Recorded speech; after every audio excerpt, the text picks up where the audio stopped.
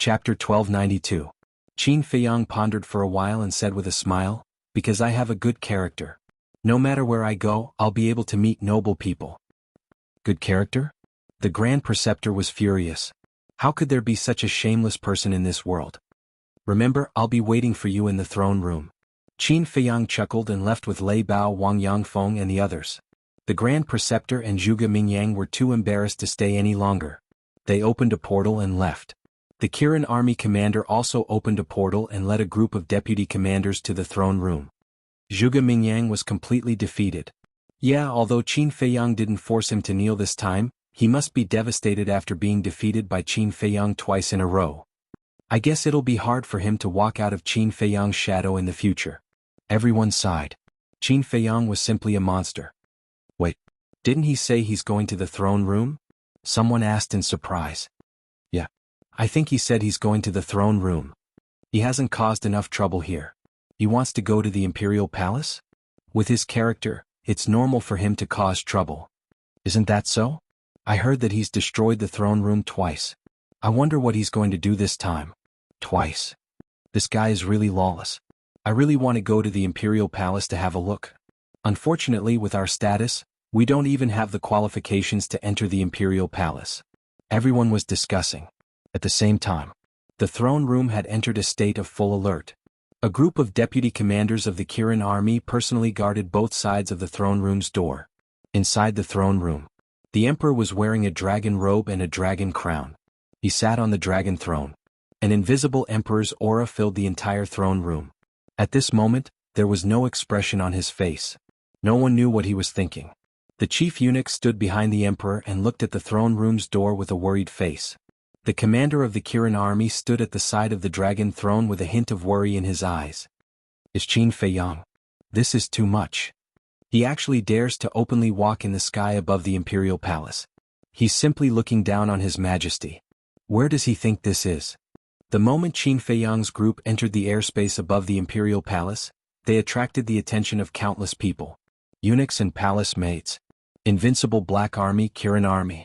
Even the emperor's 3,000 concubines ran out and looked at Qin Feiyang's group with fear on their faces. Although they didn't like Qin Feiyang's current behavior, they didn't dare to say anything. "Young master, is this where you used to live?" Wang Yangfeng and the others curiously sized up everything in the imperial palace. "Yes, this is my home. However, over the years, every time I came back, I had to sneak around. Don't you think that's funny?" Qin Feiyang mocked himself. "It's all in the past." Wang Yangfeng and the others looked at each other and comforted him. "That's right, it's all in the past." Qin Feiyang nodded. He raised his head and swept his gaze over the entire imperial palace. He clenched his fists and said, "From this moment onwards, this is my backyard. I can come and go as I please. No one can stop me." Lei Bao's eyes lit up and he said with a flattering smile, "Isn't that also my back garden?" Qin Feiyang rolled his eyes at him. Wang Yangfeng smiled and said, "The young master can say that, but you can't." "What?" Lei Bao looked at him in confusion. "Because this is the imperial palace. If you say that, it's tantamount to rebellion," Wang Yangfeng said. Lei Bao glanced at Qin Feiyang and wondered, "Then can he say it? Do you still need to ask?"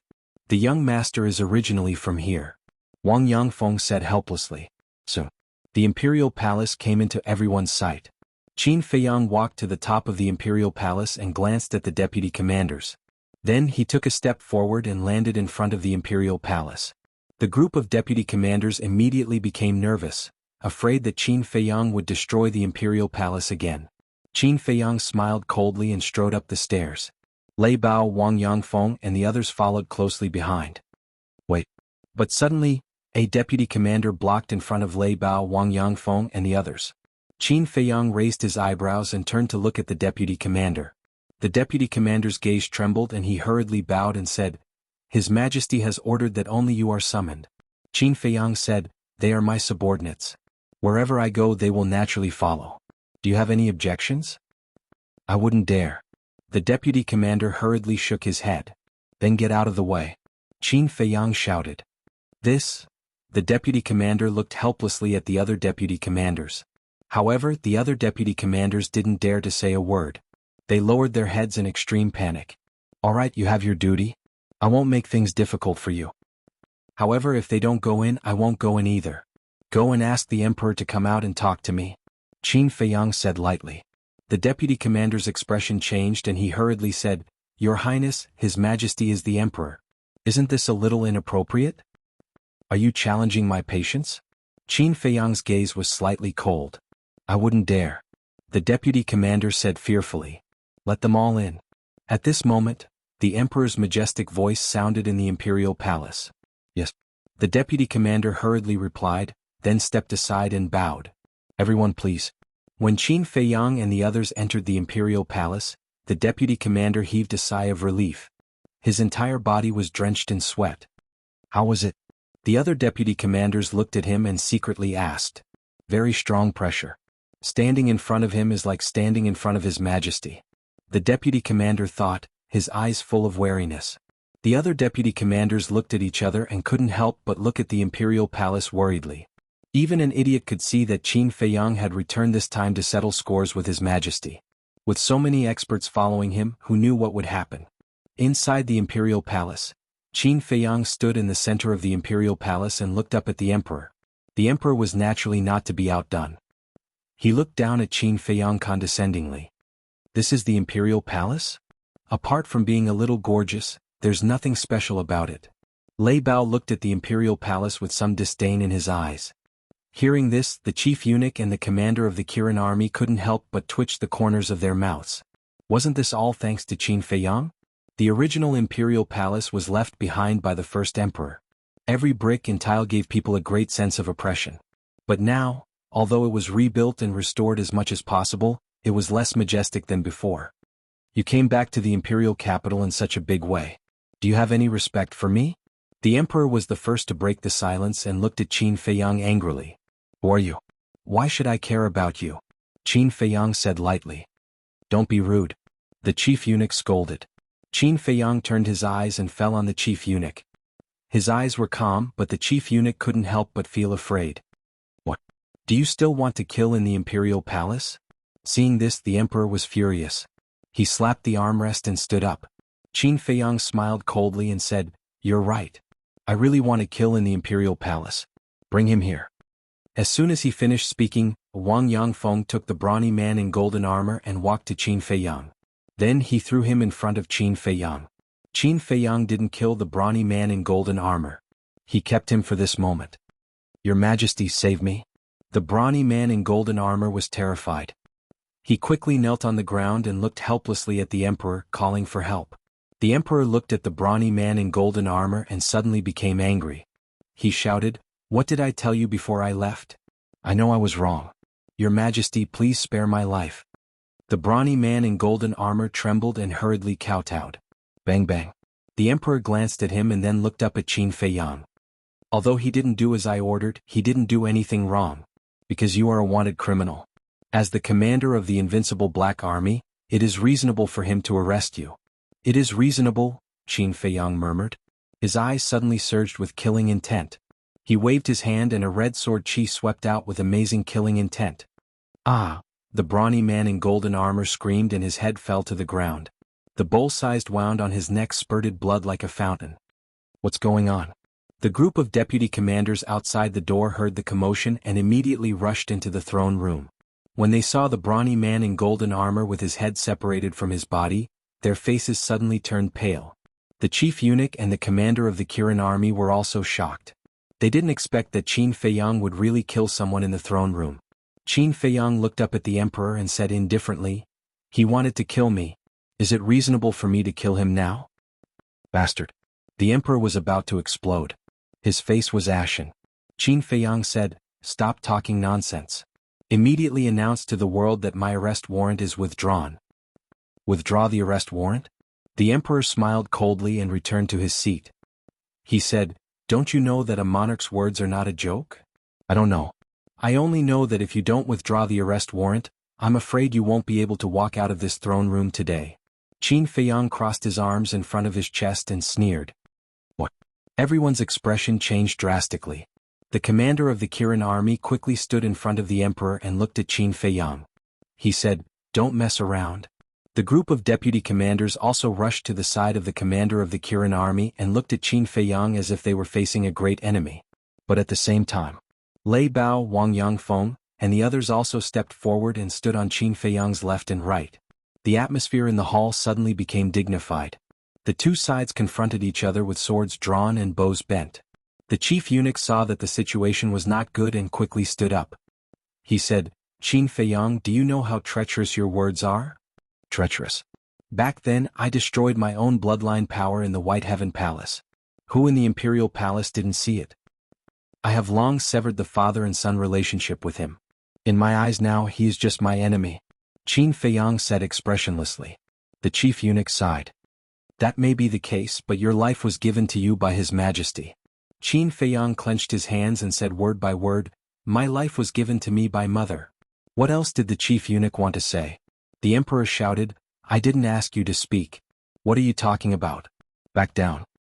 "Your Majesty." The chief eunuch was very anxious. "Back down," the emperor shouted. Chapter 1293. The emperor looked at the commander of the Kirin army and the others and said, "You can leave now."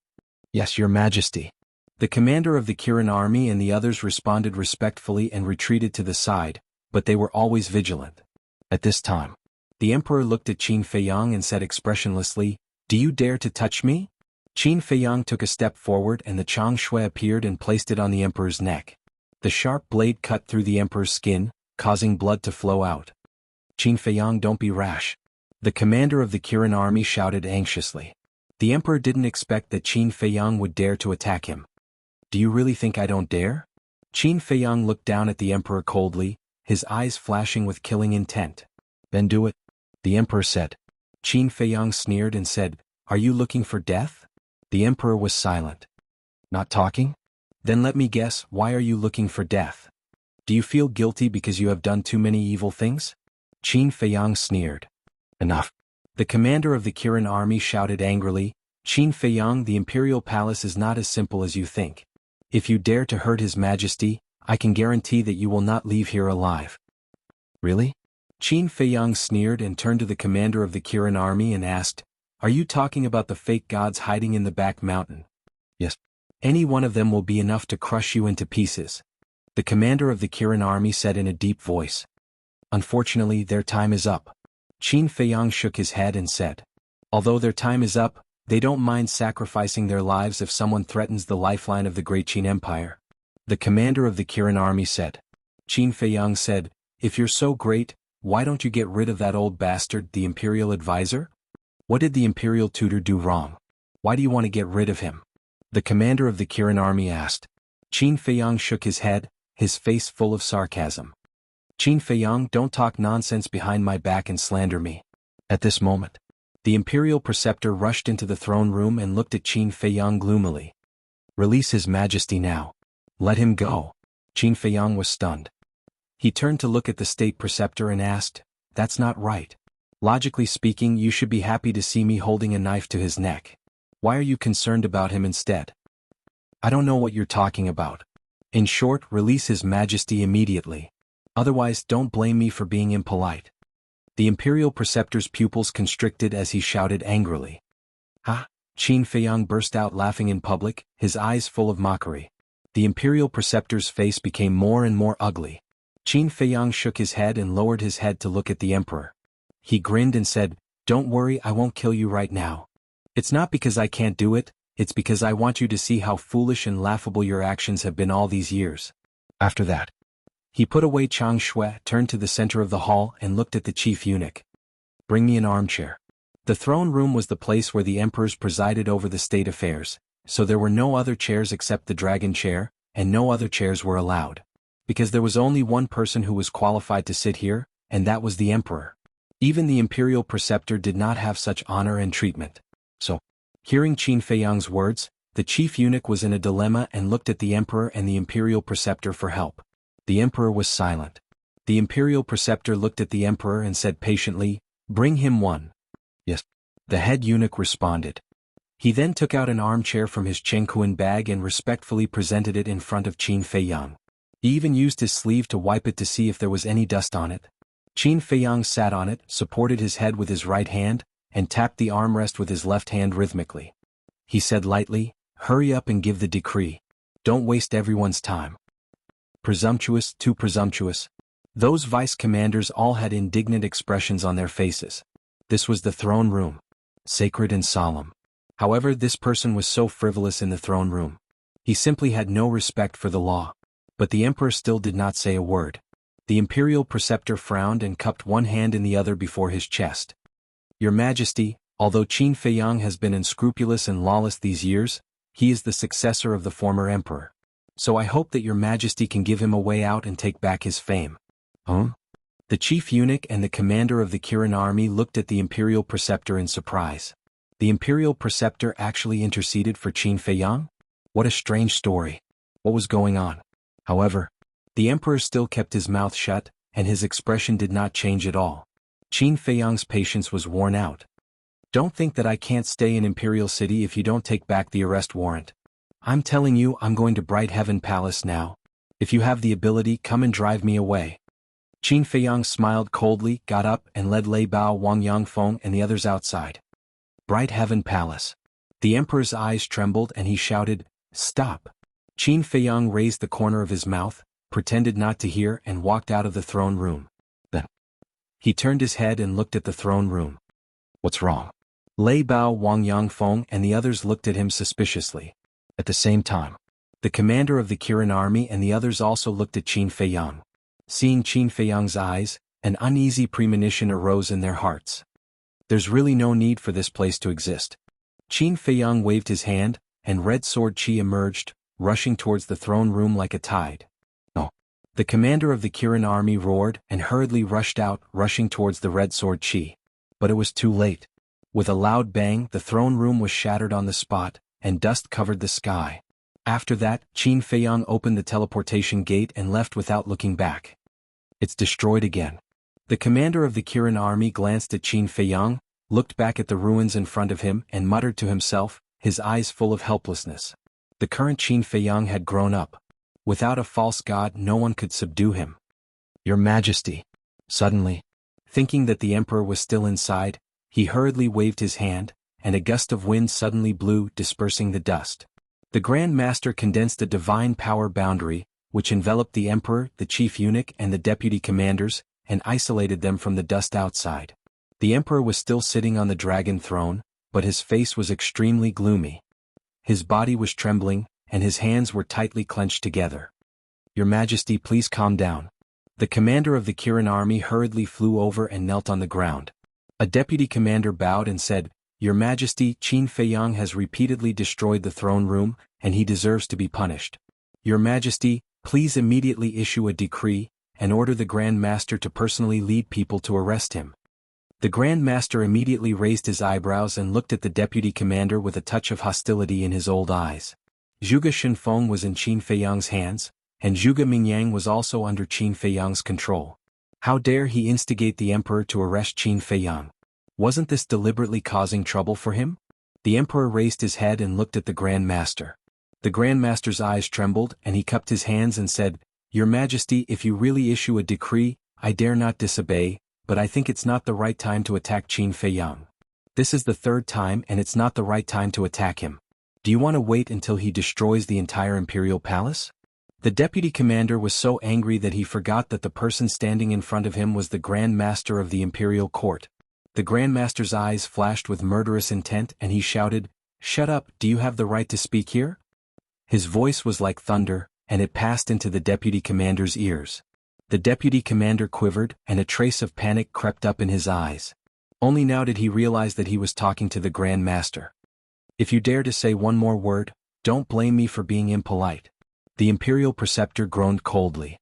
Then he looked at the emperor and said, "Your Majesty, Qin Feiyang brought people and ferocious beasts. I'm sure you can see that they're all 9-star battle emperors." The emperor nodded. "Although there aren't many of them, including Lei Bao, there are only 19 9-star combat emperors, but I found that there was a mysterious expert secretly protecting him in the first district," the Grand Master said. The emperor frowned. The chief eunuch asked, "Grand Master, may I ask who the mysterious expert is?" "I don't know. But I'm sure that this person's strength is stronger than mine," the Grand Master said in a deep voice, and his face was full of seriousness. What? The chief eunuch's face suddenly changed. The emperor also stood up, and his face was full of disbelief. The Grand Master said, "I don't dare to say that." At that time, the commander and deputy commanders of the Kirin army also saw it with their own eyes, but this person never appeared, so no one knows who he is and no one knows what he looks like. The emperor looked at the commanders of the Kirin army and the others. The commanders of the Kirin army nodded. The emperor's eyes darkened slightly and he said, "So, this mysterious expert is his biggest reliance?" "That's right. So, I suggest that we first stabilize Qin Feiyang, and then make a long-term plan after we find out the identity of this mysterious expert," the Grand Master said. "I didn't expect it, I really didn't expect it. In just a few decades, this little bastard has not only cultivated so many 9-star combat emperors, but also found such a terrifying backer.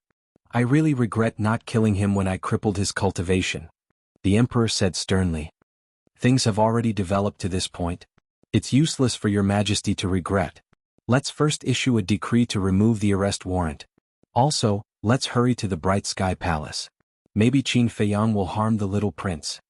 The Grand Master sighed. In fact, his heart was bleeding. Because Wang Yangfeng and the others were cultivated by him, but now they had become a sharp blade in Qin Feiyang's hand. "Fine." The emperor sighed helplessly, looked at the chief eunuch and ordered, "Immediately go and announce to the world that I am benevolent and have forgiven Qin Feiyang for his past mistakes." "Yes, your majesty." The chief eunuch bowed and replied. "Commander of the Kirin army, take some people to rebuild the throne room." After saying that, the emperor opened the portal and went to the Bright Sky Palace. After the Grand Master watched the emperor leave, he turned his head and looked at the deputy commander who had just contradicted him. The deputy commander's face turned pale, and he knelt on the ground, trembling. Seeing that the situation was not good, the commander of the Kirin army hurriedly went up and cupped his hands with a smile. "Lord Grand Master, he was too angry with Qin Feiyang just now. It was an unintentional mistake. I hope your majesty can forgive him." Chapter 1294. It wasn't until the teleportation gate dissipated that the vice commander's heart finally relaxed. He turned to the commander of the Kirin army and said gratefully, "Thank you for pleading for me, Commander." The commander of the Kirin army said, "Get up." "Yes."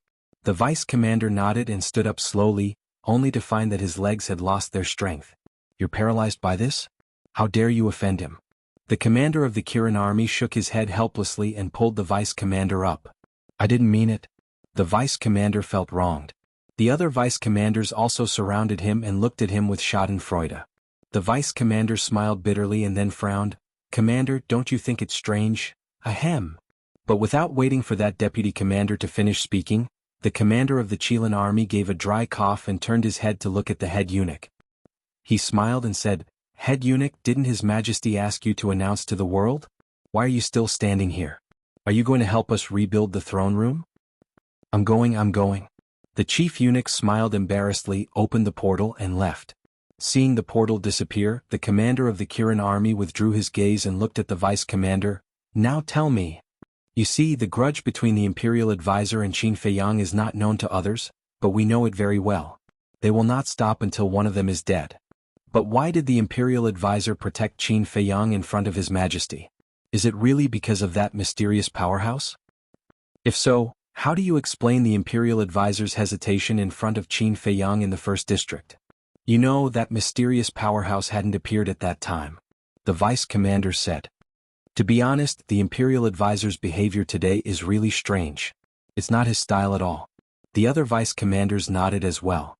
The commander of the Kirin army said, "Actually, I also want to ask this question, but I can't figure it out." One of the vice commanders suddenly said, "Could it be that Qin Feiyang has something on the imperial advisor?" "Don't say it." "That's possible. Otherwise, why would he suddenly change?"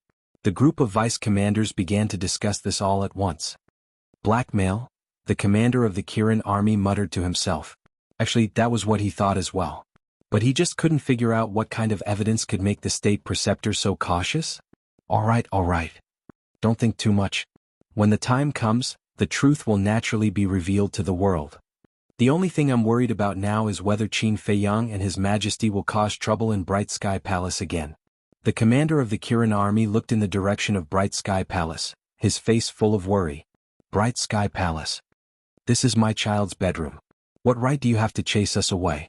The current empress stood in front of the door, looking at Qin Feiyang and the others who were standing at the bottom of the stairs. The guards guarding Dawn Heaven Palace also rushed over one after another, surrounding Qin Feiyang and company, as if facing a great enemy. What right do I have? Qin Feiyang smiled coldly and said, "This is my Qin Feiyang's bedroom to begin with. What right do you have? That was in the past. And now you've been stripped of your position as a prince. What right do you have to stay in the imperial palace?" The current empress roared like a shrew. "You're talking about qualifications with me? Who do you think you are? Get lost right now or don't blame me for being impolite." Qin Feiyang said coldly. "The one who should get lost is you. Impolite to me? Try touching me if you have the ability. I'm the empress now. If you dare touch a single hair of mine, His Majesty won't let you off." The current empress shouted, not feeling any fear at all. "Cripple her." Qin Feiyang's eyes turned cold. Lei Bao snickered, and a wisp of lightning power streaked across the sky like lightning, entering the current empress's abdomen. The current empress screamed immediately. "Empress!" The group of guards' expressions changed drastically, and they hurriedly pulled out the swords in their hands. "Who dares to touch me?" Qin Feiyang looked around, his eyes were as cold as the Grim Reaper's. Those guards felt as if they had fallen into an ice cellar, and their bodies were cold. No one dared to take a step closer. Qin Feiyang smiled disdainfully, looked at the current empress and shouted, "Slap her!" Wang Yangfeng immediately stepped forward and slapped the current empress's face. A bright red palm print immediately appeared. The current empress was stunned. Not only did he cripple her sea of qi, but he also slapped her in public? "Qin Feiyang, I'm the mother of a country. How dare you let someone hit me? Are you rebelling?" The next moment, she went crazy and screamed hysterically. "You think you're worthy of being the mother of a country?" Qin Feiyang's eyes were full of contempt and he shouted, "One is not enough. Continue until she can't scream." Wang Yangfeng's left hand shot out and grabbed the current empress's arm to prevent her from struggling. Then she raised her right hand and slapped the current empress's face one after another. For a moment, blood splattered everywhere. Screams resounded through the sky. "Your Highness, I beg you, please have mercy. The empress's body is priceless. You can't continue to hit her." Those guards put down their weapons and knelt on the ground to beg for mercy. But Qin Feiyang turned a deaf ear. Swoosh. At this moment, the emperor came. Seeing this scene, he was furious. "Unfilial son, how long are you going to fool around? Release her immediately and apologize to her." At the same time, the emperor swooped down like lightning and slapped Wang Yangfeng. "Do you think I don't exist?" Lei Bao chuckled. Like a ghost, he instantly appeared in front of Wang Yangfeng and attacked with his claw. Bang! The emperor was pushed back on the spot. Lei Bao also took a few steps back, but there was no trace of injury. He stood beside Wang Yangfeng and looked at the emperor with a smile. "Before Boss Qin gives the order, no one can take a step forward. Your Majesty, save me." The current empress cried for help in despair. "You can still shout? Continue," Qin Feiyang said. Smack. Wang Yangfeng raised her hand and slapped down mercilessly. The current empress's face was bleeding and flesh and blood splattered everywhere. "Preposterous, preposterous.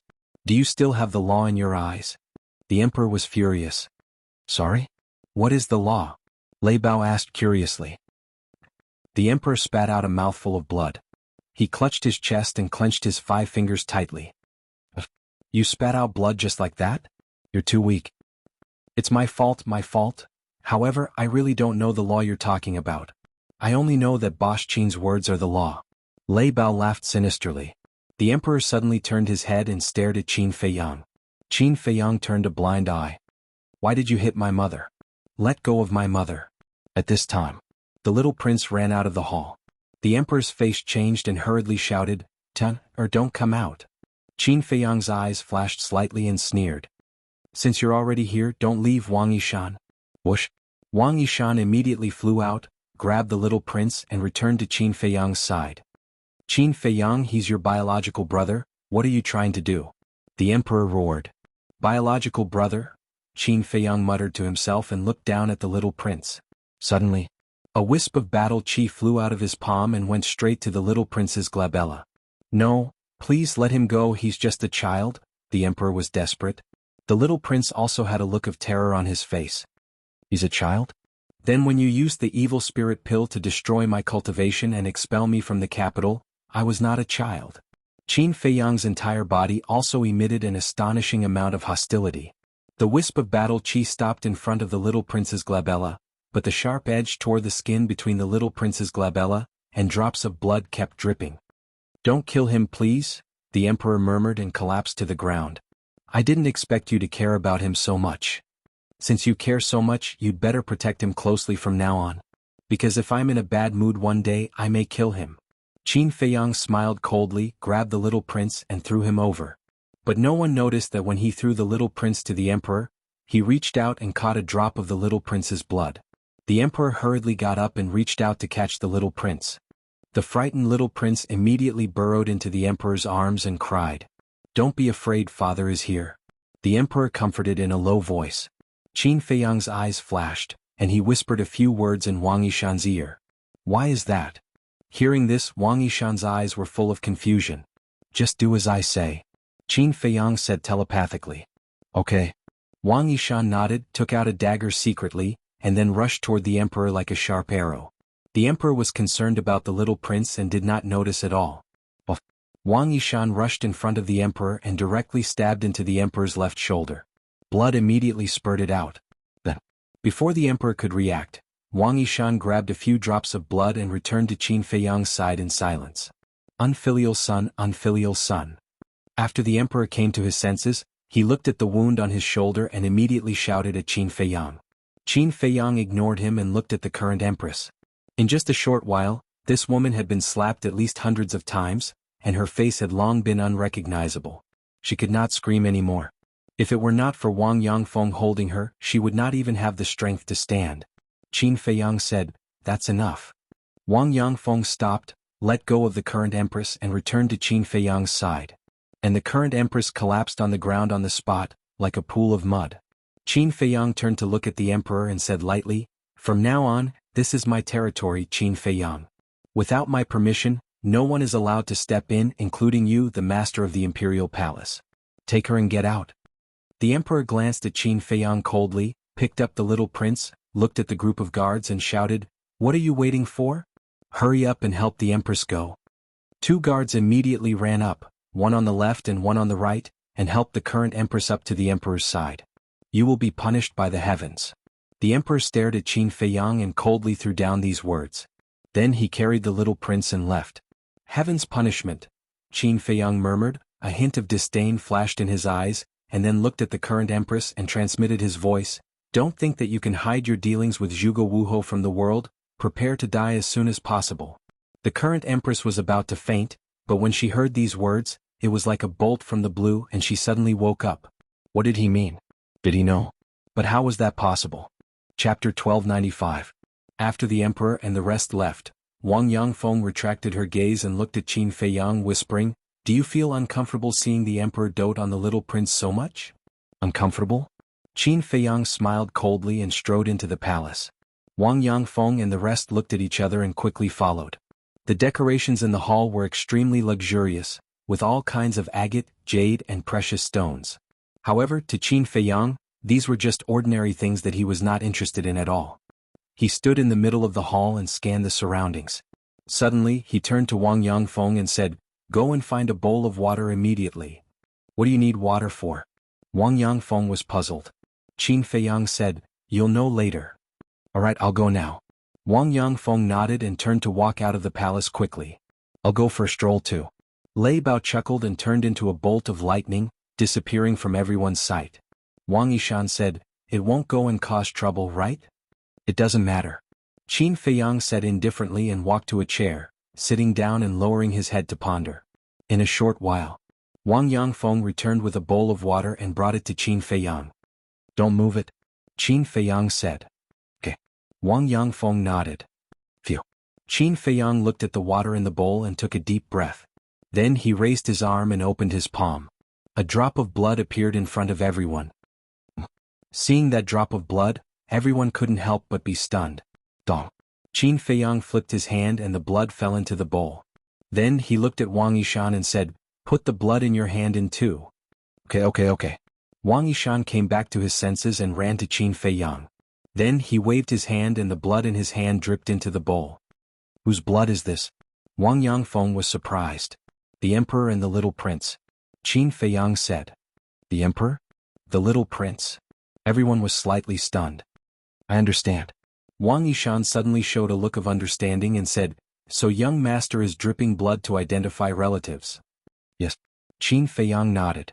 Now the first thing he had to figure out was whether this little prince was really the emperor's flesh and blood. Therefore he came up with the idea of a blood test. If the little prince was really the flesh and blood of the emperor, then their blood could be mixed in the water. If it wasn't, it wouldn't have fused. Inside the palace. At this moment there was a deathly silence. Qin Feiyang nervously looked at the 2 drops of blood in the bowl. To tell the truth, he did not dislike the little prince. Instead, he felt an inexplicable sense of kinship with the little prince. This could be because every time the little prince saw him, he would affectionately call him brother. Therefore, he especially hoped that there was no problem with the identity of the little prince. Time passed by slowly. The 2 drops of blood gradually drew close to each other and then melted bit by bit until they were completely inseparable. Wang Yangfeng and the others looked at each other and then at Qin Feiyang. This was enough to prove that the little prince was indeed the emperor's flesh and blood.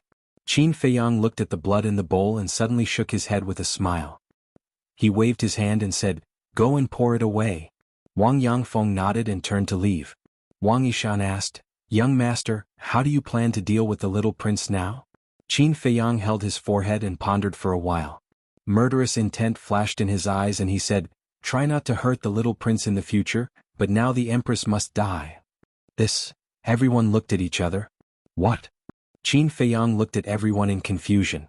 Wang Yishan said, young master, although the empress is indecent, she is the little prince's birth mother after all. If you kill her, the little prince may hate you in the future.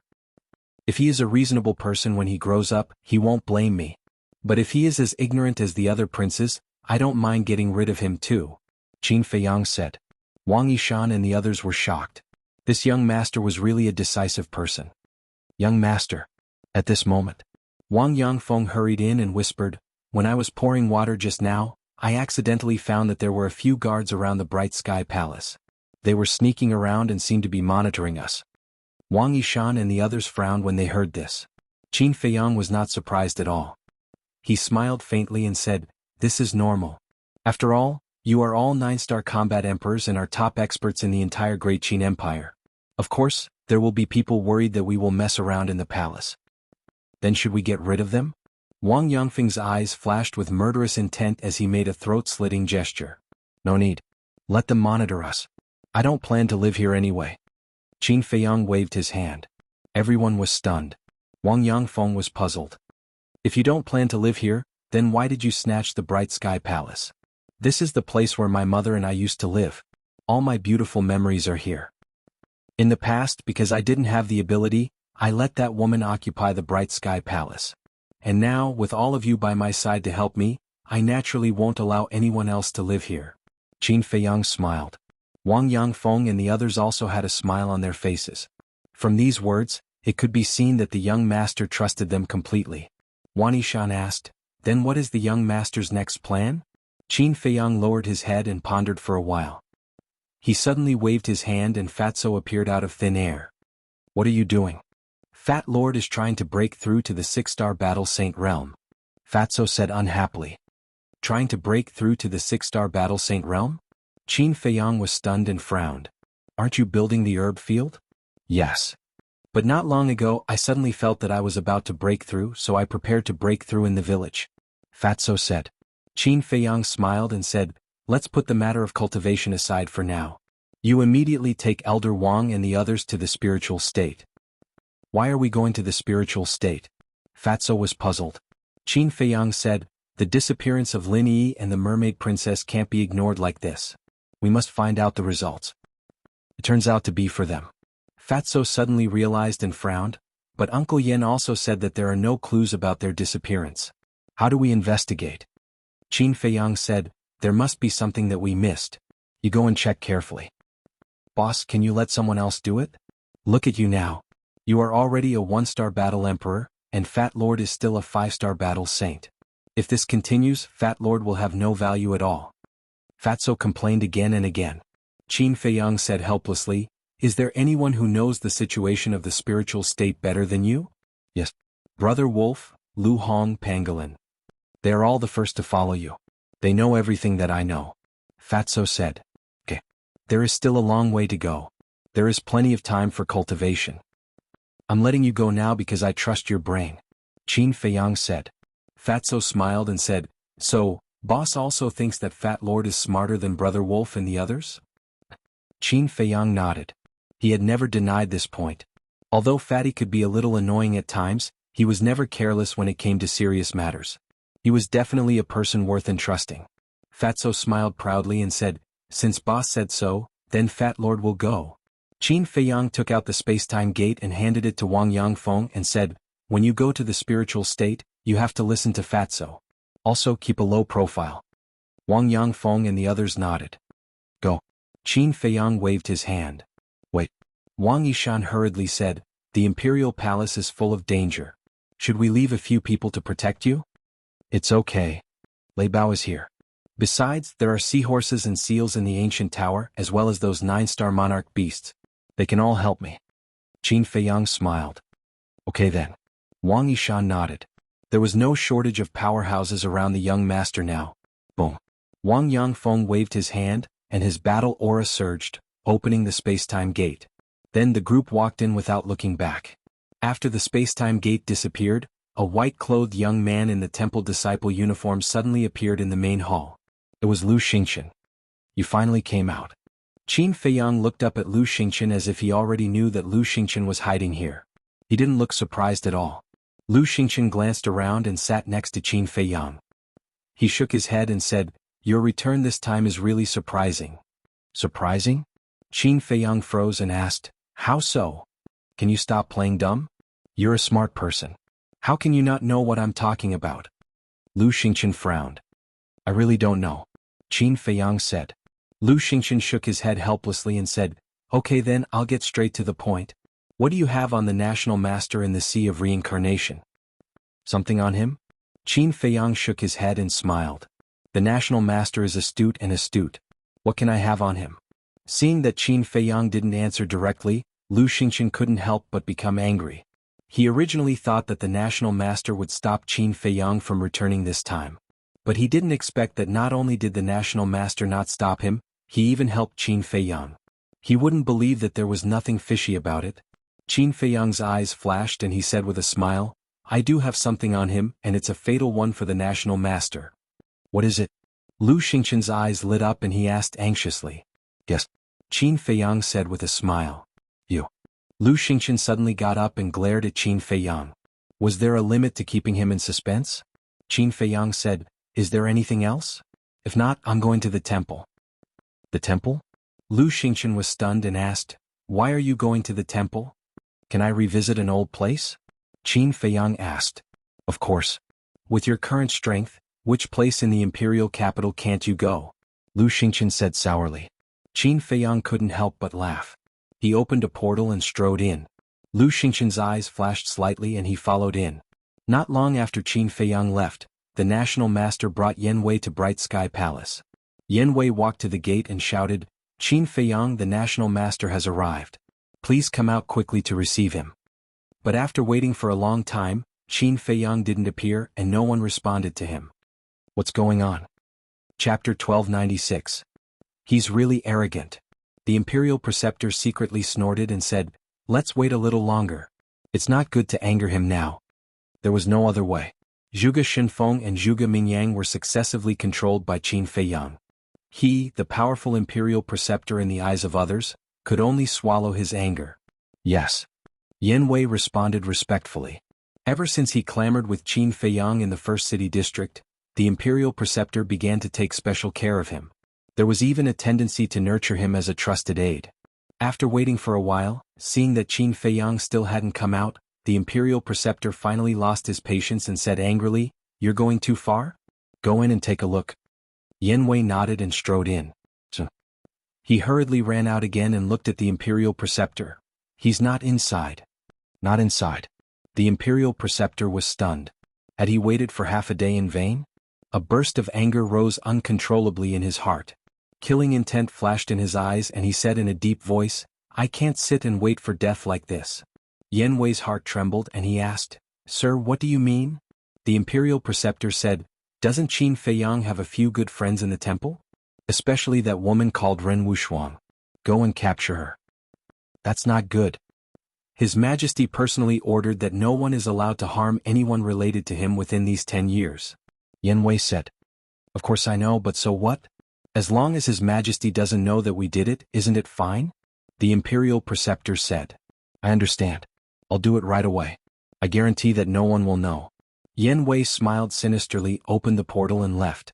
The imperial preceptor looked at the bright heaven palace, sneered, and turned to leave. At the same time, the emperor's edict also spread in the imperial capital. Without a doubt, all the major cities were boiling. They didn't expect that the emperor would pardon Qin Feiyang. Good. Treasure Pavilion. Sun Dehai, who received the news, was overjoyed. Although Zhenbao Pavilion was also loyal to the emperor, as a businessman he was most concerned about profits. Now that Qin Feiyang was pardoned, it meant that in the future his precious Treasure Pavilion would no longer have to worry about not having potential pills. Furthermore, he could no longer be secretive about auctioning the potential pill. Some were happy while others were sad. For example, those who once had a grudge with Qin Feiyang had a worried look on their faces. For example, Marquis Qianwu. Back then, Qin Feiyang had killed his son, Feng Yun, and even caused a ruckus in the Marquis' estate. So he'd always harbored hatred towards Qin Feiyang. When he heard that Qin Feiyang had returned, he had wanted to meet the emperor to seek justice for him and avenge Feng Yun. However, he didn't expect that. Before he could enter the imperial palace, the emperor's decree of pardon came down. This was tantamount to shattering his hopes. There was also Lin Dian's father, who was also a marquis. Back then, Lin Dian followed the 13th prince and plotted against Qin Feiyang at the Black Dragon Lake. In the end, he was killed by Qin Feiyang. Therefore, Lin Dian's father also bore a grudge against Qin Feiyang. But when he heard the decree of pardon, he knew that it was impossible to avenge Lin Dian. Forget about the fact that there was no hope of revenge. What made them even more worried now was that based on their previous grudges, Qin Feiyang might take the initiative to find trouble with them. If Qin Feiyang had come back alone, with the foundation and strength of a martial marquis, there would be nothing to worry about. But the key point was, this time Qin Feiyang had brought back more than a dozen 9-star combat emperors. Such a lineup was beyond their reach. So, now they were all very nervous. Temple. Look, isn't that Qin Feiyang? Didn't he go to the imperial palace? I heard that he destroyed the throne room again. What? Destroying the throne room once again? He's too bold. Isn't His Majesty going to do something about it? Do something about it? Tell me, what does His Majesty have to do about it? Could it be that he wants to gather the experts of the imperial palace and fight with him? That's not realistic. This will only hurt both sides. It won't benefit anyone. That's true. But now, why did he come to the temple? The person beside him seems to be Lu Xingqian, right? The relationship between the two is indeed not ordinary. The disciples of the temple ran out one after another and discussed animatedly. Qin Feiyang saw all of this, but he didn't pay any attention to it. He silently walked in the air above the shrine, looking at everything that was familiar to him. The past involuntarily surfaced in his mind, as if it had just happened yesterday. After you left, there weren't many changes here, but seeing that you're back, those martial marquis disciples should be very nervous now. Lu Xingqian laughed. I'm not interested in them. Qin Feiyang said lightly. Then why did you return to the temple? Lu Xingqian frowned. Qin Feiyang said with a faint smile, I just wanted to come back for a walk and meet some old friends. Old friends? Lu Xingqian was slightly taken aback and whispered, speaking of this, I think of a few people. Oh, Qin Feiyang asked. Lu Xingqian said, didn't I tell you last time that Ling Yu, Feng Ranran, Luo Dan, and Zhao Yu disappeared inexplicably? And now Tan Wu and Dong Xingyang are also missing. Qin Feiyang was shocked and stopped in his tracks. He turned to look at Lu Xingqian and frowned. When did this happen? Just after you picked up Ren Wushuang and Old Master Ren. Lu Xingqian said. Qin Feiyang said, you know that Ren Wushuang and Old Master Ren were picked up by me? Shen Mei told me. Lu Xingqian said. This silly woman. Qin Feiyang sighed inwardly and took a step forward. As he walked, he lowered his head and pondered. Tan Wu's disappearance, without thinking, was definitely related to Uncle Yuan. But Dong Xingyang's disappearance made him somewhat puzzled. At that time in the Sea of Reincarnation, Dong Xingyang accompanied Ren Wushuang to visit him. He also sincerely urged Dong Xingyang to stay, but Dong Xingyang did not stay. At that time he thought that Dong Xingyang did not want to stay by his side because of the complicated relationship between them. But now it seemed that this was not the case. Wait a minute. It couldn't be related to Uncle Yuan, right? He remembered that Tan Wu said in the Magic Dragon Mountain range that Uncle Yuan had been helping him cultivate a force. Could this Dong Xingyang also be the target of Uncle Yuan's training? But it shouldn't be. Uncle Yuan should be clear about the grudge between Dong Xingyang and him. Moreover, if Dong Xingyang really followed Uncle Yuan, then why didn't Dong Xingyang directly tell him? It was not like that. Dong Xingyang's disappearance had nothing to do with Uncle Yuan. Very soon, Qin Feiyang rejected the previous idea. Because Dong Xingyang knew about his relationship with Uncle Yuan. And with Dong Xingyang's character and arrogance, he would rather die than submit to Uncle Yuan. It seems that this person is also full of secrets. Qin Feiyang muttered, exhaled a long breath and asked, then what about Feng Wuxia, Xuening and Xuerhua, that pair of sisters? They're also gone. Lu Xingqian said. Interesting. The people who entered the imperial capital together with me except for you and me, are all gone now. Do you think this is a coincidence? Qin Feiyang asked with a smile. Who knows? Lu Xingqian shrugged. That's right, who knows? But in this case, I don't have any old friends here. There's no need to go any further, let's go back. Qin Feiyang shook his head with a smile, opened the portal and was about to walk in. Lu Xingqian said, why are you going back so early?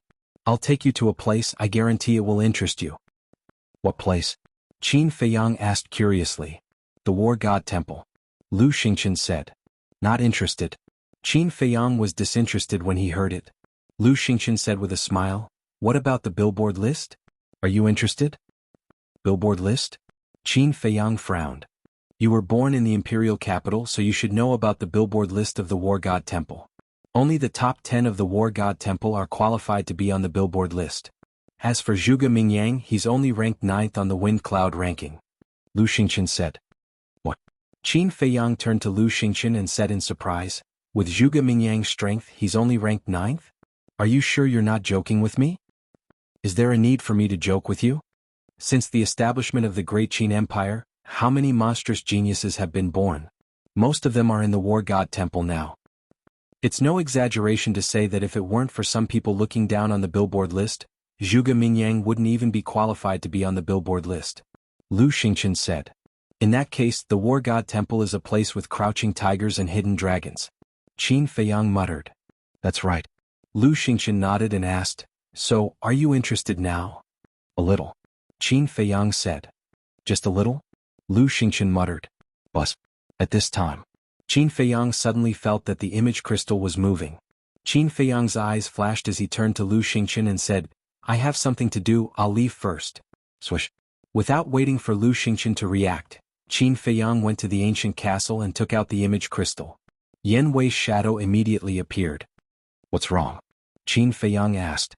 Yan Wei said in a deep voice, the Imperial Preceptor asked me to catch Ren Wushuang and the others. Qin Feiyang sneered, this old thing really doesn't stop at all, but I'm afraid he'll be disappointed. Ren Wushuang is by my side now. I know. But this is my best chance to get close to him. Think about it, if I really bring Ren Wushuang to him, what will he do? He will definitely put me in an important position. Yan Wei said. That's true. Qin Feiyang nodded, lowered his head and pondered for a while, then looked at Yan Wei and said, however, I can't let Ren Wushuang take the risk. Then won't I have to return empty-handed? Yan Wei frowned. Oh, I thought of someone. Qin Feiyang said, his eyes flashing. Oh. Yan Wei asked. Shen Mei. Qin Feiyang said. Isn't she Ren Wushuang's friend? Will Ren Wushuang blame you for doing this? Yan Wei frowned. I'm doing this for Shen Mei's sake. Because I want to test whether Lu Xingqian really likes Shen Mei. If he does, he will definitely try to rescue Shen Mei. And with his ability, it's easy for him to rescue Shen Mei. Besides, don't we have you? When the time comes, we can cooperate from the inside and outside. Shen Mei's life will not be in danger. Qin Feiyang said. I see. Yan Wei suddenly understood and said with a smile, okay, I'll go find her right away. Okay. Chapter 1297. With the help of Dan Wangkai, Wang Xiaojie had already embarked on the path of cultivation. In a short period of time, he had already broken through to become a 6-star martial artist. It could be seen that his talent was extraordinary. Of course, the biggest credit was still the elixirs. The body-tempering elixirs that Dan Wangkai refined basically had 4 or 5 patterns. The effect was naturally incomparable to ordinary body-tempering elixirs. At this very moment, Wang Xiaojie was sitting on the ground reading a manual attentively. This manual recorded Dan Wangcai's understanding and experience in alchemy. One had to know. Dan Wangkai was the #1 alchemist in Qinghai. Even in the entire Forgotten Continent and the Great Qin Empire, he was a demon-level existence. It was not an exaggeration to say that in terms of alchemy attainments, Qin Feiyang was not necessarily much better than him. This was because Dan Wangkai was an alchemy maniac. He could be without extraordinary abilities or huge power, but he could not be without elixirs. Therefore, Dan Wangcai's understanding and experience was simply a huge treasure to Wang Xiaojie. He would benefit from it for the rest of his life. It could be said that Wang Xiaojie's current cultivation conditions were countless times better than Qin Feiyang's in the past. His starting point was higher than his peers. Feiyang. Suddenly, Yan Nanshan, Luo Chenxue and Lu Ji woke up from their cultivation. They got up and looked at Qin Feiyang. Uncle Yan, Auntie Shui, Auntie. Qin Feiyang bowed to them one by one. These 3 were the elders that he respected the most, especially Luo Chenxue and Lu Ji. Besides respecting them, he felt guilty and blamed himself in his heart. Lu Ji stepped forward and grabbed Qin Feiyang's hand. She smiled and said, "Feiyang, there's something that I want to discuss with you." "Auntie, please go ahead." Qin Feiyang smiled and said, "Look, we're already at this age. We feel that there's no point in cultivating. We might as well enjoy life. Therefore, we've decided to go to your ancient pagoda and spend the rest of our lives with old Master Ren and the villagers." Lu Ji smiled and said, "Yeah. Right now it's the world of you young people. Us old fellows can't interfere at all. Instead of making you worry and dragging you down, it's better to go to the castle and enjoy the rest of my life." Yan Nanshan and Luo Chenxue also nodded and smiled. "Thank you, Uncle Yan. Thank you, Aunt Shui. Thank you, Auntie." Qin Feiyang looked at the 3 of them gratefully and bowed deeply. The 3 of them had made this decision out of consideration for him, because in this way he wouldn't have any worries and could boldly wander the outside world. "Silly child, we should be the ones thanking you. If it weren't for you taking care of us all these years, I'm afraid we would have already turned into a pile of yellow soil. How could we still have the peaceful life we have now?" The 3 shook their heads and laughed.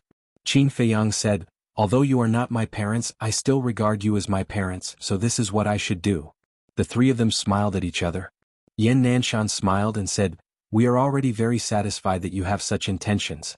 All right, send us to the ancient pagoda. To be honest, we are very curious about that place." Okay. Qin Feiyang nodded and personally led the 3 of them to the ancient pagoda. "It's so big?" Looking at the endless mountains and rivers, the 3 of them were immediately dumbfounded. A space divine item actually had such a large space? Qin Feiyang smiled and said, "When I first saw it, I was also very surprised." "You're here. At this moment." Lu Hong flew up and greeted Qin Feiyang with a smile. Then she looked at Yan Nanshan and the other 2 and bowed. "Uncle Yan, Aunt Shui, Aunt Lu Ji." Yan Nanshan smiled and said, "Little girl, you're getting more and more beautiful." Lu Hong blushed. Yan Nanshan shook his head and smiled. "It must be very tiring to build the herb field. Later we will all stay to help you." This, Lu Hong was stunned and looked at Qin Feiyang. Qin Feiyang smiled and said, "The 3 of you will stay here to enjoy the rest of your life." "What elderly? Do you know how to talk? Are we very old?" Luo Chenxue pretended to be angry. "Ah." Qin Feiyang was stunned and hurriedly waved his hand. "Not old, not old. With your looks and energy, even those 17 or 18-year-old young people can't compare." "Nonsense." The 3 of them rolled their eyes, but their faces were full of smiles. Yan Nanshan waved his hand and said, "Okay, go to your work. We will help to take care of the herb field." "Then I'll have to trouble you." Qin Feiyang smiled and looked at Lu Hong. "Where are you going to build the herb field?" "Just outside the village. I'm mainly thinking about the people in the village. It will be more convenient for them when they need herbs." Lu Hong said. "Okay." Qin Feiyang nodded and took out the tree of creation and the divine infant tree. He said, "I originally planned to plant the tree of creation in the village, but since you built the herb field outside the village, then I will plant it in the herb field." As long as the tree of creation was not sealed, the energy it emitted was enough to radiate tens of thousands of miles away. Moreover, as the tree of creation continued to grow, the area it radiated would also increase. Therefore, Even if it was not planted in the village, the people in the village could also enjoy the benefits of the tree of creation. He was also looking forward to how many geniuses would be born here in the future. Okay. Lu Hong took the tree of creation and the divine infant tree. Right, there's also this. Qin Feiyang waved his hand and an ice sculpture appeared. It was Zhuge Xinfeng. Why did you bring him here? Even if Zhuge Xinfeng was in a self-sealing state, Lu Hong could not help but feel nervous. Qin Feiyang said, the space in the ancient castle is too small. It takes up space. Then where are we going to put him now? In the village? Of course not. There are so many children in the village. What if we accidentally wake him up? Lu Hong was worried. Definitely not in the village. Qin Feiyang shook his head and pondered for a while. He said, later take him to the forbidden area of the cemetery. There is a black panther guarding it. The children in the village can't get close. Okay. Lu Hong nodded. Okay, then you guys go ahead. Qin Feiyang smiled and left the ancient tower, appearing in the sky above the temple. He has appeared again. Although he used to be a disciple of the temple, he is no longer one. But he still dares to do whatever he wants in the temple. This guy's courage is really not something ordinary people can compare to. Don't worry, he won't be proud for long. Because Zhuge Mingyang will not let this go. Although Zhuge Mingyang is not his opponent, don't forget that there are many people in the War God Temple who have a close relationship with Zhuge Mingyang. The disciples below whispered, their eyes full of sneers. Where is Lu Xingchen? At the same time, Qin Feiyang scanned the void suspiciously. Why was Lu Xingchen missing? He couldn't have received the news that Xin Mei had been kidnapped so quickly, right? Just as he was about to open the portal and leave, Lu Xingchen appeared out of thin air and frowned. What are you busy with? I've been waiting for you for so long. Qin Feiyang said calmly, I want to ask you the same thing. Where did you go just now? Lu Xingchen's eyes flashed slightly and he smiled faintly. I had something to do, so I went back to the alchemy room. I see. Qin Feiyang smiled and said, let's go, we haven't drunk together in a long time. Let's go to the Fragrant Moon Pavilion and have a few drinks. Lu Xingchen was stunned and asked, aren't we going to the War God Temple? Why are we going to the War God Temple? Qin Feiyang was puzzled. Lu Xingchen frowned and said, there are so many experts in the War God Temple. Aren't you interested at all? It's their business if they are strong.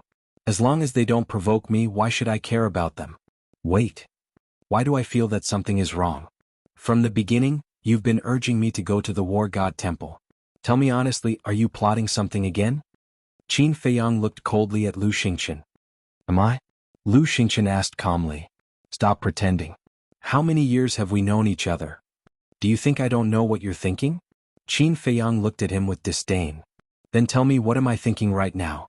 Lu Xingchen joked. The War God Temple is filled with experts and can be considered the cornerstone of the great Qin Empire. If I'm not wrong, you're urging me to go to the War God Temple because you want me to find out how deep the War God Temple's waters are.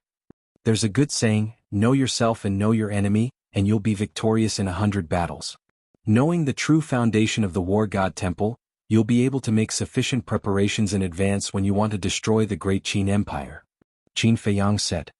Brother Qin, you're really smart. Lu Xingchen shook his head and smiled. That's right, that's what I'm thinking. It would be best if you can kill some monsters while you're at it. Qin Feiyang said, so tell me, why should I do something that harms others without benefiting myself? How can this be called harming others without benefiting yourself? You and the Emperor will meet on the battlefield sooner or later. At that time, these people will be your biggest obstacles. So, if you can get rid of some of them now, it will definitely be beneficial for you in the future. Lu Xingchen said. That seems to make sense. Qin Feiyang nodded. Then shall we go now? Lu Xingchen was overjoyed and asked with a smile. No. Qin Feiyang shook his head. If it makes sense, then why not? The smile on Lu Xingchen's face froze as he asked in confusion. Qin Feiyang smiled playfully and asked, who said that I have to go if it makes sense? Lu Xingchen's face twitched fiercely. This bastard, why doesn't he play by the rules? There's still a long way to go. We'll talk about the War God Temple later. It's rare that I'm in the mood today. Let's go and have a few drinks. Qin Feiyang opened the portal and dragged Lu Xingchen toward it. Okay, I can walk by myself. I really have to hand it to you. I don't know what you're thinking. Lu Xingchen looked at him helplessly and entered the portal. Qin Feiyang, I'll wait for you at the War God Temple. Come and fight with me quickly. But at this moment. A loud voice rolled out from the depths of the temple like thunder. Qin Feiyang raised his eyebrows and turned to look into the depths of the temple. Lu Xingqian smiled and immediately exited the portal. Standing beside Qin Feiyang, he looked into the depths of the temple and said with a smile, "It seems that someone doesn't want you to leave. Is that so?" Chapter 1298. The people from the War God Temple are so fast. I wonder who it is that is challenging Qin Feiyang? Do you think Qin Feiyang will accept the challenge? Is there a need to ask? With his arrogant personality, he will definitely accept the challenge. The disciples below were in an uproar. Looking at Qin Feiyang, the schadenfreude in his eyes was undisguised. Although Qin Feiyang had brought many experts with him, Qin Feiyang's cultivation was only a one-star combat emperor. In the War God Temple, a one-star combat emperor was nothing. Even if he defeated Zhuge Mingyang, there were countless people who were stronger than Zhuge Mingyang in the War God Temple. Lu Xingqian smiled and said, "Brother Qin, this person is so arrogant. How can we tolerate it?" "Then do you know who the person who's shouting is?" Qin Feiyang asked. Lu Xingqian pondered and said, "Judging from his voice, it seems to be Zhuge Jinghong, ranked 10th on the Fengyun list." "Zhuge Jinghong?" Qin Feiyang frowned. Lu Xingqian said, "You might not be familiar with this Zhuge Jinghong, but if we are talking about Zhuge Nanhua, then you definitely know him." "Zhuge Nanhua?" Qin Feiyang's eyes flashed coldly. Of course he knew this Zhuge Nanhua. Not only was he the confidant of the imperial master, he was also Zhuge Mingyang's great-grandfather. Now he was guarding the pagoda on behalf of old man Qin, guarding the teleportation altar. Qin Feiyang asked suspiciously, "What is the relationship between Zhuge Jinghong and Zhuge Nanhua?" Zhuge Jinghong is Zhuge Nanhua's adopted son. It is said that his background is very miserable, but he is very talented. Under Zhuge Nanhua's nurturing, he is now an 8-star combat emperor. Lu Xingqian said. 8-star combat emperor. Qin Feiyang's eyes trembled as he frowned and said, "Since he is an 8-star combat emperor, he must be stronger than Zhuge Mingyang. However, why is he ranked behind Zhuge Mingyang?" "Do you still need to ask?" "Of course it's to take care of Zhuge Mingyang. After all, he is the genius of the Zhuge family," Lu Xingqian said. "Will the others agree to Zhuge Mingyang dominating the billboard?" Qin Feiyang frowned. "You still don't know, right? Half of the people on the billboard are from the Zhuge clan. Zhuge Xingfeng, who is ranked number 1, has even reached the 9-star combat emperor realm. It is said that he is the number 1 person in the War God Temple. Say, with Zhuge Xingfeng here, who would dare to touch Zhuge Mingyang?" Lu Xingqian sneered. "Zhuge Xingfeng," Qin Feiyang murmured. He did not expect the Zhuge family to be so powerful. "What do you think? Are you interested now?" Lu Xingqian asked. Qin Feiyang smiled and said, "Being interested is one thing, going or not is another. Come drink with me first." "Drink?" Lu Xingqian raised his eyebrows. Zhuge Xingfeng had openly issued a challenge, yet he did not accept it? Has this guy changed his personality? "Qin Feiyang, don't be a coward. I will wait for you at the fighting arena." Zhuge Jinghong's voice boomed once again, filled with an insufferably arrogant tone. "Brother Qin, he has already said so. Can you still bear it?" Lu Xingqian said. Qin Feiyang sighed helplessly and said, "Even if I can't bear it, I have to. After all, you said that he is an 8-star combat emperor. How can I, a mere 1-star combat emperor, be his opponent?" "Brother Qin, it's meaningless to pretend like this." Lu Xingqian frowned and said. "How am I pretending? This is the truth. Bear with it for a while and the wind will be calm. Take a step back and the sky will be clear. Let's go drink." Qin Feiyang opened another teleportation door and forcefully dragged Lu Xingqian in. Actually, his thoughts were very simple. Lu Xingqian wanted him to go, so he would not go. As for Zhuge Jinghong's clamor, he did not take it to heart at all. If you want to shout, then shout. Who has the ability to ignore you? This was actually a change in his state of mind. If it was in the past, in the face of such aggressive clamor, he would definitely not let it go. But now, he already had an indifferent attitude. Because in his eyes, his current opponents were the imperial tutor, the emperor, Mu Tianyang, the chief pagoda master, these supreme rulers. To put it in an arrogant way. Now, only these people could enter his eyes and make him treat them seriously. He left just like that? What the hell is this?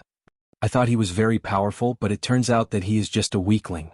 It seems that we have all overestimated him. If not for those 9-star combat emperors helping him, what is he? When the disciples below saw Qin Feiyang open the teleportation door and leave, they could not help but mock him. War God Shrine. In the sky above a battle arena, a black-clothed youth stood proudly. His hands were behind his back, his long hair draped over his shoulders as he looked disdainfully at the sky.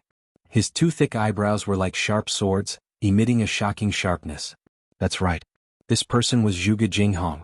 The battle arena below was also filled with a sea of people. They were also disciples of the War God Shrine, and the lowest cultivation was a battle sage. There were even a bunch of combat emperors. Do you guys think that Qin Feiyang will come? Don't worry, this person is arrogant. Facing senior brother Jinghong's challenge, he will definitely come. When he comes, there will be a good show to watch. Everyone was discussing, their eyes filled with playfulness and anticipation. Whoosh! Suddenly, a ray of light streaked across the sky and landed in front of Zhuge Jinghong.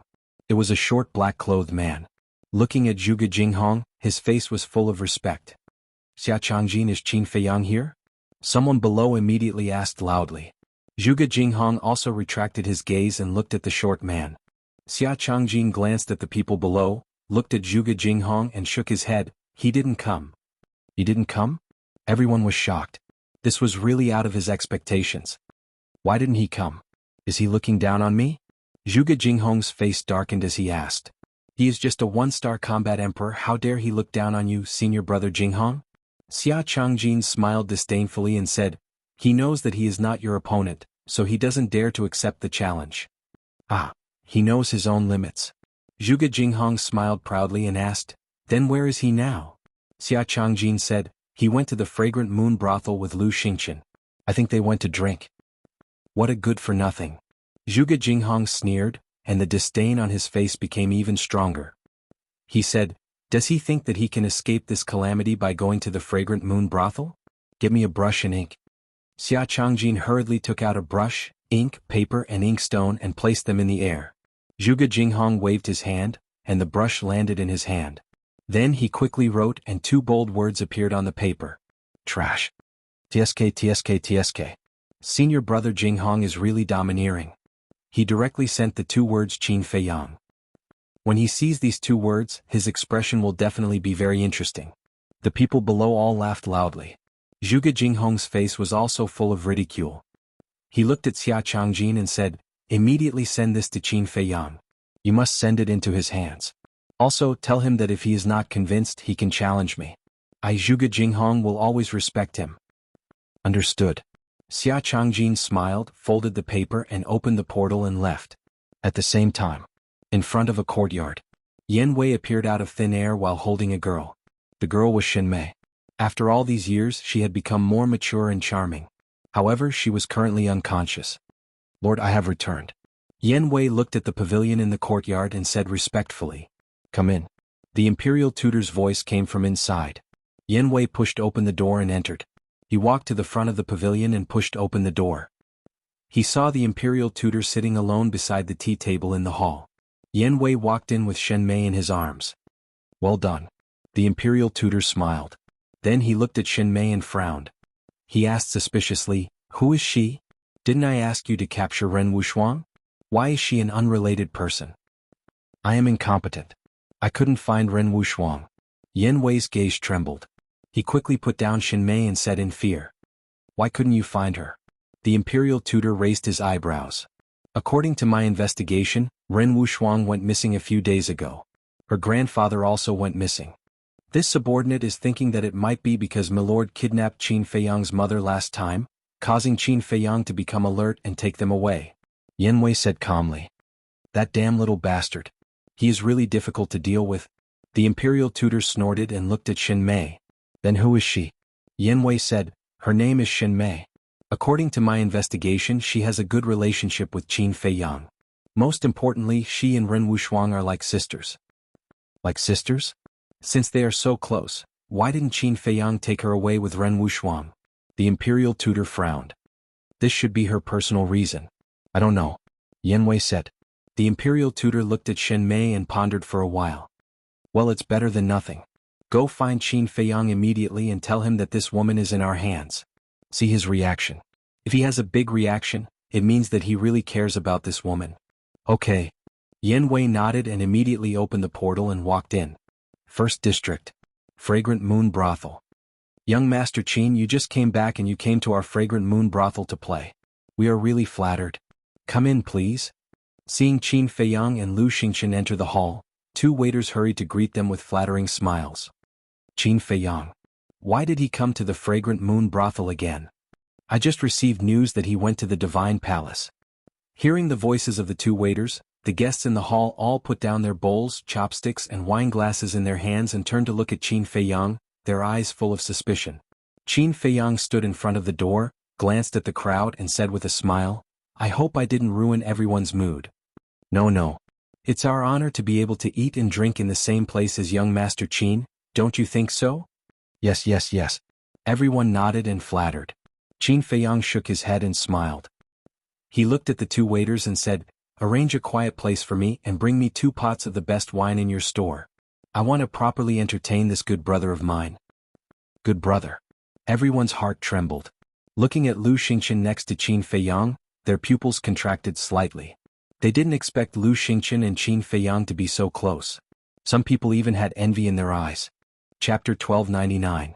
A quiet place can only be the private rooms upstairs. I will arrange one for the 2 young masters. A waiter smiled. Qin Feiyang hurriedly waved his hand and said, No, we'll just sit in the hall. It's a little quiet.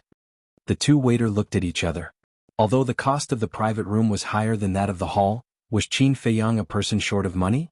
Obviously not. Then why did he have to sit in the hall? But the 2 didn't dare to ask.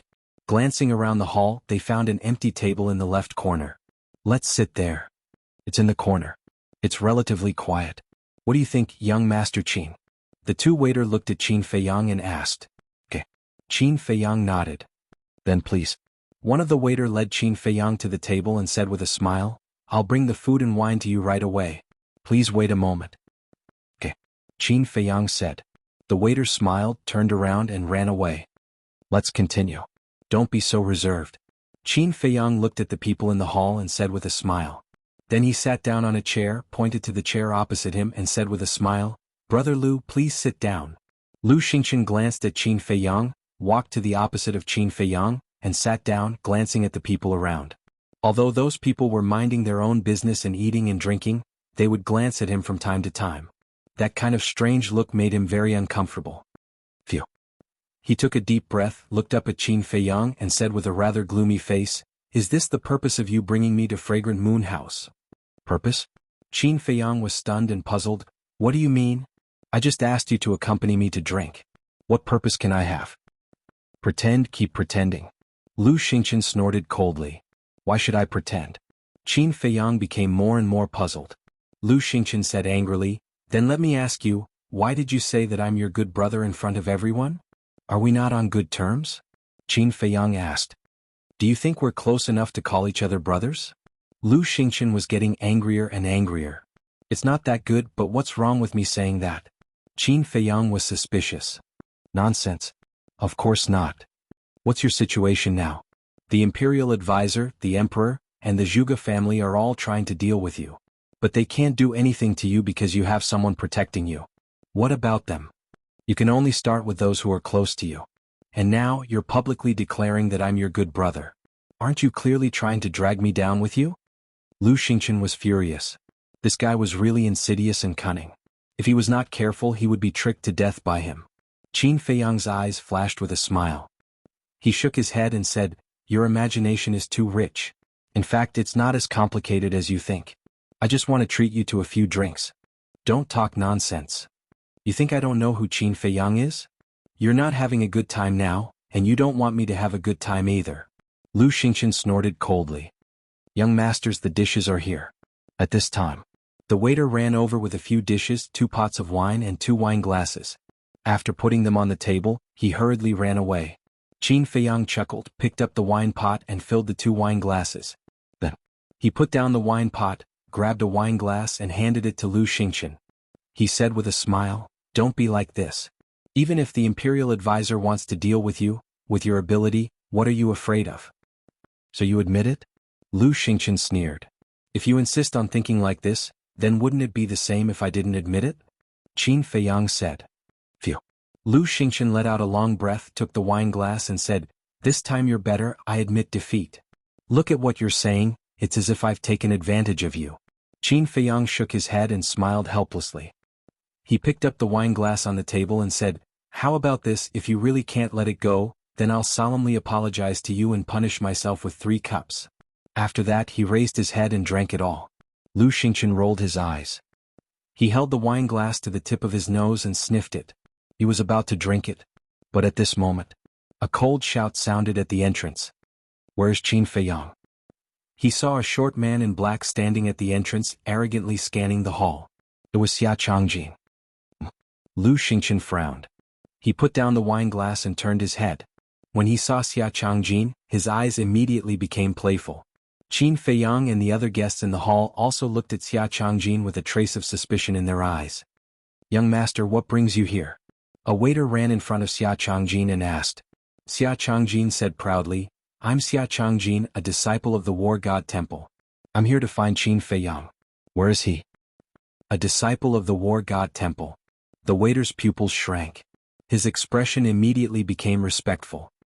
He pointed at the corner where Qin Feiyang was and said, "Young Master Qin is there." Xia Changjin looked at Qin Feiyang with a trace of disdain in his eyes. Then he strode towards Qin Feiyang. "Why is a disciple of the War God Temple looking for Qin Feiyang?" Everyone muttered in their hearts. As for Qin Feiyang, when he heard that this person was from the War God Temple, he immediately looked away. He poured himself a glass of wine and leisurely savored it. This person was only a 1-star combat emperor. He was not worthy of his attention. Xia Changjin walked in front of Qin Feiyang. When he saw Qin Feiyang's calm and leisurely appearance, the disdain on his face became even stronger. Is he really so calm that he doesn't dare to accept the challenge? He took out the folded paper from his bosom and slapped it on the table. He sneered, "This is a big gift from senior brother Zhuge Jinghong." Qin Feiyang suddenly smiled. He looked at Lu Xingqian and said, "I was wondering who it was. Turns out it's just a lackey who ran away." Lu Xingqian also laughed. From the beginning to the end, the two of them did not even look at Xia Changjin properly. That disdainful attitude and those sarcastic words made Xia Changjin furious. He shouted, "You better watch your words." Qin Feiyang still ignored him. He looked at Lu Xingqian and said with a smile, "Brother Lu, whose kitten and puppy did not tie up properly and came to disturb us while we were drinking? Didn't he say that he came to deliver the gift on behalf of Zhuge Jinghong? Then he must be from the Zhuge family." Lu Xingqian said with a smile. "I see. Birds of a feather flock together." Qin Feiyang suddenly understood and said with a smile. The faces of the guests and waiters in the hall turned red. These two are really good. They don't even use vulgarities when cursing. However, Xia Changjin was about to explode in anger. He slapped away the wine glasses in Qin Feiyang's hands and shouted, "I dare you to say that again." Qin Feiyang's and Lu Xingqian's faces immediately darkened. They turned to look at Xia Changjin. Their cold eyes made Xia Changjin's body tremble. An indescribable fear emerged in his heart. However, when he thought of Zhuge Jinghong behind him, he became more confident. "What? Do you dare to touch me? Let me tell you, I came to deliver the gift on behalf of Senior Zhuge Jinghong. If you dare to touch a single hair on my head, Senior Zhuge Jinghong will not let you off. I think that with Senior Zhuge Jinghong's status in the War God Shrine, I should tell you. His ranking on the War God Shrine's Wind God ranking list is..." Xia Changjin was full of himself.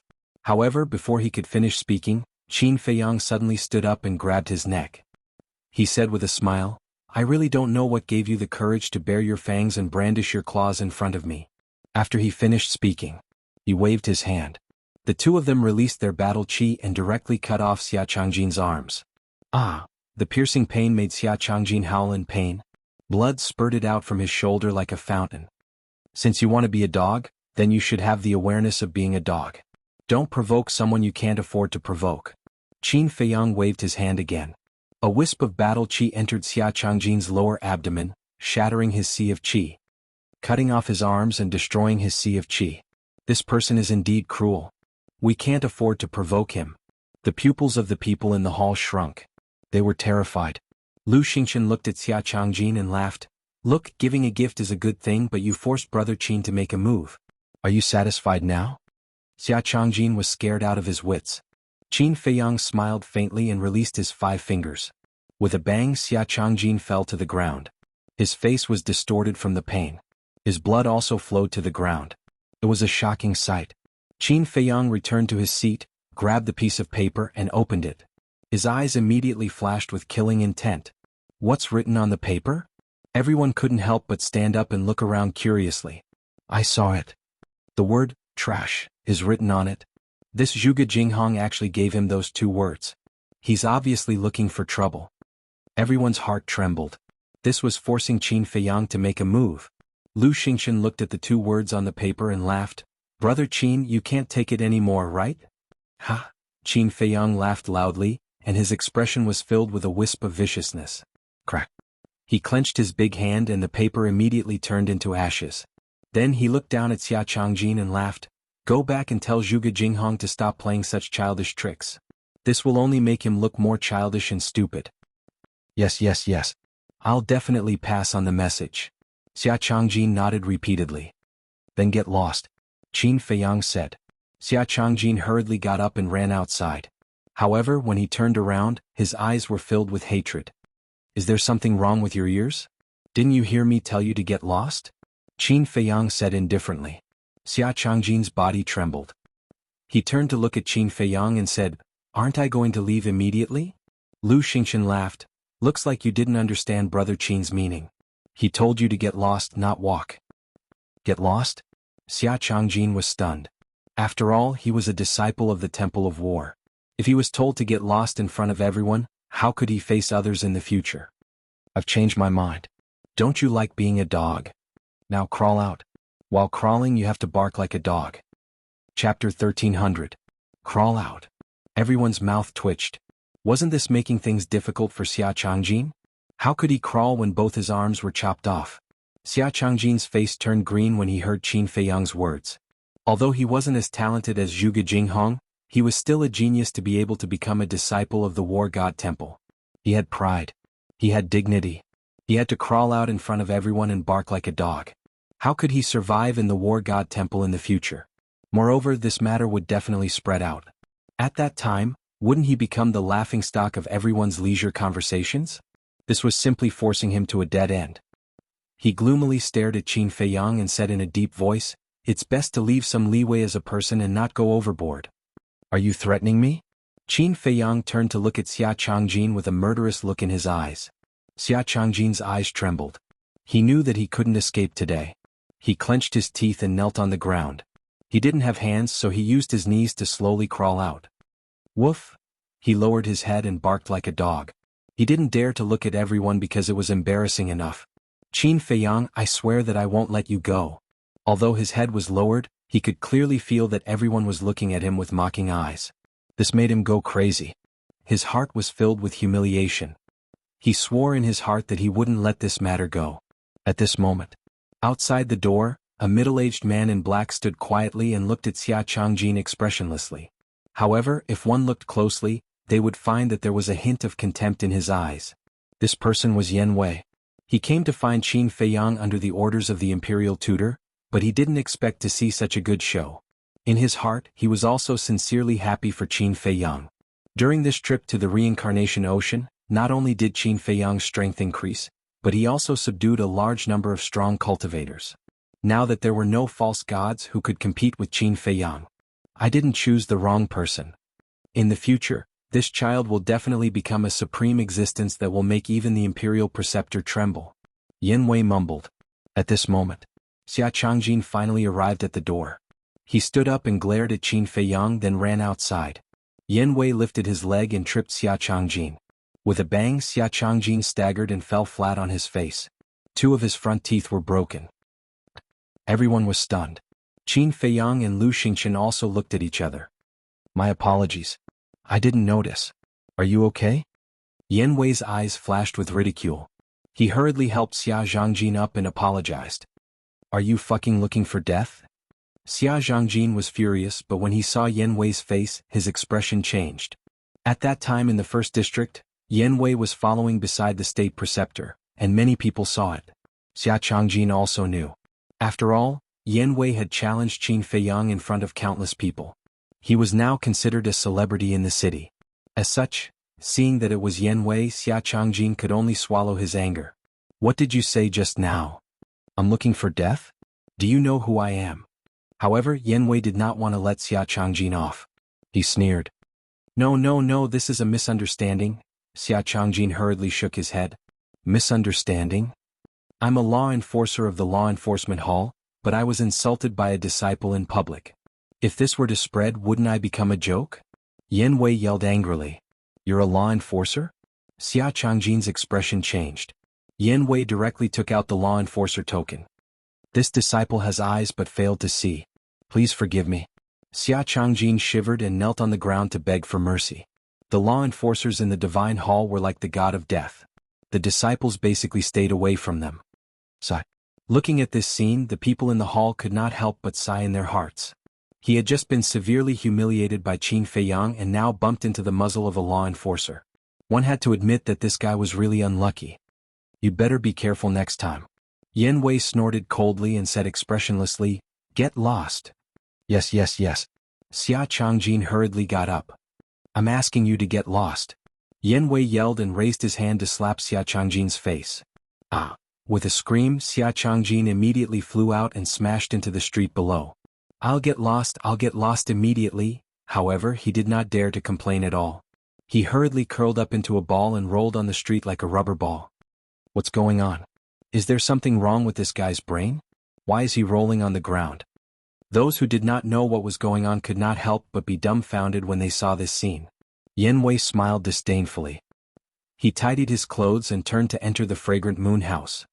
Welcome, my lord. A few waiters went up to greet him respectfully. Yen Wei said coldly, I'm looking for Qin Feiyang. You can go back to your work. He's looking for Qin Feiyang again? When everyone heard this, they could not help but turn to look at Qin Feiyang. This guy was really a jinx. As soon as he came back, he caused a storm in the city. It was difficult to calm down. Law enforcer. Lu Xingqian looked at Yen Wei and his eyes flashed slightly. Then he looked at Qin Feiyang and said telepathically, Why is he looking for you?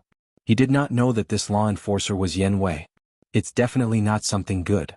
Qin Feiyang snorted coldly. Yen Wei strode to the table and glanced at Lu Xingqian. Then he looked at Qin Feiyang and said, Is it convenient for you to talk? Qin Feiyang said indifferently, If you have anything to say, just say it. After you're done, get lost. Don't hinder us from drinking. Everyone was stunned. He dared to be so arrogant in front of a law enforcer. As expected of Qin Feiyang. Yen Wei's eyes surged with a cold light. He did not hide it. Say it. Do you want to crawl out like Xia Changjin? Qin Feiyang said impatiently. Kid, don't be too arrogant. Yen Wei smiled coldly, leaned in front of Qin Feiyang and whispered, Do you know Shen Mei? She's in our hands now. He did not transmit his voice. But his voice was very soft. Only Qin Feiyang and Lu Xingqian could hear it. What? Qin Feiyang's expression changed. Lu Xingqian clenched his fists. If you want to save her, you should know what to do. Yen Wei chuckled, got up and left.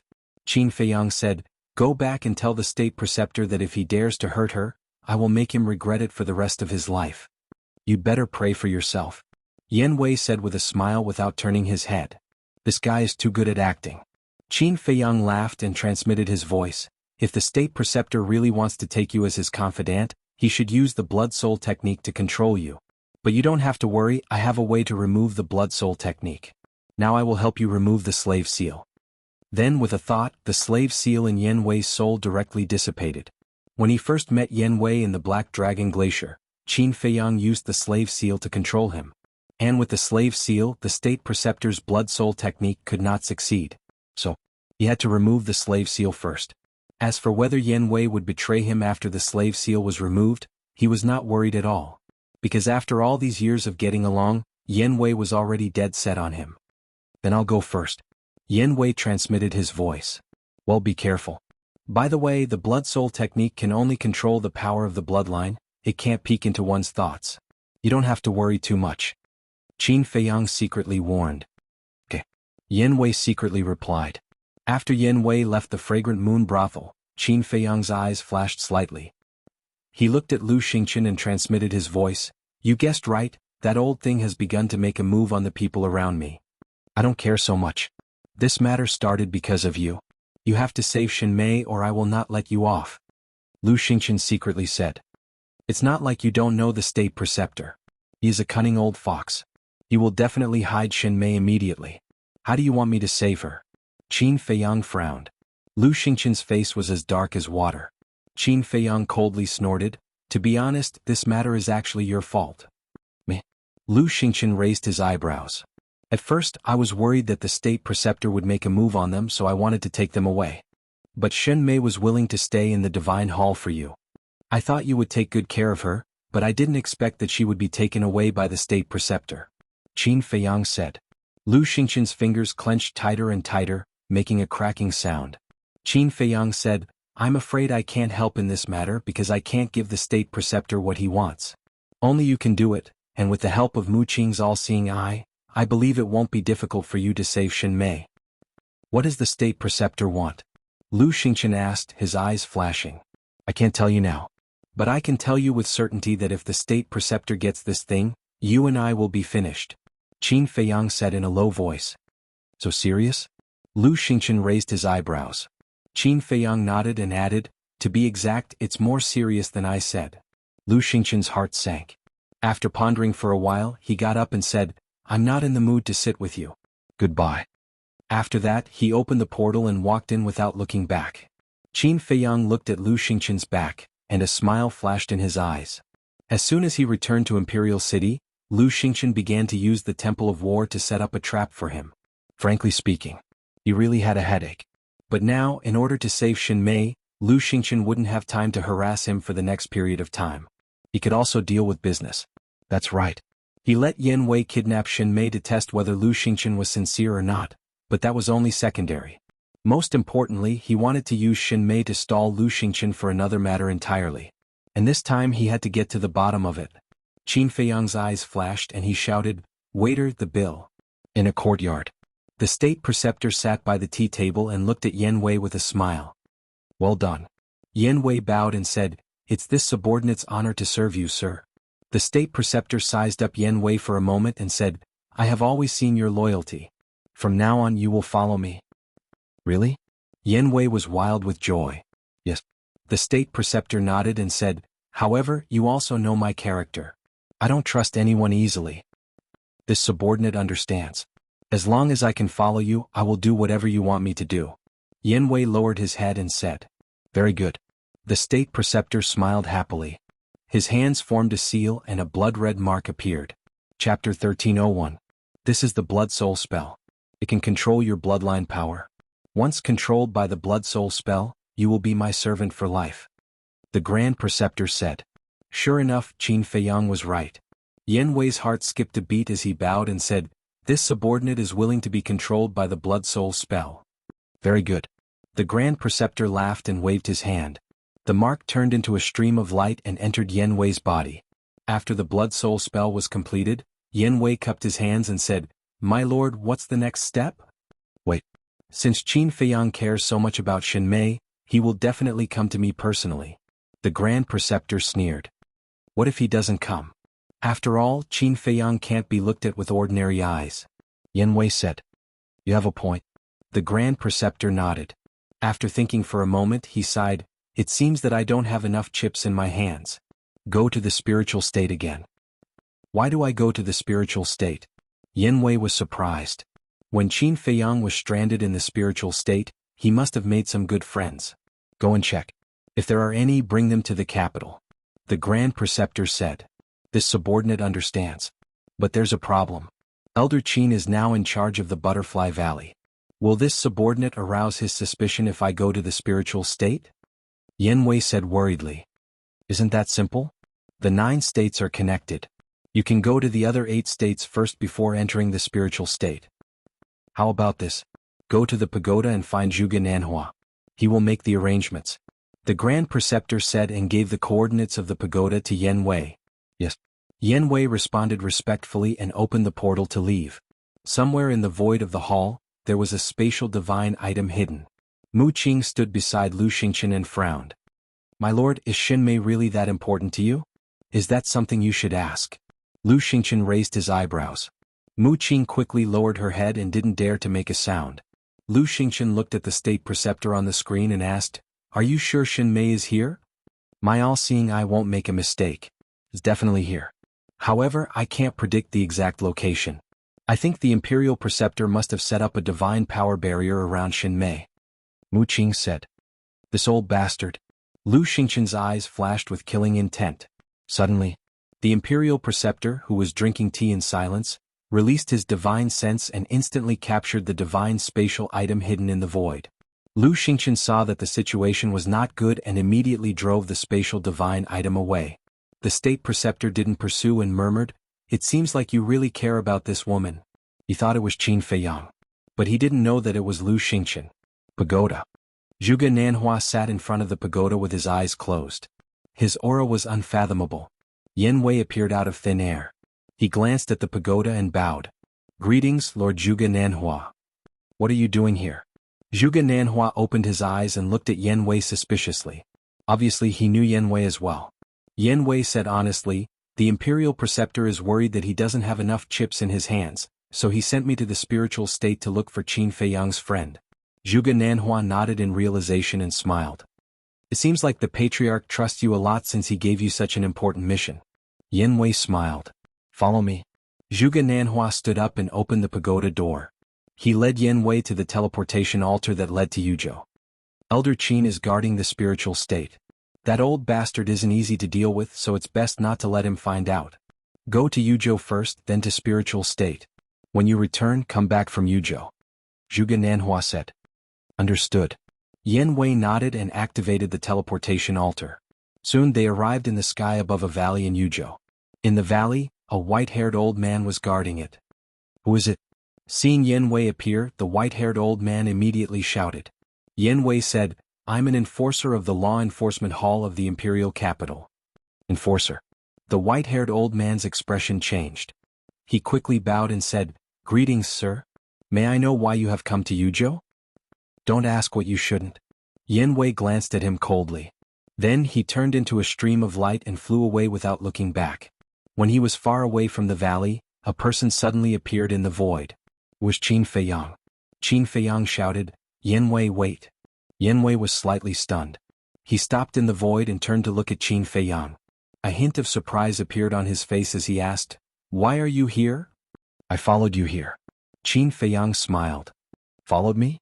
Yan Wei frowned and said angrily, "I've followed you for so many years and you still don't believe me?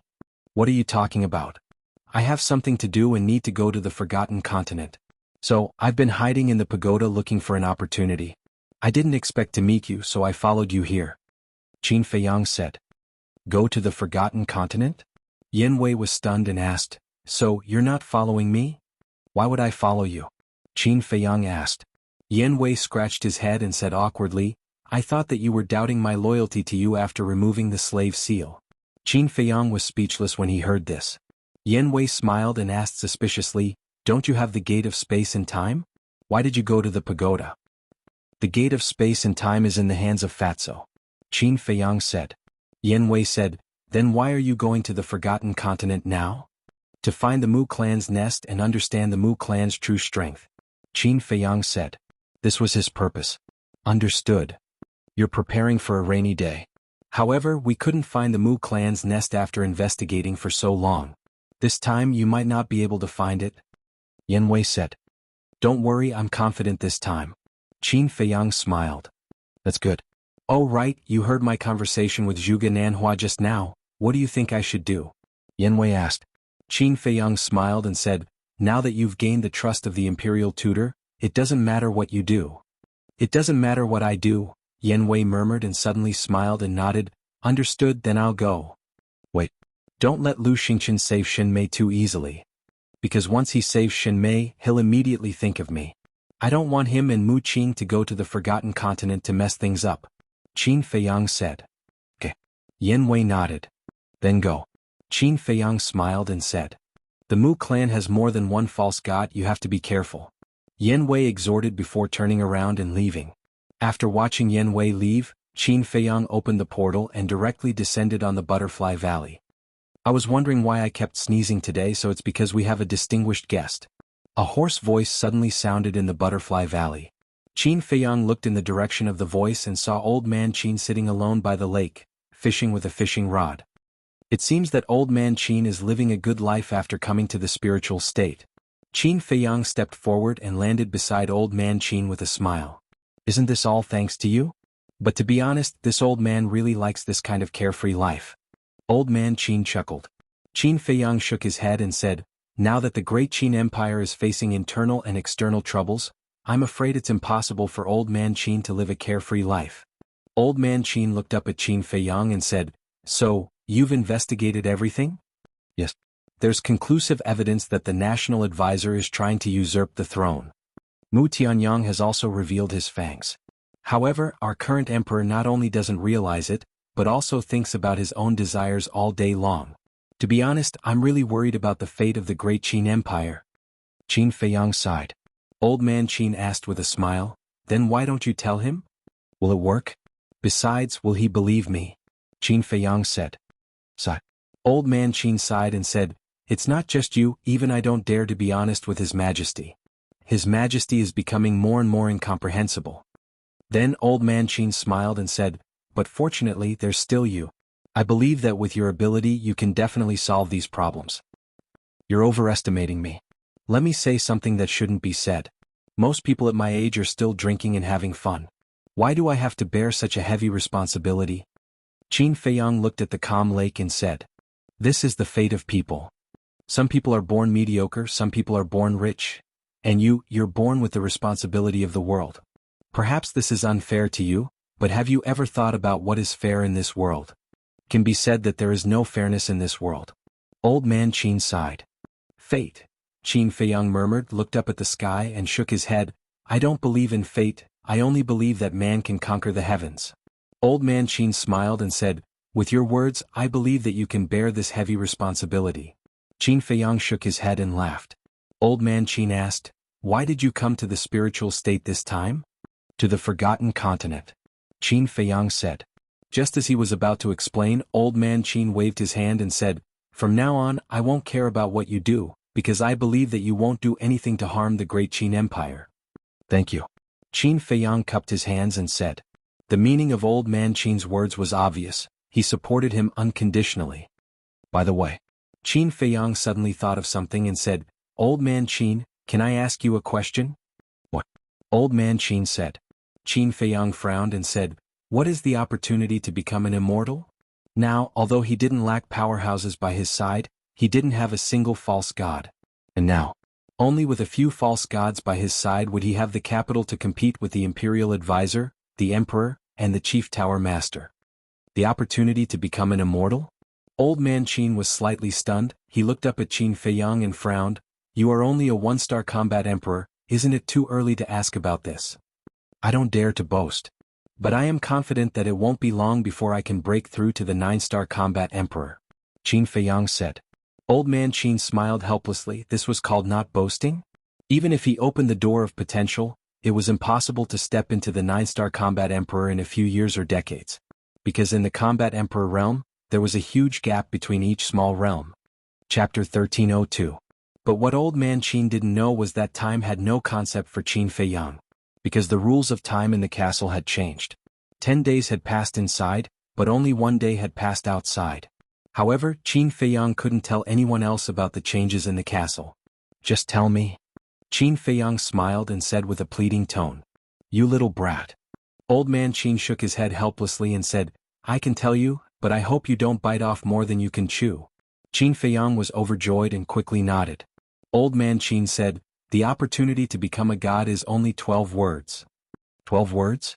Qin Feiyang was immediately stunned and asked, is it that simple? Of course not. Only by comprehending the true meaning of these 12 words and doing it can you get the opportunity to become a god. Old man Qin said.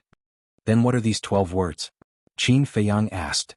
Don't forget your original intention. Don't forget your original heart, only then can you achieve results.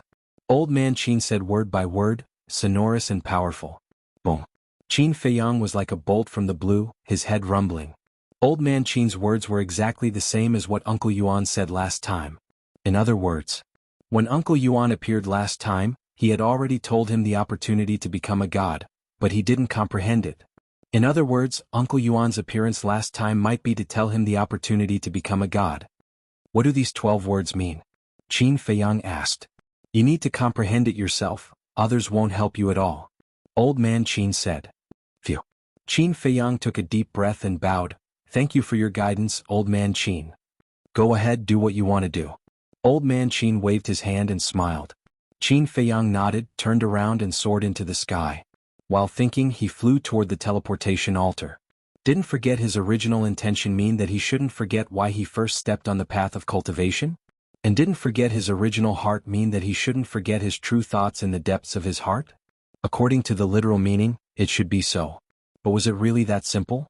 If it was really that simple, then why were there so few people in this world who had successfully stepped into the war god realm? Very soon, he entered the secret room and arrived in front of the teleportation altar. It seems that with my current cultivation, I still can't understand the true meaning of this sentence. However, we can tell Wang Yangfeng and the others first. Qin Feiyang muttered as he took out the image crystal. A short while later, Fatso's phantom appeared. Fatso looked at the secret room behind Qin Feiyang and asked suspiciously, "Boss, where are you?" "Butterfly Valley." "Are Elder Wang and the others around?" Qin Feiyang asked. "They split up and went to Pan County and Yen County to gather information. I'm about to sneak into the inner palace to take a look." "What are you doing in Butterfly Valley?" Fatso asked suspiciously. Qin Feiyang said, "I'm going to the Forgotten Continent. Before I go, I have 2 things to tell you." "Forgotten Continent?" Fatso was taken aback and said, "Go ahead." "First, when Wang Yangfeng and the others come back, you tell them this sentence. Don't forget your original intention. Don't forget your original heart. Only then can you achieve success." These 12 words Elder Qin told me just now are the opportunity to become a war god. Second, after finding out the whereabouts of Lin Yi and the Mermaid Princess, you all return to the Bright Sky Palace immediately. If anyone asks, just say that I'm in seclusion and won't see anyone. Qin Feiyang said. The opportunity to become a war god. Fatso's body trembled, and his eyes were filled with disbelief. When Uncle Yuan said this sentence, he was also present. At that time, he even pondered the meaning of this sentence. But he didn't expect it to be the opportunity to become a war god. Remember, especially Lu Xingqian, you must not let him know that I went to the Forgotten Continent. Qin Feiyang said. No problem. Fatso nodded but then frowned and thought, Lu Xingqian is easy to deal with but Mu Qing has omniscient eye. How can it be hidden? If there is nothing important, will he use omniscient eye to spy on my whereabouts for no reason? Qin Feiyang rolled his eyes at him. That's true. Fatso nodded thoughtfully. Suddenly he seemed to have thought of something. He said, there is a problem that Fat Lord has never been able to figure out. What's the problem? Qin Feiyang was suspicious. Back then your mother said that the former emperor branded the word, prisoner, on the foreheads of the state preceptor and Zhuge Shinfeng. And this word, prisoner, can never be erased. But why didn't I see the word, prisoner, on the state preceptor's forehead? Is it a makeover? But your mother seems to have said that even a makeover won't work. Fatso said. I have also thought about this problem. I think he should be wearing a human skin mask. Qin Feiyang said. Human skin mask. Fatso's eyes suddenly became playful. He chuckled and said, say, if one day we tear off the mask on his face in front of everyone, how surprised will people be? Qin Feiyang shook his head in amusement and said, don't forget what I told you just now. Don't worry, Fat Lord will hold them back. But after you go to the Forgotten Continent, don't forget another thing. Heavenly Spiral Tribe Chu Xian. Fatso said, murderous intent flashing in his eyes. Heavenly Spiral Tribe, Qin Feiyang murmured. The people of this tribe hated them to the bone, especially Chu Xian. Back then, the resentful look in her eyes was as if she wanted to pull out their tendons and pull out their bones. If they kept them alive, sooner or later they would become a disaster, so it was necessary to get rid of them as soon as possible. I will find her. After saying that, Qin Feiyang turned off the image crystal, opened the teleportation altar, and strode up. Forgotten Continent. Glacier Forest. This place was still the same as before. The cold wind was bone-piercing and the snow was white. Swish. Above the ice lake. Qin Feiyang appeared out of thin air. Glancing around, he was about to leave. But suddenly, he faintly felt a wisp of dragon's aura under the ice lake. What's going on? Isn't this where the snow python stays? Qin Feiyang had a suspicious look on his face as he silently entered the ice lake. Get out. But at this time, a cold shout with a bone-piercing murderous intent suddenly exploded in Qin Feiyang's mind. Qin Feiyang quivered and hurriedly turned around and ran out of the ice lake. because the owner of this voice was the snow python. Senior, Junior did not mean to disturb, please forgive me. Looking at the ice lake, Qin Feiyang cupped his hands and said a few words. He then flew away without looking back. What a joke. This snow python was a true god of war. Even the state preceptor could not resist it, let alone him. So, it was better to stay away from her. But what was with that dragon's aura? Could it be that a baby dragon was born under the ice lake? Dragon? Qin Feiyang's eyes flickered. The dragon's aura at the bottom of the ice lake reminded him of the little white dragon in the main tower. He did not know where the little white dragon was hiding. Looks like I have to talk to Li Yan. Because only Li Yan could find the little white dragon. This is the Forgotten Continent? But suddenly, a voice full of curiosity entered Qin Feiyang's ears. Qin Feiyang was stunned. He stopped in the air and turned his head to look. His body suddenly stiffened. He saw a young man with dark skin and bare upper body standing above the ice lake, curiously looking around. Who else could it be but Lu Zheng? Little cousin, long time no see, did you miss me? Lu Zheng also looked at Qin Feiyang and grinned, revealing a mouthful of white teeth. Qin Feiyang rolled his eyes. Whoosh! Lu Zheng cut across the sky and rushed in front of Qin Feiyang. He said unhappily, you are too mean. We are brothers who have been through thick and thin. Why didn't you call me when you came to the Forgotten Continent? Wait. Qin Feiyang hurriedly waved his hand and frowned. Aren't you in the imperial capital? Yes. I am in the imperial capital. Lu Zheng nodded. Then why are you here? Qin Feiyang was puzzled. From the imperial capital to the spiritual state, one had to pass through the pagoda. And the pagoda was guarded by Zhuge Nanhua. How did Lu Zheng come? Also, why didn't Elder Qin stop him? Lu Zheng touched his chin and laughed. About this question I can only say that I am too handsome. Zhuge Nanhua and Elder Qin are charmed by me. Qin Feiyang's face darkened and his veins bulged. He really wanted to slap him. What do you want to do? Don't forget I am your cousin. The eldest brother is the father. If you dare to touch me you will be struck by lightning. Lu Zheng crossed his arms in front of his chest and looked at him warily like a frightened little girl. Qin Feiyang looked at the sky and was speechless. He really didn't want to stay with this outrageous cousin. But he was helpless. This outrageous cousin was clearly going to pester him to the end. Actually, Lu Zheng's face suddenly became serious. Qin Feiyang was stunned and asked, actually what? It was Elder Qin who helped me. Lu Zheng said. Qin Feiyang was surprised. In the past he didn't know about the state preceptor's conspiracy, so Elder Qin didn't like our Lu family very much. But now he has already sided with us. Speaking of which, this is still to your credit. Lu Zheng said with a smile.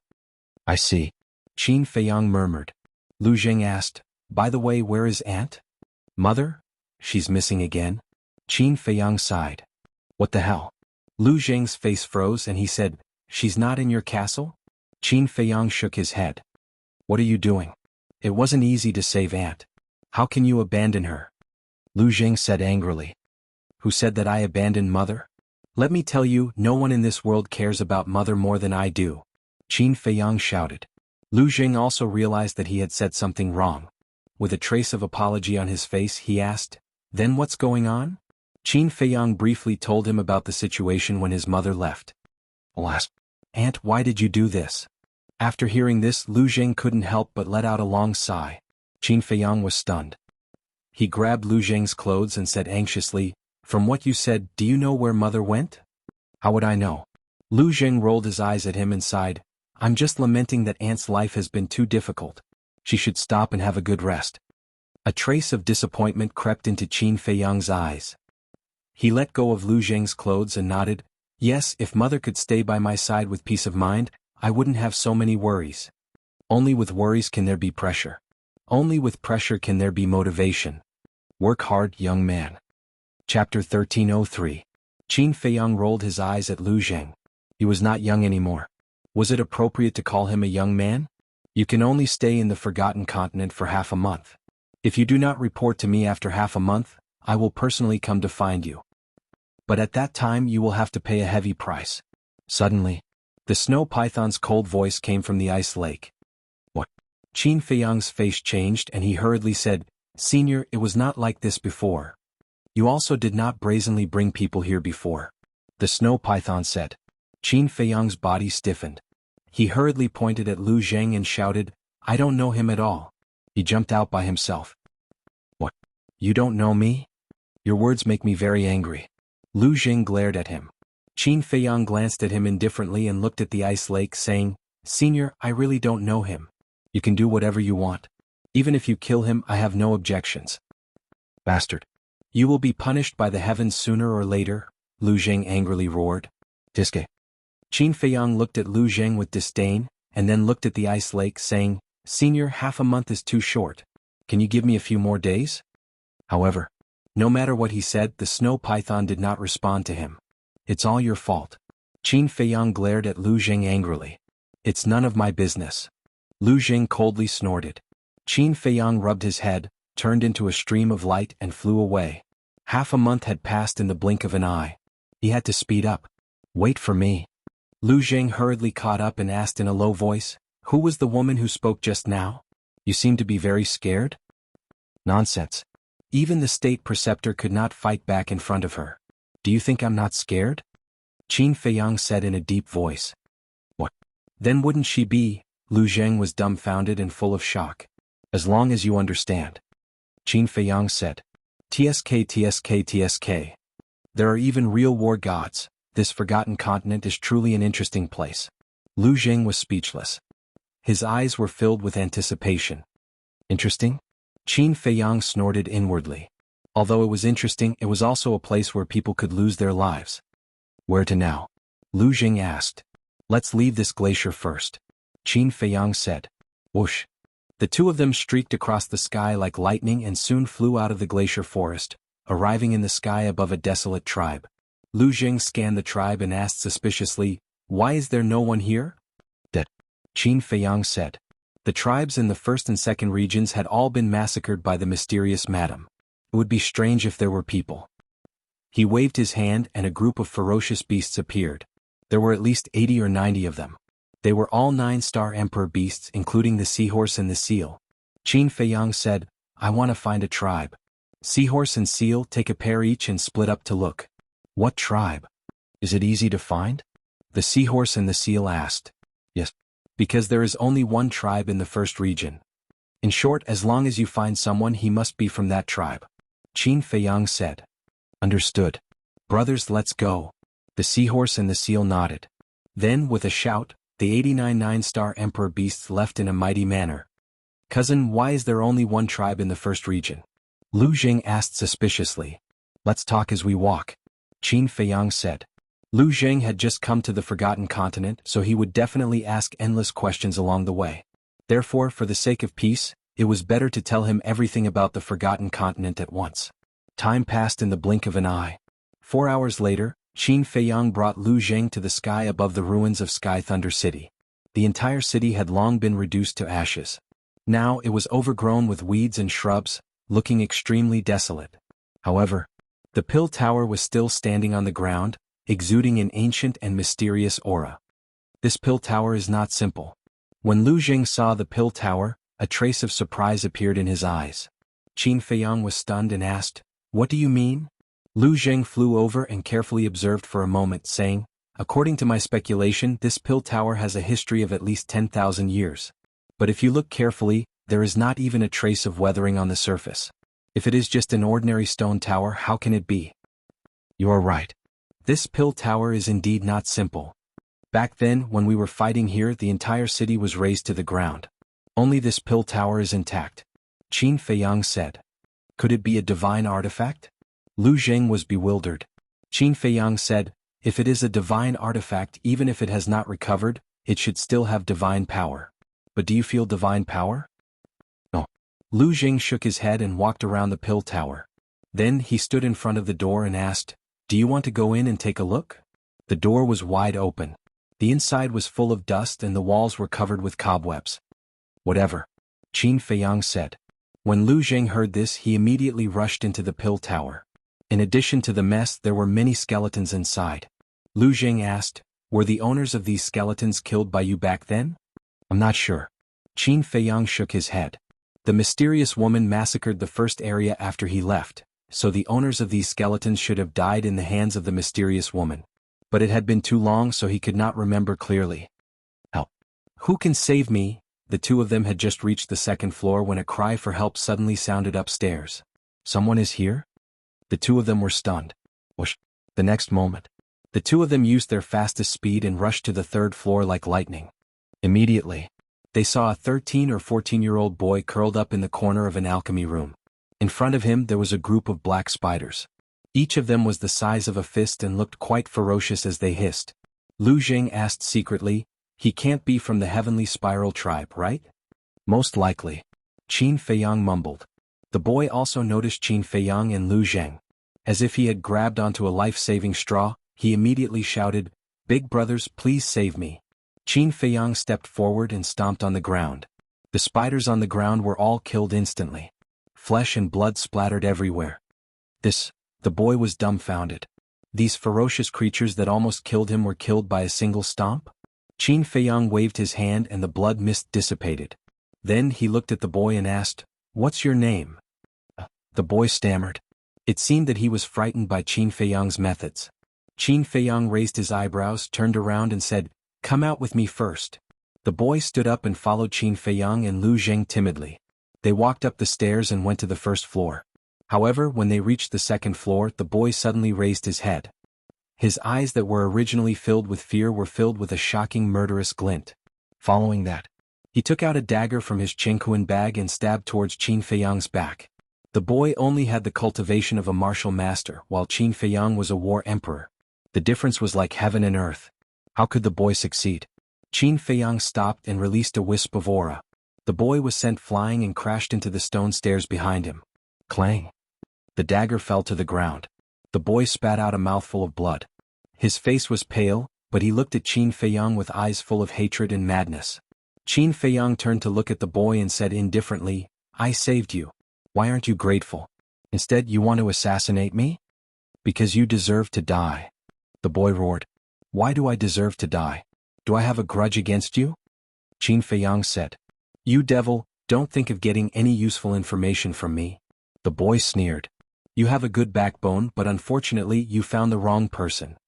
If I'm not wrong, your surname should be Chu, and you're from the Heavenly Spiral tribe. And since you're here, the Heavenly Spiral tribe should be nearby, right?" Qin Feiyang said.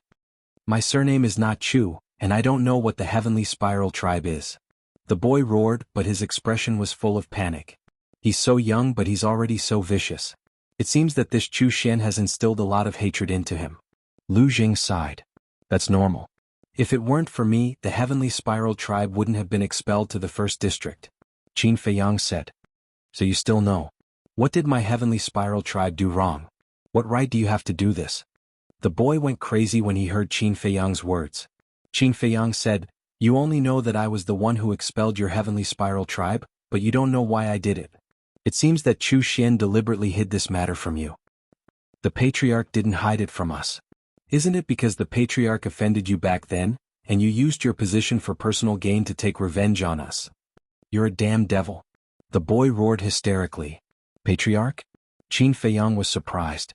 Chu Xian actually became the Patriarch of the Heavenly Spiral tribe? But thinking about it, Chu Xian's father was already dead, and as a former disciple of the main tower, Chu Xian naturally had the ability to do so.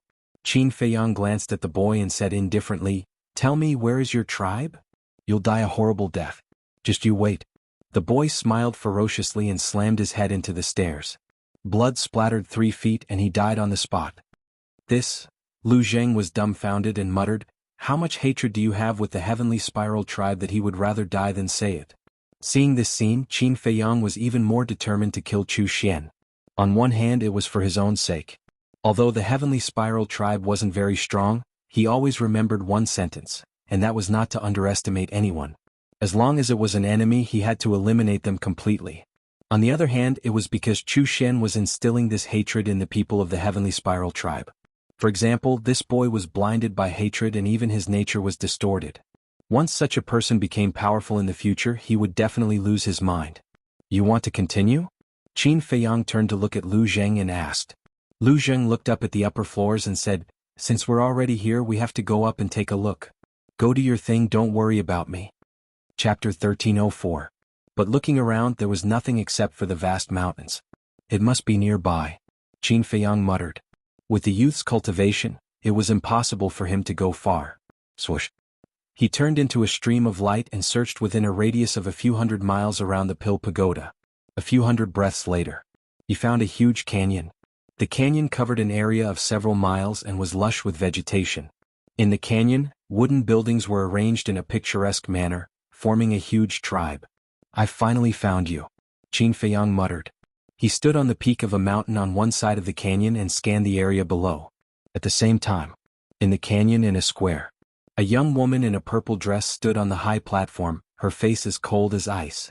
That's right. She was Chu Xian. Below the high platform, there were many youths standing in an orderly manner. The oldest of these youths was only 15 or 16 years old, while the youngest was only 6 or 7 years old. Chu Xian glanced at those youths and shouted, "All of you must remember this.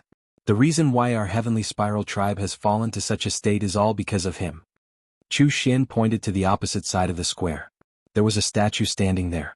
The statue's appearance was exactly the same as Qin Feiyang's. Those youths turned their heads and looked at Qin Feiyang's statue with hatred in their eyes.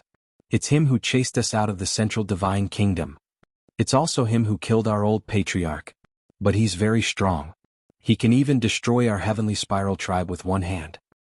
However, our heavenly spiral tribe never admits defeat and will never give up on returning to the central divine kingdom. So, I want all of you to remember him. I want all of you to work hard in your cultivation. Because only by becoming stronger can we take revenge on him. Understand?" Chu Xian shouted. "Understood." Those youths roared with murderous intent. Even those 5 or 6-year-old children were full of murderous intent. There were many adults around, their eyes filled with hatred. "Hurry up and cultivate." Chu Xian nodded in satisfaction and waved her hand. After the youths left, a middle-aged woman walked up to the stage and said, "Xian, I know you hate Qin Feiyang and we all hate him, but you can't tell the children these things every day. It will make them lose their happiness." "Happy? Do we still have the right to be happy now?" Chu Xian snorted coldly. The woman was her birth mother, but there was no emotion in her eyes, only coldness.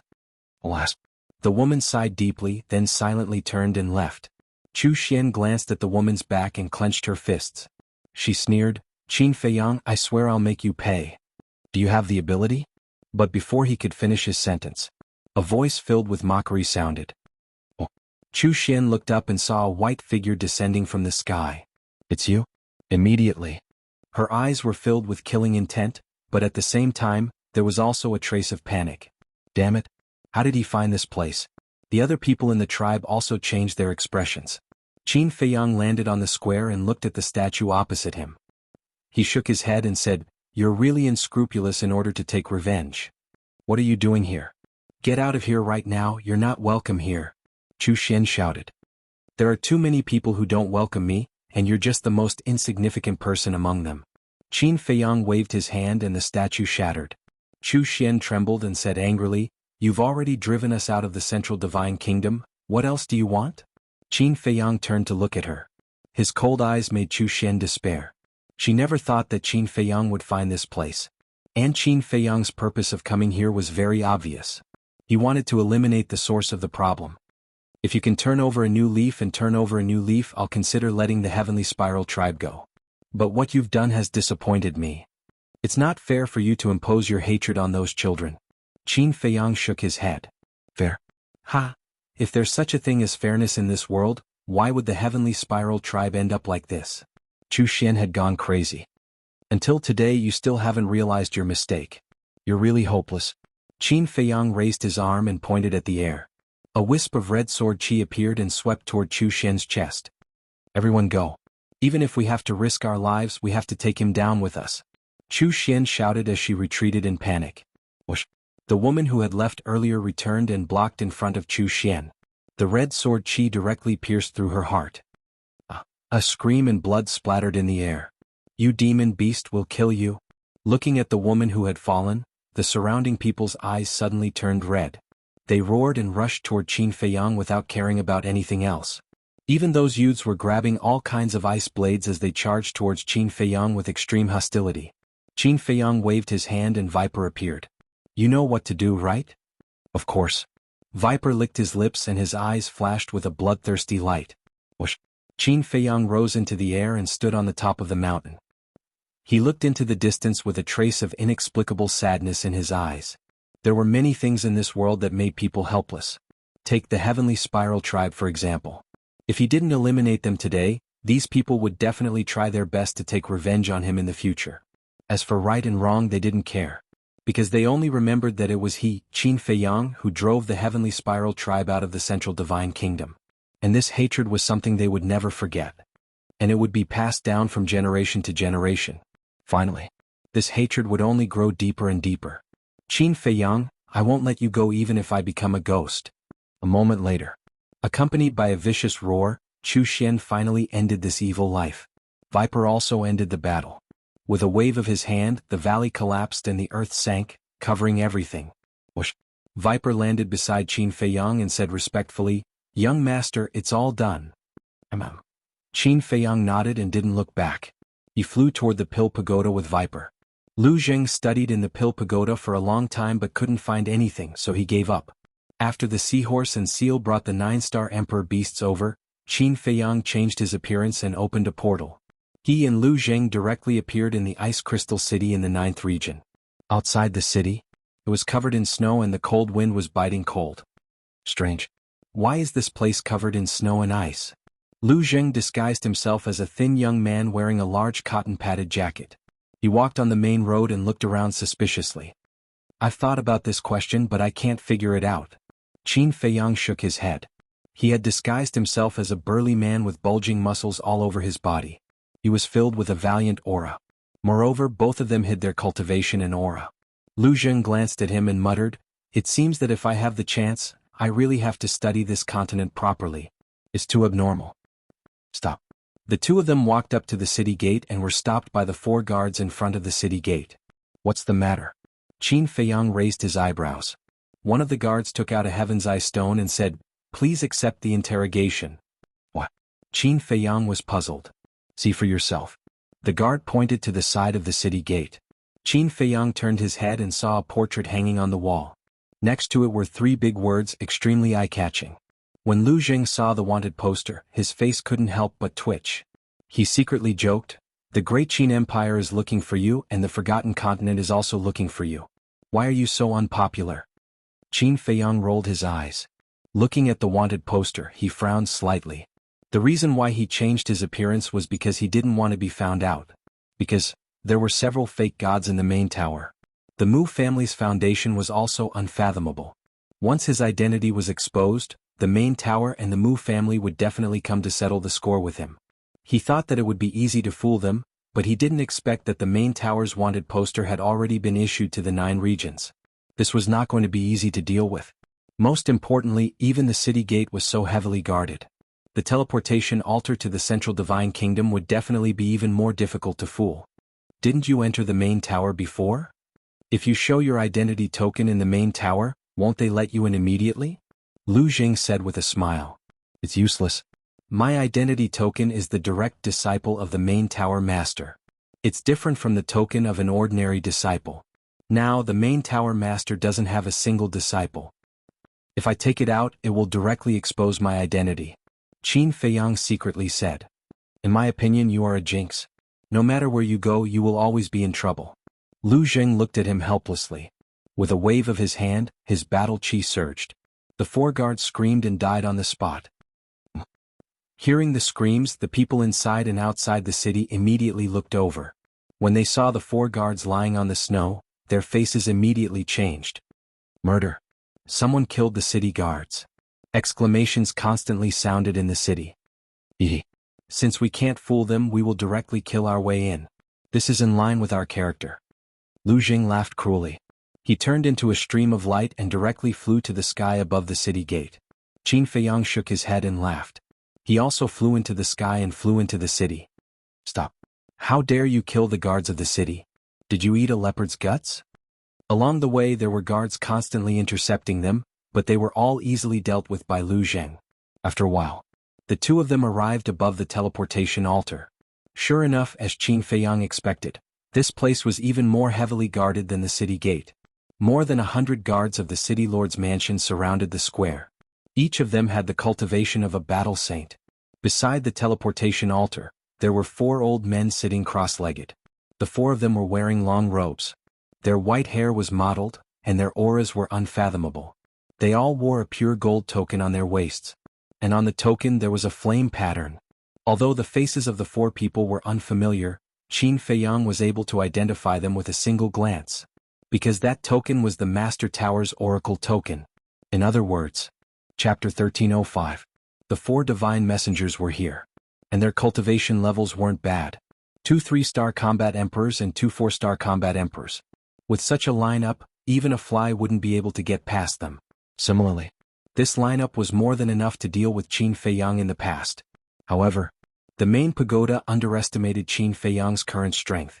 With his current foundation, no matter how many 5 or 6-star combat emperors there were, they wouldn't be able to stop him. Of course, the people from the main pagoda never dreamed that Qin Feiyang would be able to recruit so many powerful subordinates in such a short period of time. Who are you? Why are you causing trouble in Ice Crystal City? The four divine messengers stood up and looked at Qin Feiyang and Lu Zheng with cold eyes. Qin Feiyang didn't answer as he sized up the four of them. What are you looking at? Hurry up and answer our questions. Otherwise don't blame us for being impolite. We aren't ordinary people. We are the divine messengers sent by the main pagoda.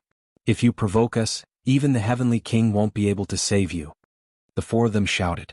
Qin Feiyang chuckled and said, "You finally said something right." What do you mean? The four of them raised their eyebrows. Even the heavenly king won't be able to save your lives today. Qin Feiyang grinned and took a facial restoration elixir. His appearance immediately changed. It's you? Qin Feiyang. The four of them turned pale with fright. They never thought that it would be him. Qin Feiyang. He actually dares to come back. Doesn't he know that the main pagoda is looking for him? Everyone's heart was filled with shock. Just as Qin Feiyang regained his original appearance, the seal appeared. Kill him. Qin Feiyang said indifferently. No problem. The seal laughed. The aura of a 9-star combat emperor erupted like a volcano and instantly shrouded the entire Ice Crystal City. Everyone was imprisoned at this moment. This is a 9-star emperor beast? Quickly report to the main pagoda master. The four divine messengers' expressions changed as they hurriedly activated the teleportation altar.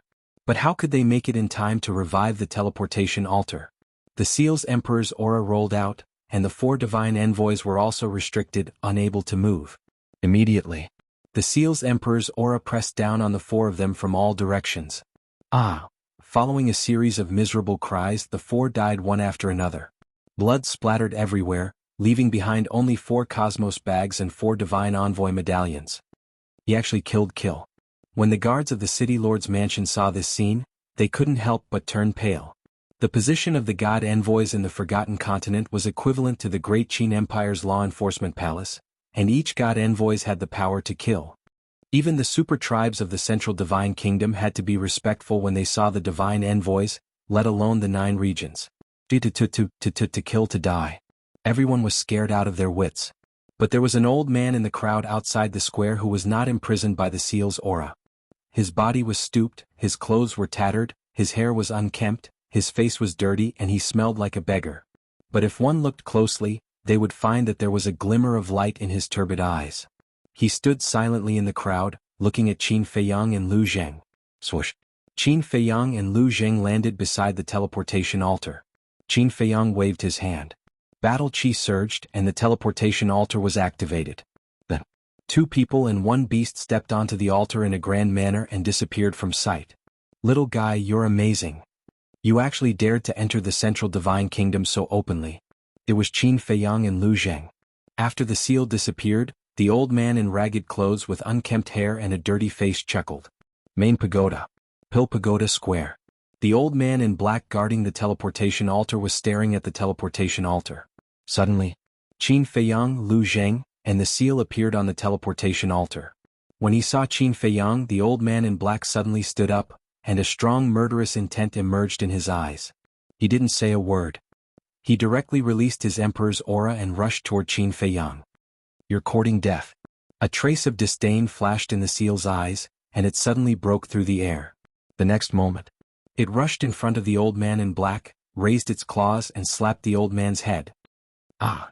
Accompanied by a shrill scream, the old man in black's head burst open on the spot, and blood spurted out wildly. What's going on? Many disciples came and went in the Pill Pagoda square. Hearing the scream of the old man in black, they all turned their heads to look. Without exception, when they saw the old man in black fall, their faces changed color. When they saw Qin Feiyang, a trace of bewilderment appeared on everyone's faces. He's Qin Feiyang? No, the chief pagoda master is now looking for him. How could he come back? Could it be that my eyes are playing tricks on me? Everyone couldn't believe what they saw in front of them. Is Qin Feiyang? Everyone quickly report to the elders. Suddenly someone roared. Qin Feiyang glanced at them, then took Lu Zhang and the seal to the castle, and then steered the castle into the chief pagoda. What? Qin Feiyang is back. He dares to come back at this time? Did he eat a leopard's guts? 1 spread to 10, 10 spread to 100. The news of Qin Feiyang's return quickly spread in the chief pagoda and the divine city, causing an uproar. There was no suspense. Everyone who received this news was extremely shocked. The Oracle Hall. A oracle hurriedly ran to the front of a hall and shouted, "Hall Master, this subordinate has something to report." What's the matter? Gong Sun Bei walked out of the hall and frowned. Qin Feiyang is back. The oracle said. Qin Feiyang? Gong Sun Bei was stunned and hurriedly asked, "Where is he now?"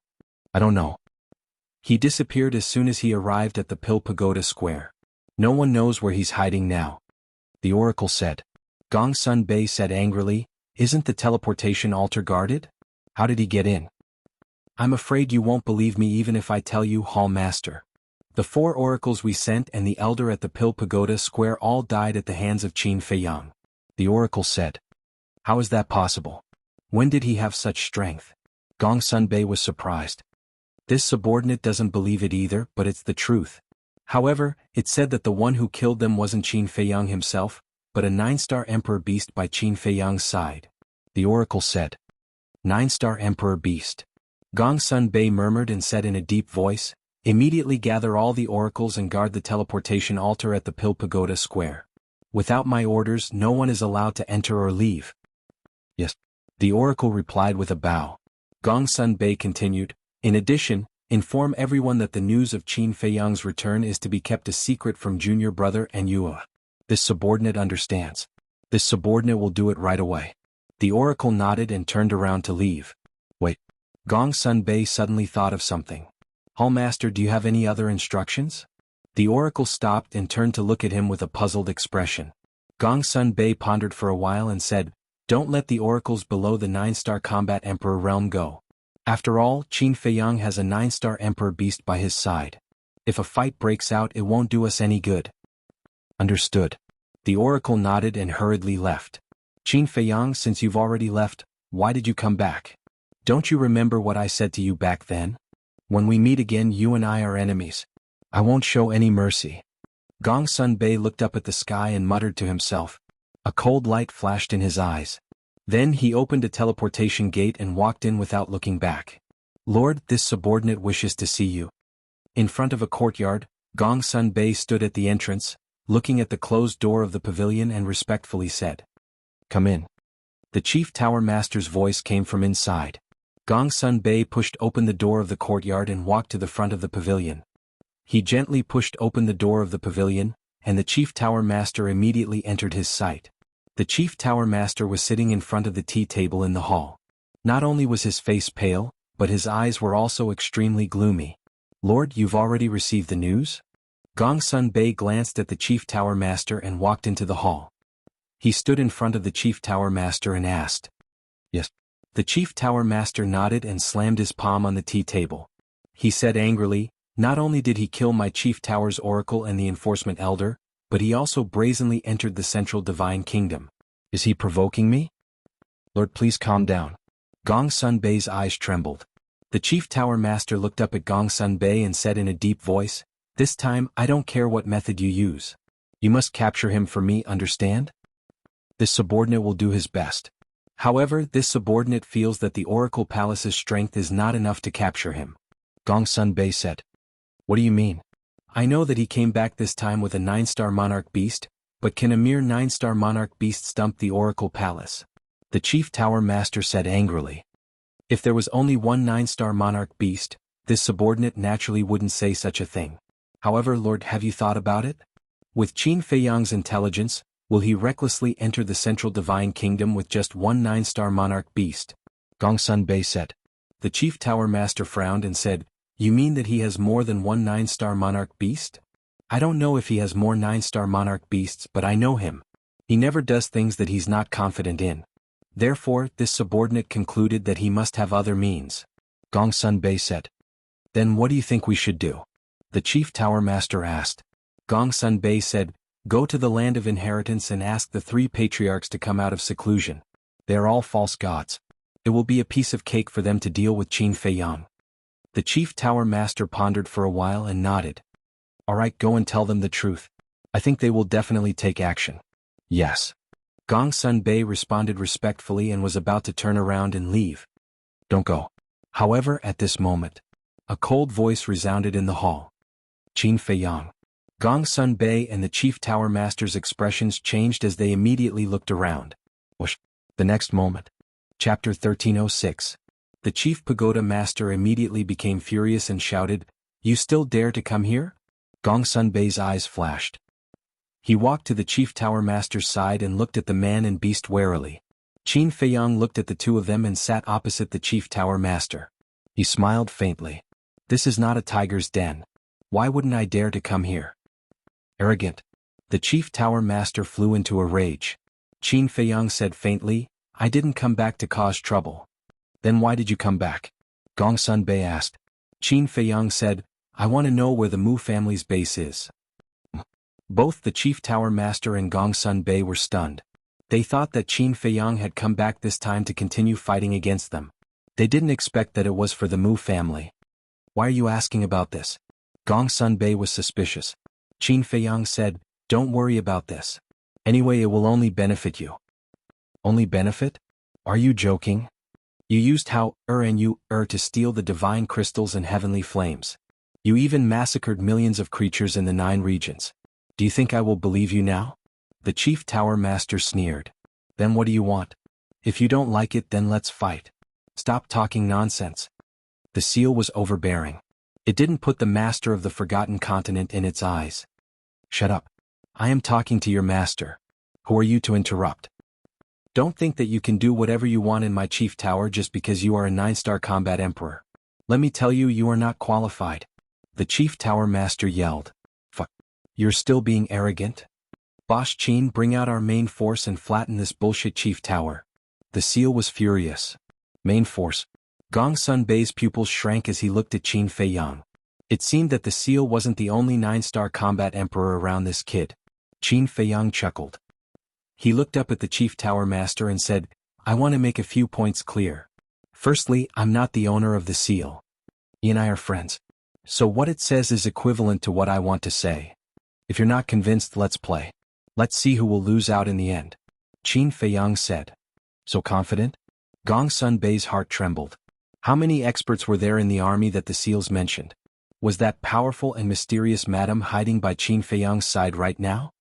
Secondly, I was indeed the one who stole the divine crystal. As for the profound sky flame, the heavenly thunder flame, and the frost flame, they are all in my hands. As for the other alchemy fires, such as the Big Dipper flame and the bloodbath in the 1st and 2nd regions, whether you believe it or not, I didn't do it. Qin Feiyang added. Gongsun Bei frowned. If it wasn't you, then who was it? Don't tell me you don't know. Of course I know. I told you before, but you didn't believe me. Qin Feiyang said. Gongsun Bei frowned and pondered for a moment.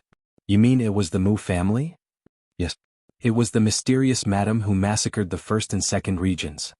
It was the Mu family who stole the Big Dipper flame and the other alchemy fires. And the role I played at that time was just a chess piece in their hands, taking advantage of them a little. Qin Feiyang said lightly. Chess piece?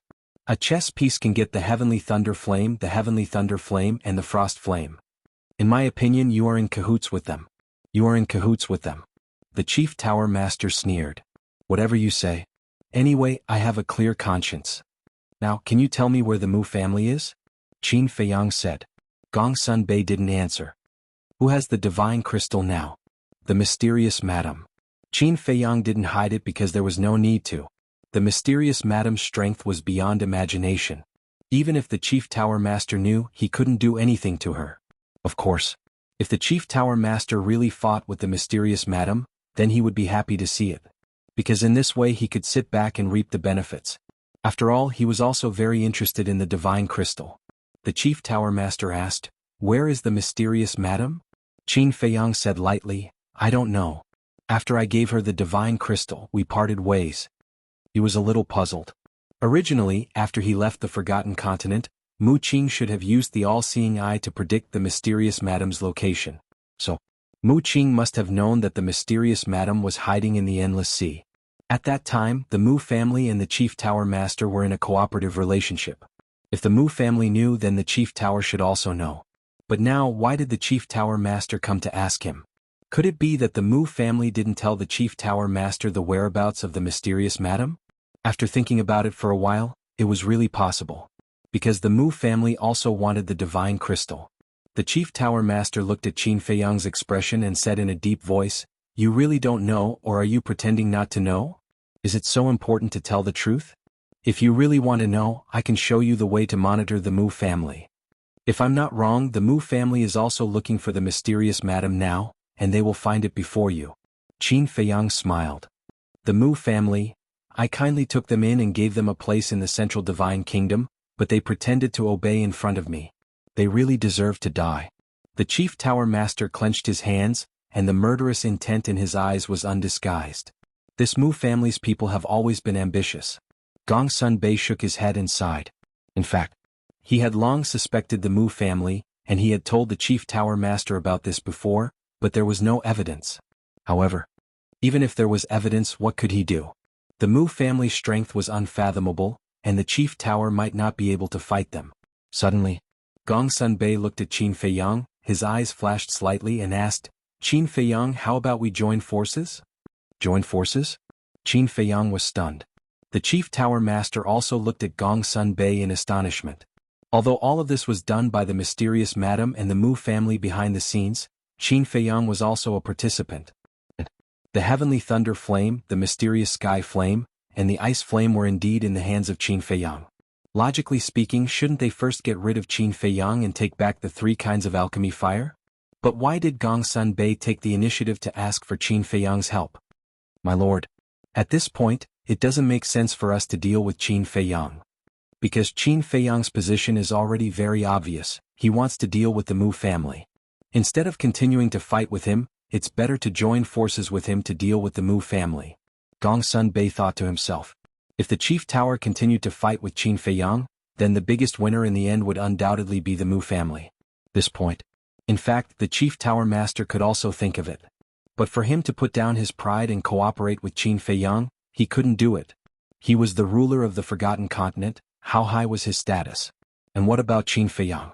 Although he was the descendant of the Qin Emperor had disappeared, maybe even died. Most importantly, Qin Feiyang used to be his disciple. The master-disciple relationship suddenly became an equal partnership. No matter who it was, they couldn't accept this kind of change. My lord, I know what you're thinking. But do you really think that Qin Feiyang relied on his ancestor, the Qin Emperor, to get to where he is today? I can tell you that he didn't.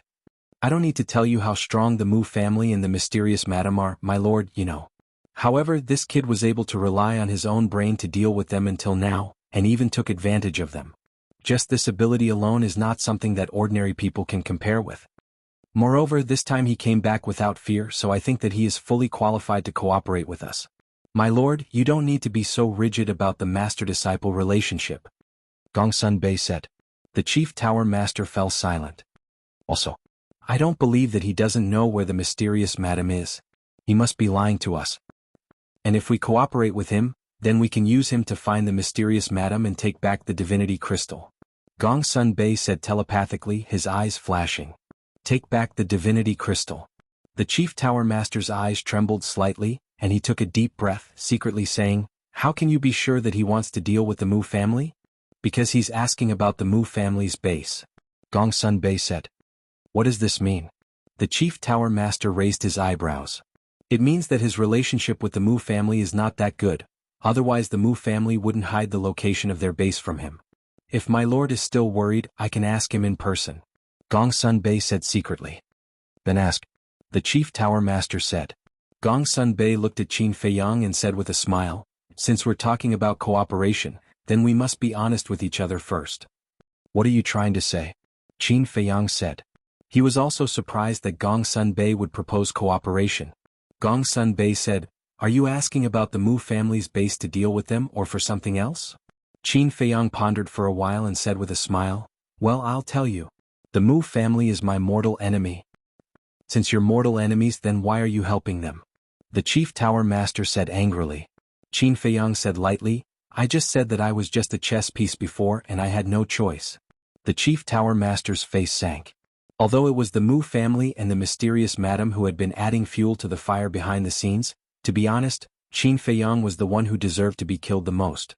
Because without him, it would be difficult to accomplish all of this.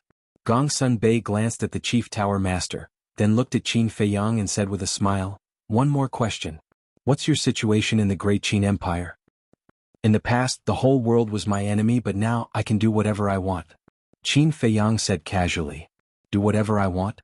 The two of them were shocked. Haha. The Great Qin Empire actually allowed a mere one-star combat emperor to do whatever he wants. I can imagine how bad the Great Qin Empire is now. The Chief Pagoda Master suddenly laughed out loud. His laughter was filled with ridicule that couldn't be dispersed. Qin Feiyang glanced at him indifferently as if he was looking at a clown. Gong Sunbei was also silent as he looked at Qin Feiyang. Chapter 1307. When he heard the first half of Gong Sunbei's words, Qin Feiyang was still calm, but when he heard the second half, his face immediately became gloomy. Wasn't it because of the current emperor? And he didn't want to think about this unbearable past. Seeing this, Gong Sunbei's heart trembled. Could there be some hidden story here? But what kind of hidden story could cause Qin Feiyang and the Great Qin Empire to become enemies? However, Gong Sunbei was a smart person. Seeing the change in Qin Feiyang's face, he tactfully didn't pursue the matter. Gong Sunbei smiled, "Since it's a cooperation, then I will personally take you to the Mu family's nest." Qin Feiyang was stunned and joked, "I don't think I agreed to cooperate with you yet, right? If you cooperate with the head tower, not only can you eliminate our past grievances, but you can also get rid of the Mu family. Can be said to be killing two birds with one stone. To be honest, I really can't think of a reason for you to refuse." Gong Sunbei smiled. "Ha!" Qin Feiyang laughed and cupped his hands. "Brother Gong Sun is wise and capable, this one admires you. You flatter me." Gong Sunbei waved his hand and smiled. No, I'm telling the truth." Qin Feiyang turned to look at the head tower master and sneered, "To be honest, it's a big loss for you not to pass the position of head tower master to brother Gong Sun." The head tower master's face immediately became gloomy. When Gong Sunbei heard this, his eyes trembled slightly, and he immediately glanced at the head tower master with an uneasy expression. Qin Feiyang smiled disdainfully. This was disdain for the head tower master. As the ruler of the Forgotten Continent, if he only had this little vision, he would be suppressed sooner or later. Qin Feiyang got up, looked at Gong Sunbei and asked, "When do we leave?" "So, Brother Qin agrees to cooperate?" Gong Sunbei asked. "Brother Gong Sun, how could I refuse your kind invitation?" Qin Feiyang smiled. Gong Sunbei was overjoyed. He cupped his hands and smiled, "We can set off at any time." Qin Feiyang pondered for a moment, then smiled and said, "Then let's wait a few days. Besides, since it's a cooperation, shouldn't the arrest warrant be removed?" "It will definitely be removed, but not now. After all, everyone knows that you have come to the Central Divine Kingdom. If we remove the arrest warrant now, the Mu family will definitely suspect our relationship." Gong Sunbei smiled. "You can even think of this. Impressive." Qin Feiyang raised his thumb and said, "When I'm ready, I'll come and find you.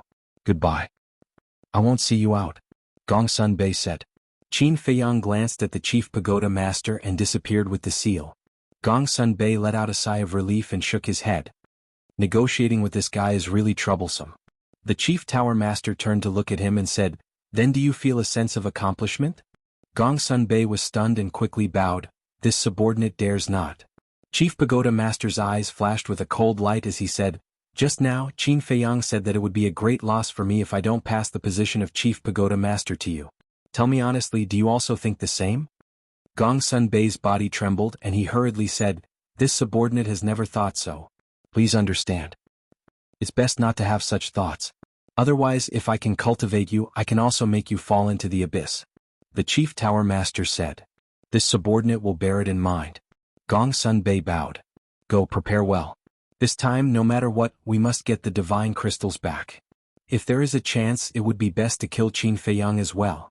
The Chief Tower Master ordered, his eyes flashing with killing intent. Yes. Gong Sun Bei respectfully replied, then turned around and strode away. Inside the ancient castle, Qin Feiyang looked at the Chief Tower Master on the screen in front of him, and his eyes flashed coldly. Lu Zheng stood beside Qin Feiyang, shook his head and said, "This person is too narrow-minded. Even if he has the cultivation of a 9-star combat emperor, it will be difficult for him to achieve great things. I don't care about him at all.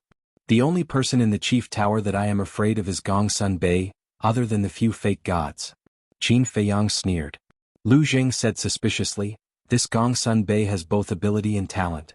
Why would he follow the Chief Tower Master so loyally? It should be for his belief. Gong Sun Bei's belief is the Chief Tower. For the reputation of the Chief Tower, he can sacrifice everything. Perhaps in our eyes he is a little foolish, but sometimes, aren't we the same?" Qin Feiyang muttered. Everyone had their own beliefs. They would fight for their beliefs and die for their beliefs. The only difference was that everyone's beliefs were different.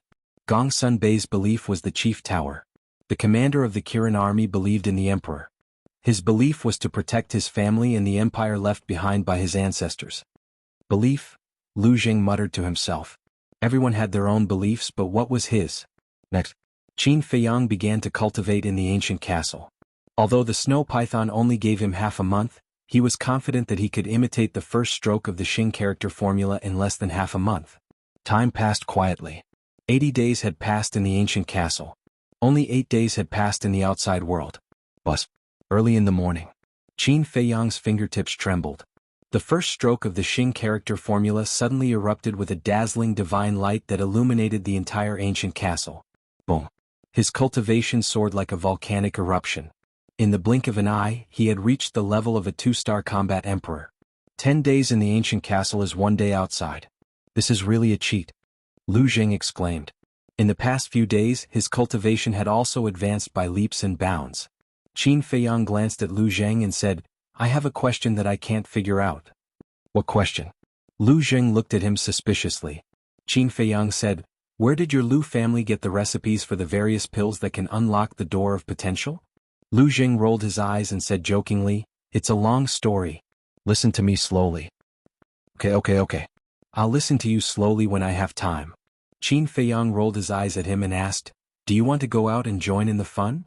8 days had passed. There were only 7 days left. They could not delay any longer. "Such an interesting thing." "Of course," Lu Zheng said. Qin Feiyang shook his head and smiled. Then he appeared in the hall again with Lu Zheng. In the past 8 days, the news of his return had spread throughout the central divine kingdom. But no one knew that he was in the Chief Tower. As for Wang Yuer and young Master Hao, ever since they turned against Qin Feiyang, they had entered seclusion. And they were in seclusion. In addition, Gong Sun Bei had deliberately concealed it, so they had not received any news until now.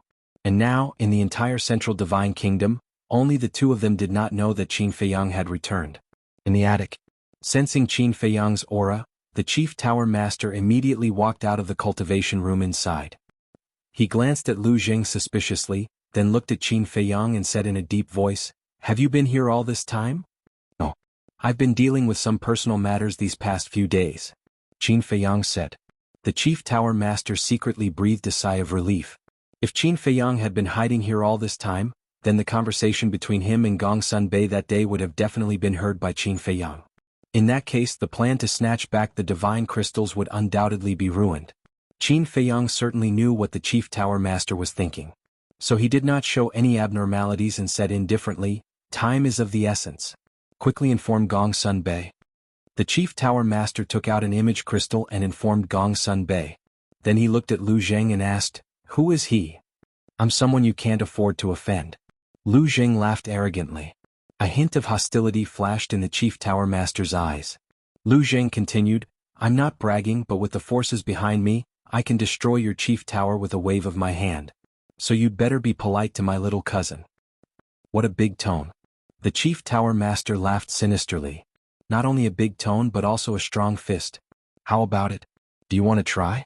Lu Zheng looked at him provocatively. Good. You've successfully infuriated me." Killing intent flashed in the Chief Tower Master's eyes. Just as he was about to attack, Gong Sun Bei arrived. Seeing the atmosphere, he hurriedly said, "Sir, please calm down. Sir, you're the ruler of the Forgotten Continent. Why bother with a junior?" The Chief Tower Master snorted through his nose. Suppressing the killing intent and anger in his heart, he said, "Take them and leave immediately." "Yes." Gong Sun Bei respectfully replied. He waved his hand and opened a teleportation gate. Looking at Qin Feiyang and Lu Zheng, he said telepathically, "Let's go." Qin Feiyang smiled faintly and stepped into the teleportation gate. Lu Zheng looked at the Chief Tower mockingly and followed in. Gong Sun Bei smiled helplessly and cupped his hands, saying, "Sir, if a battle breaks out later, I may ask the 3 ancestors of the Legacy Land for help. Please allow it." "Do as you deem fit," the Chief Tower Master said expressionlessly. Meaning he gave Gong Sun Bei full authority to deal with it. "Thank you, sir." Gong Sun Bei thanked him and turned into a stream of light, rushing into the teleportation gate. "Little bastard, just you wait. Sooner or later, I will make you regret what you did today." When the teleportation gate dissipated, the Chief Tower Master muttered to himself, his killing intent undisguised. Obviously, he bore a grudge against Lu Zheng again. At the same time, above a mountain range, Qin Feiyang and the other 2 appeared one after another. Below, the mountains rose and fell as far as the eye could see. As for the mountain streams, the vegetation was verdant, the rivers were surging, and the aura of berserk beasts was everywhere. Moreover, the weakest one was a War Master-level berserk beast, and saint beasts were everywhere. One could even sense the aura of an emperor beast. "Where is this?" Qin Feiyang scanned the mountains and rivers suspiciously. "Fire Phoenix Mountain Range," Gong Sun Bei said. "What? You mean the Mu family's lair is in the Fire Phoenix Mountain Range?" Qin Feiyang was surprised. "Yes." Gong Sun Bei nodded. This, Qin Feiyang's expression stiffened. Of course, he knew about the Fire Phoenix Mountain Range. Back then, Fatso and Li He were in the Fire Phoenix Mountain Range, helping Yanwei open the door to potential. He had heard of the Fire Phoenix Mountain Range more than once. It was said that berserk beasts ran rampant here, and it was a very dangerous place.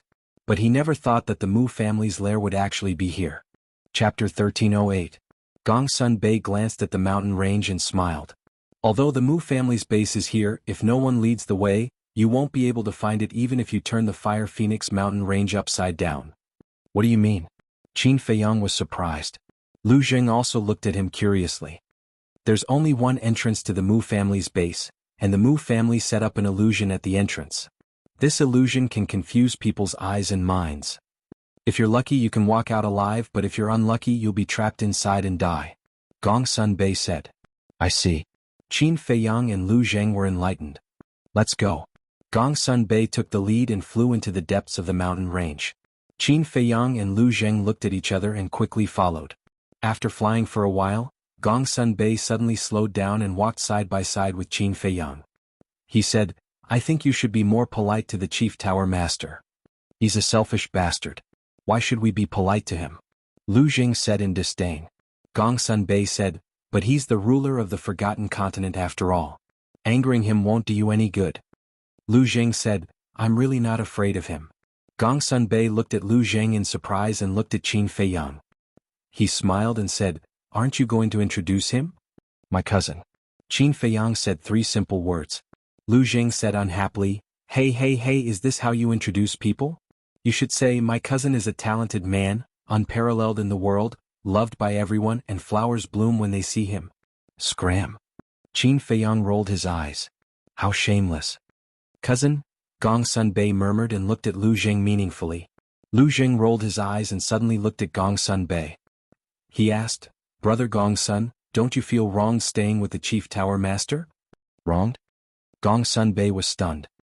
He asked in confusion, why do you say that? My cousin told me about your situation. With your ability, you're definitely qualified to be the next Chief Tower Master. Yet now, this head pagoda master has excluded you for the sake of his own selfish desires. Could it be that you do not have the slightest complaint? Lu Zheng said angrily, feeling that it was unfair to Gong Sun Bei. Gong Sun Bei shook his head and smiled. You're really open-minded, but why don't you consider following my little cousin? Although my little cousin is a bit of a good-for-nothing, he's much better than the Chief Tower Master. I can guarantee that if you follow my little cousin, you will definitely be able to display your true talent. And your stage will become even bigger. Lu Jing instigated. Qin Feiyang's eyes lit up. To be honest, if Gongsun Bei was really willing to follow him, he would warmly welcome him. But what he valued was not Gongsun Bei's ability and talent, but Gongsun Bei's character. Because Gongsun Bei was a person who knew how to repay kindness. Back in the Chief Tower, when he snatched the divine crystal, Gongsun Bei let him go on account of his ancestors' kindness to the Forgotten Continent. This was the best proof. At the same time, hearing Lu Zheng's words, Gongsun Bei was stunned. He didn't expect that Lu Zheng would ask him to join Qin Feiyang. Moreover, if you follow my cousin, you can open the door of potential that everyone dreams of.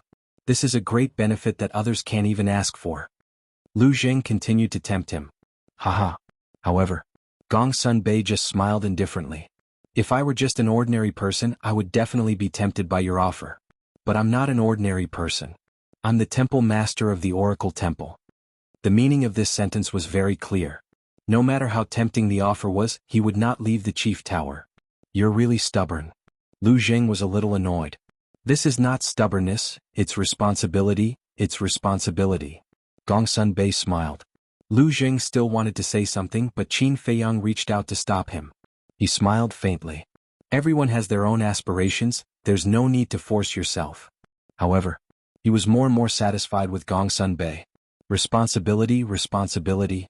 Everyone understood the meaning of these words, but how many people could really do it? Fire Phoenix Mountain Range, layers upon layers of mountains, majestic and magnificent. The three of them continued to go deeper. The beasts they encountered were also getting stronger and stronger. Battlemaster level beasts were basically nowhere to be found. They were all sacred beasts. As they continued to go deeper, gradually even sacred beasts could not be found. They were all emperor beasts. However, the cultivation of the three of them was not ordinary. Ordinary emperor beasts were not a threat to them.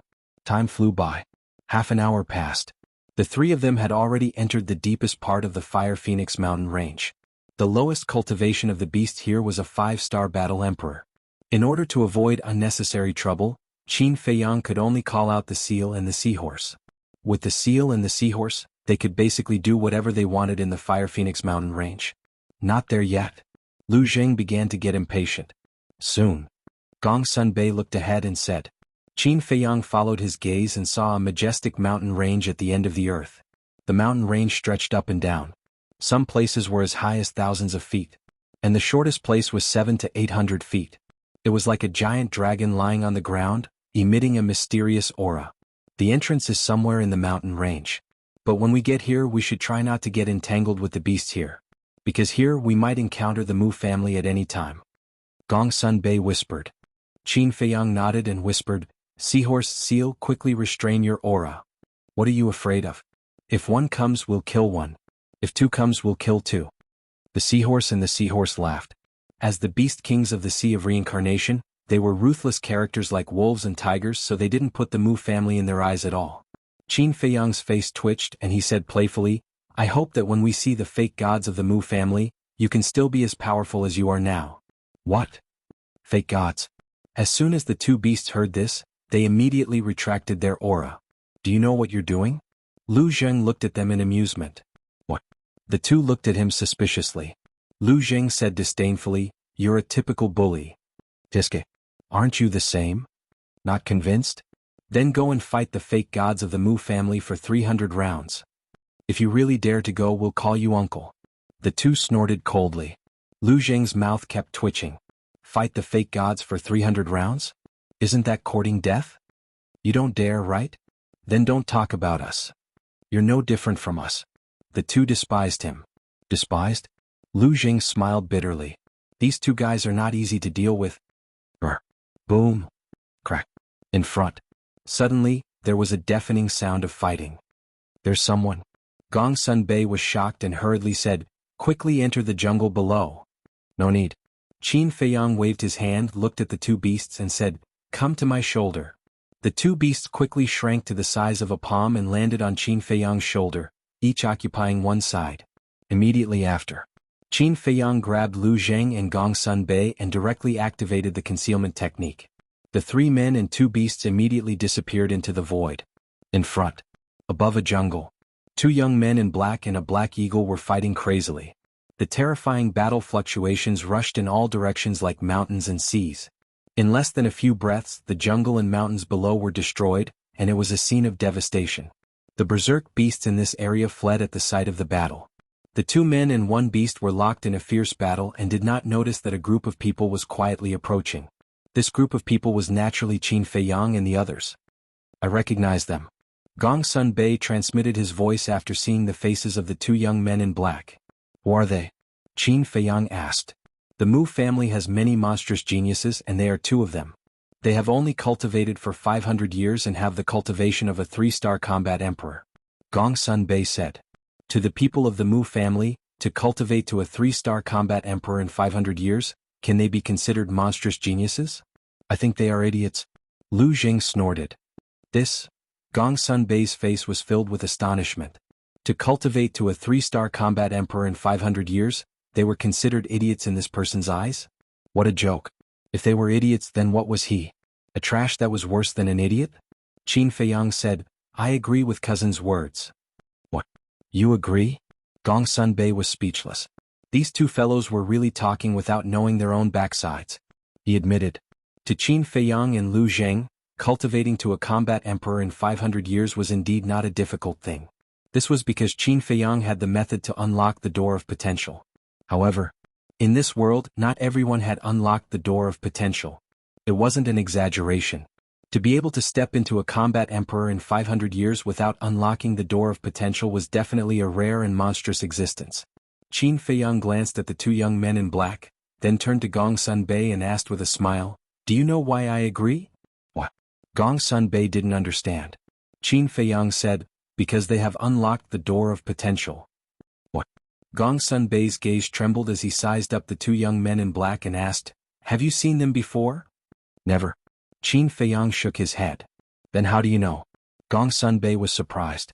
Qin Feiyang said, Because the ancestor of the Mu family also had the method to unlock the door of potential. This? Gong Sun Bei was stunned and couldn't say a word for a long time. The ancestor of the Mu family was called Mu Tianyang. This person was an existence that could be compared to my ancestor when he was alive. He had a pill scripture that recorded all the pill recipes in the world. It included the pill recipes of all the major pills that could unlock the door of potential. Qin Feiyang said. Mu Tianyang? Gong Sun Bei was stunned as he looked at Qin Feiyang and said, I've heard of this name. You've heard of it? This time it was Qin Feiyang who was stunned. Yes. Chapter 1309. That's right. He lost to my ancestor. But he's not dead. Qin Feiyang said. Not dead? Gong Sun Bei was surprised. Yes. He's still alive and well. He's hiding in the great Qin Empire. Qin Feiyang nodded. Do you know where he's hiding? Gong Sun Bei asked. Yes. We're still in a cooperative relationship now. Qin Feiyang faintly smiled. You're cooperating with him?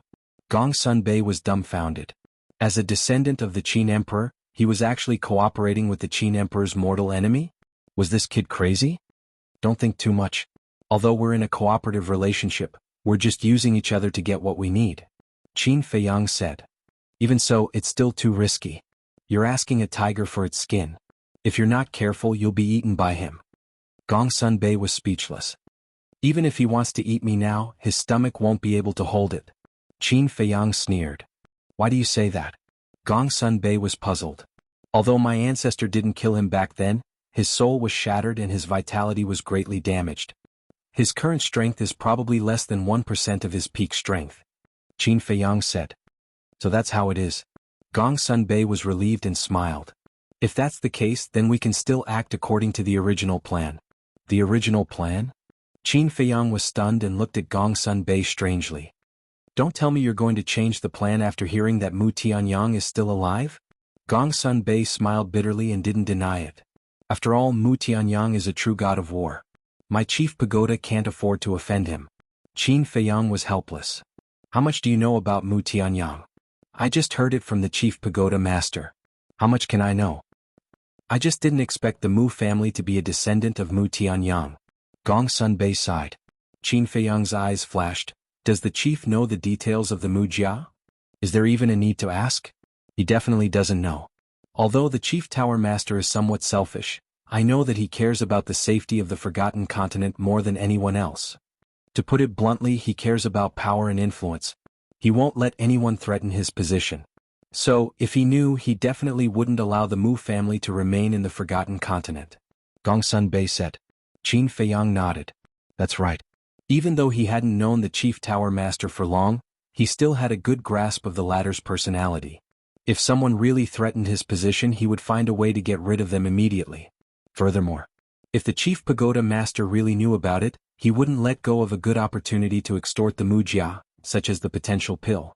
However, even young Master Hao hadn't been able to unlock his potential before he had met him. From this, it could be seen that the Chief Pagoda Master was indeed unaware. These damned bastards, they actually deceived us for so many years. This time we must catch them all in one fell swoop. Gongsun Bei coldly harumphed, his hands tightly clenched, killing intent surging in his eyes. Only today did he know that the Mu family was originally using the Forgotten Continent to rest and build up strength, waiting for Mu Tianyang's return. Lu Zheng indifferently glanced at him. Then now, are you still going to deny my words? Gongsun Bei was stunned, then bitterly smiled. Even though they have unlocked their potential, but to be able to cultivate to the level of a 3-star combat emperor in such a short period of time, they can't be considered idiots. Their talent is still not bad. Dissy. Lu Zheng disdainfully raised his middle finger. Qin Feiyang sized up the two black-clothed youths. Suddenly, as if he had thought of something, he turned his head to look at Gongsun Bei. Oh right, why did the Chief Tower Master take in the Mu family? If you say that he was kind enough to take them in, I really don't believe it. Because the Chief Tower Master wasn't that kind of person. This I really don't know. A few times I've asked him indirectly, but the Chief Tower Master has always been secretive and unwilling to answer directly. Gongsun Bei said. Qin Feiyang frowned. It seemed that there was some kind of unknown benefit relationship between them. Boom. Crack. The battle between the two black-clothed youths and the Black Hawk had reached its climax. The Black Hawk was a 4-star combat emperor beast. Even though it was a minor realm higher than the two youths, both of them had mastered several perfect battle arts. Therefore the Black Hawk was gradually losing. Qin Feiyang asked, what are their names? Musheng Gongsun Bei said. Qin Feiyang said, not only do you know their names, but you also know their cultivation base. Looks like you're quite concerned about the Mu family. Gongsun Bei said, to tell you the truth, I've been monitoring the Mu family all these years. Qin Feiyang was startled, then smiled. Then what did Brother Gongsun find out? Gongsun Bei shook his head and smiled. I'm not afraid of you laughing at me. Even though I've been monitoring them all these years, I've only managed to sneak into the Mu family's base once, and I was almost discovered in the end. Qin Feiyang smiled. This wasn't out of his expectations. Who was the Mu family? There would definitely be experts guarding the entrance. It would be harder than ascending to the heavens to sneak in. Even though Gongsun Bei had only managed to sneak in once, it was already very rare. Qin Feiyang looked at the two black-clothed youths again with a trace of suspicion in his eyes. Why were these two fighting the Black Hawk? Training? However, there were countless ferocious beasts that were more powerful than the Black Hawk. Training here was definitely not a wise thing to do. Mu Xing, we can't delay any longer. Otherwise we'll attract those powerful 9-star combat emperor beasts. Quickly use your full strength. Mu Xing suddenly shouted. Mu Xing nodded. Boom. Both of their bodies shook as they activated their fighting souls at the same time. Both of their fighting souls were humanoid fighting souls. They were more than 100 feet tall and emitted a monstrous murderous aura. However, their bodies were shrouded in black mist, and their true appearance could not be seen clearly. Kill. Both of them shouted. The two humanoid fighting souls raised their giant hands and slapped at the Black Hawk. The Black Hawk knew that it was no match for them, so it turned around and fled. However, the two fighting souls were extremely fast and arrived in an instant. Chirp. Accompanied by a wail, the Black Hawk's huge body was immediately split into 4 or 5 pieces. Blood stained the sky. After killing the Black Hawk, the two of them immediately broke through the sky and left. Lu Zheng said, follow them. Qin Feiyang nodded and led Lu Zheng and Gongsun Bei behind the two of them silently. Soon, an inconspicuous small valley entered their line of sight. Mu Sheng and Gongsun Bei directly rushed into the small valley. Qin Feiyang and the other two followed behind. The small valley was only about 100 feet wide and was covered with weeds and shrubs. It looked extremely desolate. What are they doing here? This doesn't look like a place with treasures. Lu Zheng frowned. There's the Black Hawk's aura here. This means that this is the Black Hawk's nest. Qin Feiyang muttered. There was a saying that one could not judge a book by its cover. Sometimes, the more inconspicuous a place was, the more likely it was to have treasures. At this moment, Mu Xing and Gong Sun Bei were walking towards a shrub on the right side of the valley. The closer they got to the shrub, the more excited they became. It was as if there was a treasure hidden in the shrub. Qin Feiyang and the other two looked at each other and flew over silently. They lowered their heads and scanned the shrub. This shrub was no different from an ordinary shrub. The ground was a little damp and covered with a thick layer of dead branches and rotten leaves. It emitted a rotten smell. And within the shrub there was a strange grass. This grass was only as long as a finger and had 3 slender leaves. The reason why it was strange was that this grass was completely black and emitted a cold aura. What's this? Gong Sun Bei was suspicious. This was the first time he had seen such a strange grass. At this moment, Mu Xing and Gong Sun Bei also came to the shrub and locked their eyes on the black grass. The excitement on their faces could not be concealed. Qin Feiyang looked at the two of them and then looked at the black grass again. His eyes were full of doubts. He was sure that he had never seen this grass before, but for some reason he felt a sense of familiarity. This is the Darking grass. Lu Zheng suddenly transmitted his voice. Darking grass? Qin Feiyang was stunned and turned to look at Lu Zheng. He found that Lu Zheng was looking at the Darking grass with greed in his eyes. Wait a minute. Darking grass? Why did this name sound so familiar? Suddenly, his eyes trembled and looked at the Darking grass again. His eyes were shining. Wasn't the Darking grass one of the herbs in the Great Creation Pill? Moreover, if he remembered correctly, it was one of the most important herbs. He was excited. He did not expect to encounter such a treasure on the way. The most important herbs of the Great Creation Pill were the Creation Fruit, White Jade Fruit, Purple Spirit Flower, Dark Yang Grass, and Darking grass. The Darking grass was ranked 5th. Could be seen how rare it was. The Darking grass is rare in the world. When we hand it to the family head, we will definitely be able to exchange it for a generous reward. Mu Xing and Gong Sun Bei cleared the shrub happily and squatted beside the Darking grass. They took out their daggers and started digging. I'm afraid you won't have the chance to get this reward. But at this moment, there was a laugh. Who is it? The two of them were shocked. They looked up and scanned their surroundings.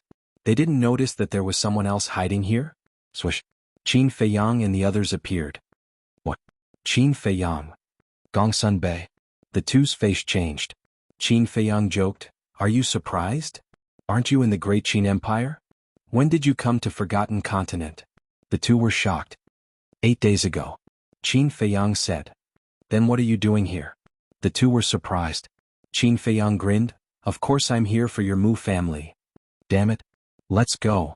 The two secretly cursed and turned around to escape. Gong Sun Bei hurriedly said, Don't let them escape. Once the two escaped, the Mu family would know that their tower has joined forces with Qin Feiyang. At that time they would be prepared in advance. Don't worry, they can't escape. Qin Feiyang chuckled and glanced at the seal and seahorse lying on his shoulder. He said, What are you still doing lying there? Go and deal with them. Yes. The two beasts lazily responded and left Qin Feiyang's shoulder and flew towards Mu Xing and Gong Sun Bei. To be honest, they weren't interested in such a small fish at all. They couldn't raise their spirits at all. There was no suspense. Chapter 13:10. Boring. Boring. The two beasts returned to Qin Feiyang's shoulder and said uninterestedly. Qin Feiyang shook his head and smiled. Don't worry, you'll have a chance to show off soon. After that, Qin Feiyang took out Chang Shui and uprooted the Shenin grass. Seeing this, Lu Zheng hurriedly grabbed Qin Feiyang's wrist and asked, Little cousin, you're not going to take it for yourself, are you? Qin Feiyang was slightly stunned. He looked up at Lu Zheng and said, You want a share? Nonsense. I've never heard of it. Everyone who sees it gets a share? Lu Zheng snorted. Sorry, I've never heard of it. Qin Feiyang smiled and put away Chang Shui and the Shenin grass. You? Lu Zheng stared at Qin Feiyang angrily. Such a rare treasure was hard to come by in 100 years. He didn't even give him a leaf. It was too much. Gong Sun Bei looked at the two suspiciously and asked curiously, What's the use of this Shenin grass? It looks good. Lu Zheng glanced at Gong Sun Bei indifferently and then turned to search the valley. Gong Sun Bei's face suddenly twitched. What is he looking for? Seahorse looked at Lu Zheng and asked Qin Feiyang secretly. If I remember correctly, it is recorded in the pill scripture that yin and yang exist together. Where there is Xianin grass there must be Xianin grass. I think he must be looking for Xianin grass, Qin Feiyang said secretly. Hearing this, the two beasts suddenly became spirited and said secretly, what does Xianin grass look like? It's similar to Xianin grass but the color is different. Xianin grass is as black as ink, while Xianin grass is as red as fire, Qin Feiyang said. Look for it. Don't let them get it, Seahorse said secretly. The two beasts immediately flew out and began to search the valley. Qin Feiyang glanced around and also stepped forward to search carefully. What's the situation? Gong Sun Bei looked at them suspiciously. Bastard brat, how dare you take the profound Yin grass for yourself? Wait till I find the profound Yang grass, I won't share it with you. Lu Zheng glanced at Qin Feiyang and the two seals. He snorted inwardly and quickened his pace. His eyes swept around, not missing a single spot. Suddenly, he stopped and looked up at the cliff on his left. On the cliff a dozen meters above the ground, there was a half-meter wide crack, and within the crack, there was an imperceptible flame. Whoosh! He hurriedly flew up and saw a fiery red blade of grass in the crack. The shape of the grass was almost exactly the same as the profound Yin grass. The three leaves looked as if they were cast from lava, emitting a crimson luster. Found it. Lu Zheng was overjoyed and was about to grab it. Whoosh! But just then, the seal and seahorse flashed across the sky like lightning and swept behind Lu Zheng. Get out of the way. Seahorse raised its hoof and kicked Lu Zheng's butt. Ow! Lu Zheng immediately let out a miserable howl like a pig being slaughtered. He covered his butt with both hands and flew into the sky like a meteorite. At the same time, the seal shrunk its body, swept into the crack and pulled out the profound Yang grass. You two bastards, I found it first. What right do you have to take it away? Seeing this, Lu Zheng was furious. He roared and rushed toward the two beasts, ignoring the pain in his butt. The two beasts laughed, turned into a stream of light, and landed on Qin Feiyang's shoulder. Here you go. The seal waved its paw and the profound Yang grass fell into Qin Feiyang's hand. Not bad, not bad. This is the profound Yang grass. Qin Feiyang chuckled. His face was blooming with joy. Little cousin, you've gone too far. Lu Zheng was furious. Who dares to barge into my Fire Phoenix mountain range? But suddenly, a cold voice came from afar. The three men and two beasts were shocked. They looked up and saw a white figure rushing toward them like lightning. It was a middle-aged man. He was 2 meters tall and muscular like a small giant. It's him. Gong Sun Bei's eyes trembled. Oh, Qin Feiyang asked. Gong Sun Bei said in a deep voice, the guardian of the illusion Mu Dahue. He has the cultivation of a 9-star combat emperor. Your cousin's roar must have alarmed him. 9-star combat emperor, Qin Feiyang murmured. His eyes flashed coldly and he said to the two beasts, you two hide and prepare to kill him in one blow. Piece of cake. The two beasts laughed sinisterly. Then they disappeared into the underbrush below in an instant. Lu Zheng raised his eyebrows and also landed beside Qin Feiyang. Gong Sun Bei also immediately rushed to Qin Feiyang's side. A 9-star combat emperor was not someone Mu Xing and the other two could compare to. If they were not careful they would lose their lives. Whoosh! Finally, Mu Dahue came to the sky above the valley. Qin Feiyang said telepathically, hurry up and pretend to run away. After that he immediately turned around and ran away in a panic. Lu Zheng and Gong Sun Bei looked at each other suspiciously and also began to run away. Stop! Seeing the backs of Qin Feiyang and the other two, Mu Dahue's eyes flashed with murderous intent as he shouted. The three of them stiffened and stopped. Qin Feiyang lowered his voice and changed it slightly. Senior, we didn't mean to break in here. Please have mercy.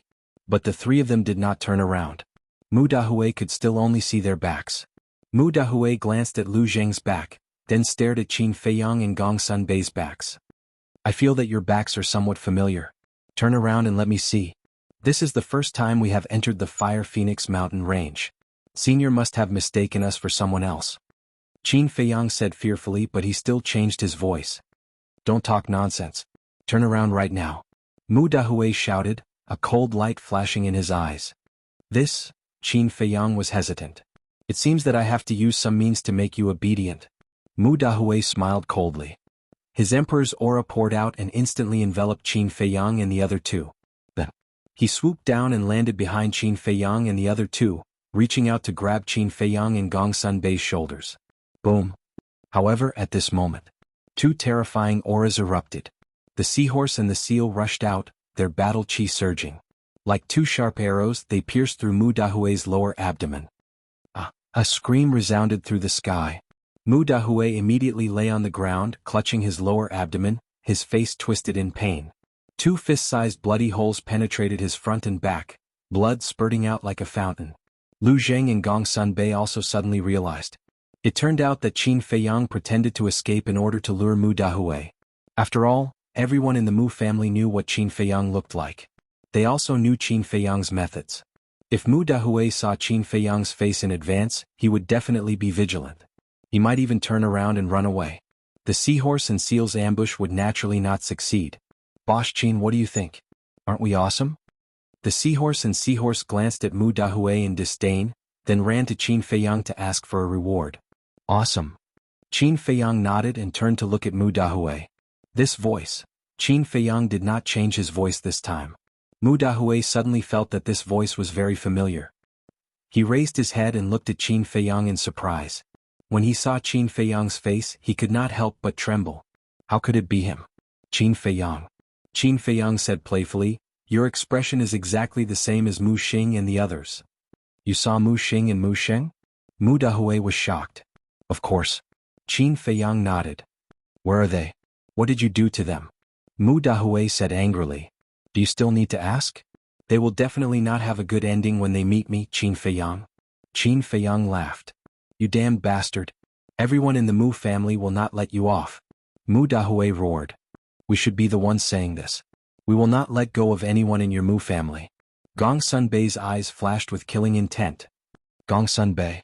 Mu Dahue's eyes trembled and he said in a deep voice, You actually helped Qin Feiyang. Are you not afraid of the Chief Tower's blame? Gong Sunbei sneered, Sorry, but it was the Chief Tower's order to join hands with Qin Feiyang. What? Mu Dahue's face was filled with disbelief. The Chief Tower had joined hands with Qin Feiyang? Damn it. How could this be? How did Qin Feiyang convince the Chief Pagoda Master? Mu Dahue roared, Did you forget that it was Qin Feiyang who stole your divine crystals? Stop pretending. Isn't your Mu family also eyeing the divine crystals? You despicable scum, even if you are cut into pieces, it will not be enough to relieve the hatred in my heart. Gong Sunbei's killing intent rose. Wait. Qin Feiyang reached out and stopped Gong Sunbei. What's wrong? Gong Sunbei looked at him in confusion. Qin Feiyang transmitted his voice, Let's kill him later. I have a few questions to ask him. Gong Sunbei nodded and thought to himself, Then ask.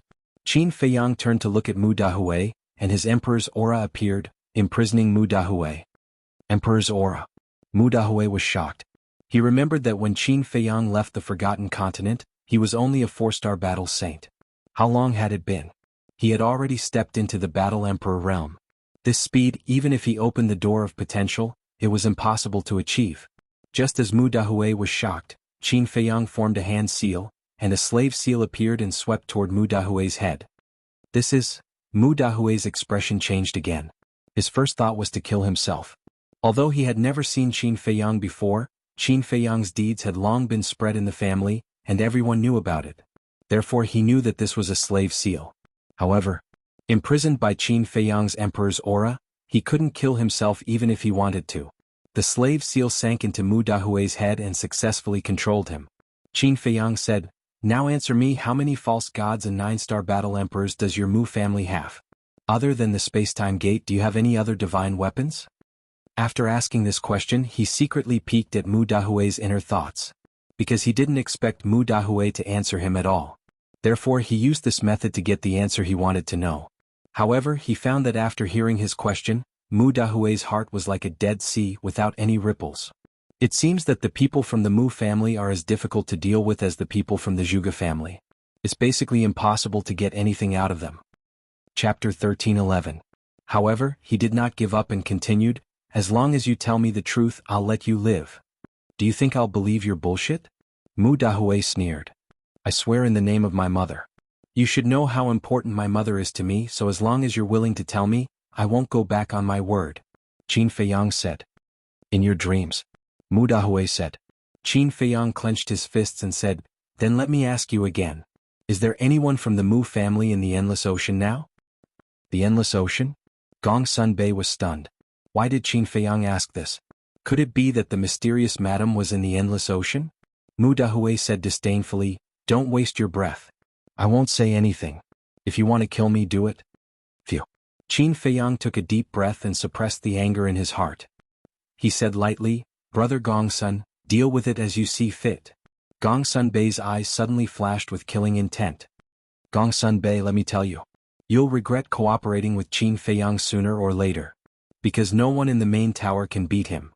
Mu Dahue said contemptuously. "You don't have to worry about that. Go repent in hell."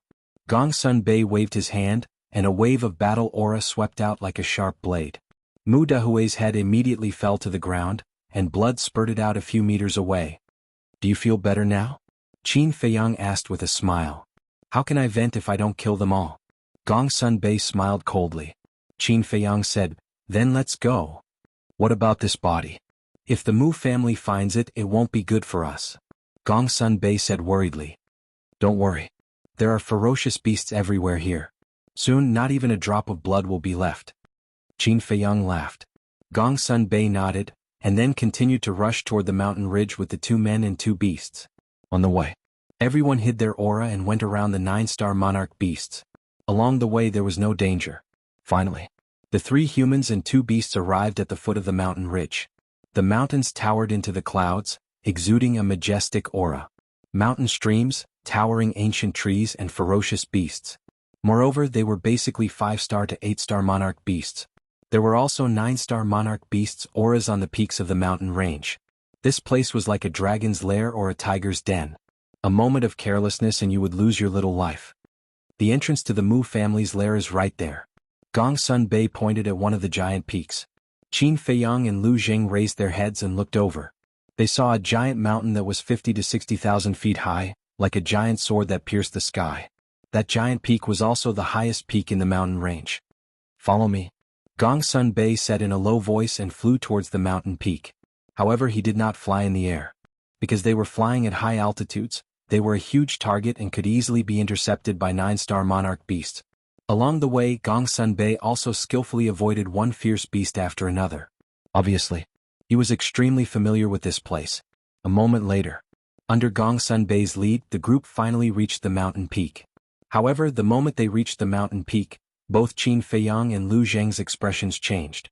Their faces were filled with horror. As for the seahorse and the seal, they immediately turned around and fled in fear. "Why are you running? Stop!" Gongsun Bei shouted in a low voice. The seahorse said without turning its head, "Nonsense, there are so many 9-star monarch beasts. If we don't run, we'll be waiting for death." That's right. On this mountain peak there were fierce beasts lying everywhere. The mountain peak was not big. There were rocks and weeds everywhere. However, between the weeds and rocks, there were at least 100 fierce beasts. There were all kinds of beasts. They were all closing their eyes and taking a nap. The aura they emitted was, without exception, that of a 9-star combat emperor. 100 9-star monarch beasts. What kind of concept was that? Once they were awakened, it could be described as apocalyptic. Qin Feiyang and Lu Zheng also broke out in cold sweat. They were afraid that these fierce beasts would suddenly awaken. Gongsun Bei looked at the seahorse and seal helplessly and said, "They're not real." "What? They're not real?" The seahorse and seal were stunned. They turned around and glanced at the hundreds of 9-star monarch beasts. Whether it was their appearance or aura, they were extremely real. How could they be fake? The seal said warily, "We're still young. Don't fool us." "Why would I fool you?" Gongsun Bei rolled his eyes. He took a step forward and landed next to a fierce beast. He kicked it, and the fierce beast immediately disappeared from everyone's sight like a bubble. Qin Feiyang was stunned. Lu Zheng was also stunned. The eyes of the seal and the seahorse almost popped out of their sockets. "This is the illusion I told you about," Gongsun Bei said. Qin Feiyang and the others looked at each other and landed on the top of the mountain one after another. They walked toward Gongsun Bei while looking at the fierce beasts around them in amazement. The seal imitated Gongsun Bei and raised its paw to slap a few fierce beasts. Those fierce beasts immediately collapsed and disappeared. Amazing. Looking at this scene, the seal couldn't help but marvel. Qin Feiyang walked in front of Gongsun Bei and shook his head. "I didn't expect the Mu family to set up such an illusion at the entrance. As you said, without someone to lead the way, it's really impossible to find the entrance." Lu Jing sighed. "Even if you can find it, seeing so many vivid 9-star monarch beasts, You'll definitely be scared witless like the seahorse and seal. Hearing this, the seal and seal were quite embarrassed. Qin Feiyang looked at the other peaks and asked, "Are the 9-star monarch beasts on those peaks also illusions? They're all real. Don't mess with them. Follow me." After Gong Sun Bei finished speaking, he turned and walked toward the other side of the mountain peak. Qin Feiyang and the others quickly followed. They came to the edge of the cliff and entered their sight of a sea of clouds. The sea of clouds was bottomless and surrounded by clouds and mist, giving people an unfathomable sense of mystery. And within the sea of clouds, there were countless 9-star monarch beasts' auras. The group was looking curiously. Suddenly, in the distant sea of clouds, a fierce beast roared out. It was as huge as a mountain and exuded a monstrous divine power. Divine power. Qin Feiyang's eyes trembled. There was a divine beast here. Gong Sun Bei, is the Mu family under the sea of clouds? Lu Jing asked, his eyes full of nervousness. The seahorse and seal were so scared that they hid behind Qin Feiyang, trembling. Gong Sun Bei smiled. Don't be nervous. The sea of clouds and the divine beast are also illusions. What? The 2 men and 2 beasts were shocked. There are a total of 3 illusions here. The first illusion is these 9-star monarch beasts on the mountain peak, and the second illusion is the sea of clouds and the divine beast. Gong Sun Bei said. The 2 men and 2 beasts looked at each other and shook their heads with a bitter smile. It turned out that they were just scaring themselves. The divine beast did not exist at all. Wait. Suddenly, Qin Feiyang frowned and said, "We've seen the first and second layer of the illusion. Where is the third layer of the illusion?" Gong Sun Bei did not answer. "Hide your aura and follow me." After speaking, he took the lead to hide his aura to the extreme and then stepped into the sky above the sea of clouds. The moment he stepped into the sky above the sea of clouds, Gong Sun Bei disappeared from their sight. This. Qin Feiyang and the others looked at each other. This place is too strange. Hurry up and follow him. Don't get lost. Lu Jing said. The 2 men and 2 beasts also hid their aura and stepped into the sky above the sea of clouds. They found that they had appeared in front of a canyon, and Gong Sun Bei was standing next to them. The seahorse said in surprise, "Didn't we enter the sea of clouds? Why is it a canyon?"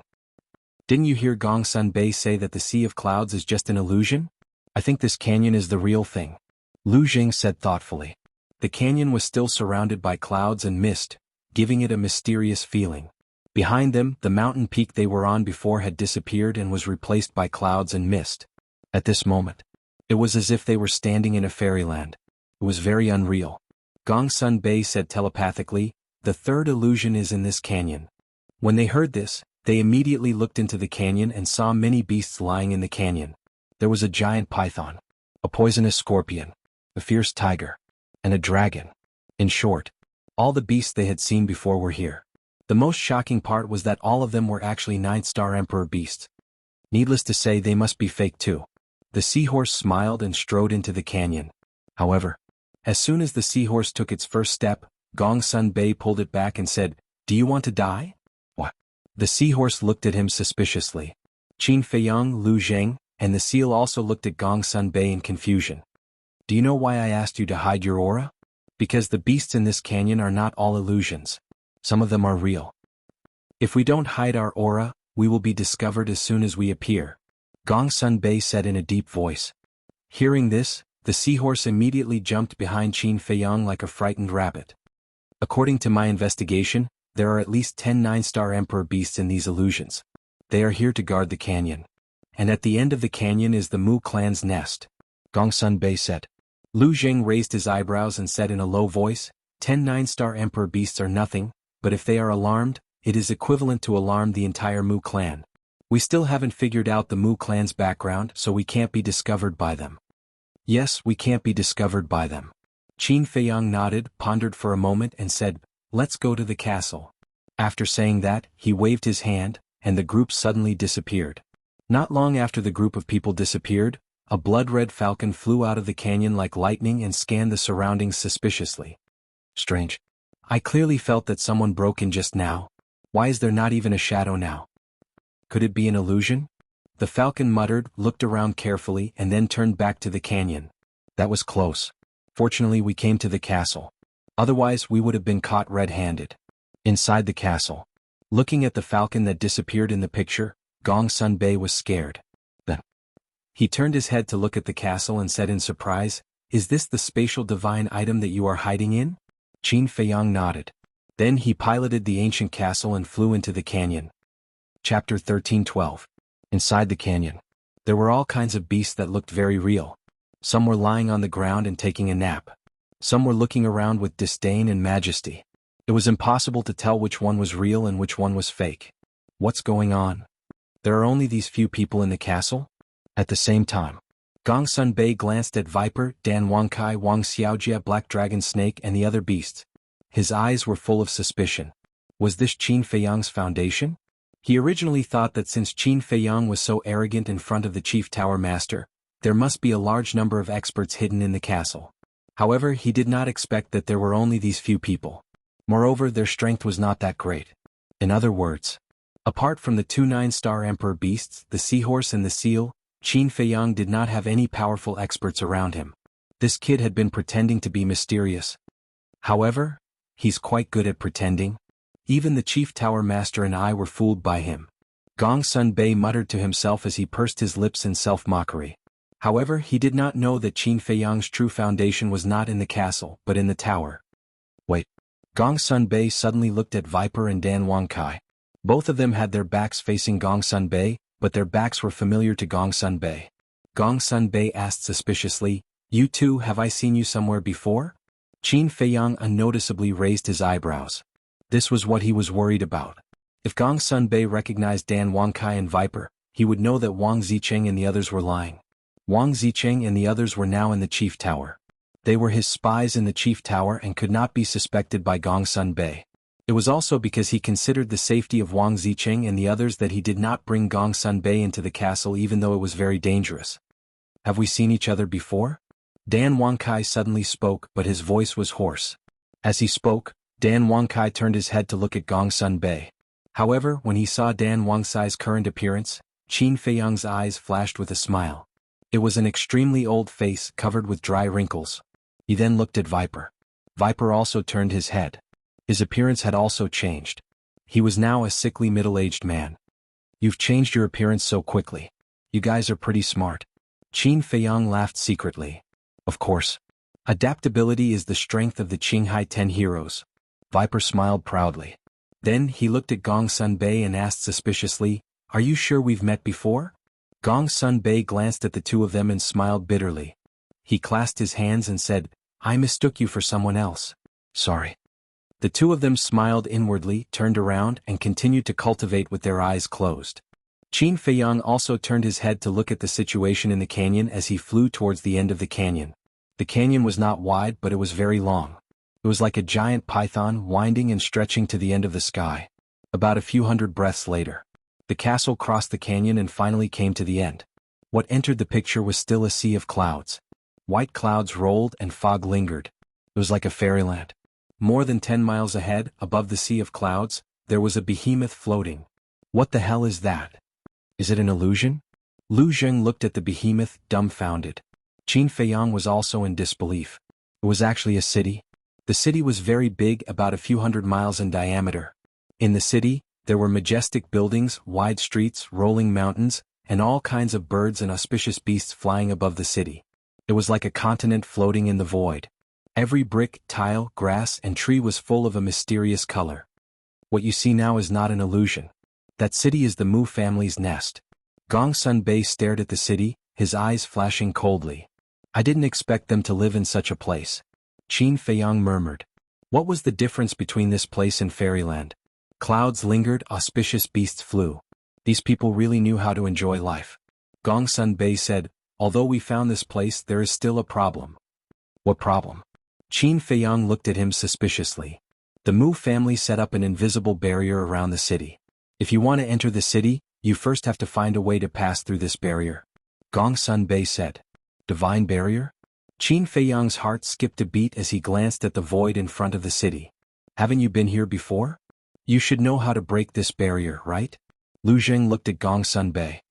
"Do you see that man?" Gong Sun Bei pointed at the edge of the city. Qin Feiyang looked over and saw a 10-meter-tall stone pillar at the edge of the city. A black-haired old man in a green robe sat cross-legged at the top of the stone pillar, resting with his eyes closed. Gong Sun Bei said, His name is Mu Yuan, the first butler of the Mu family. He is responsible for guarding the barrier.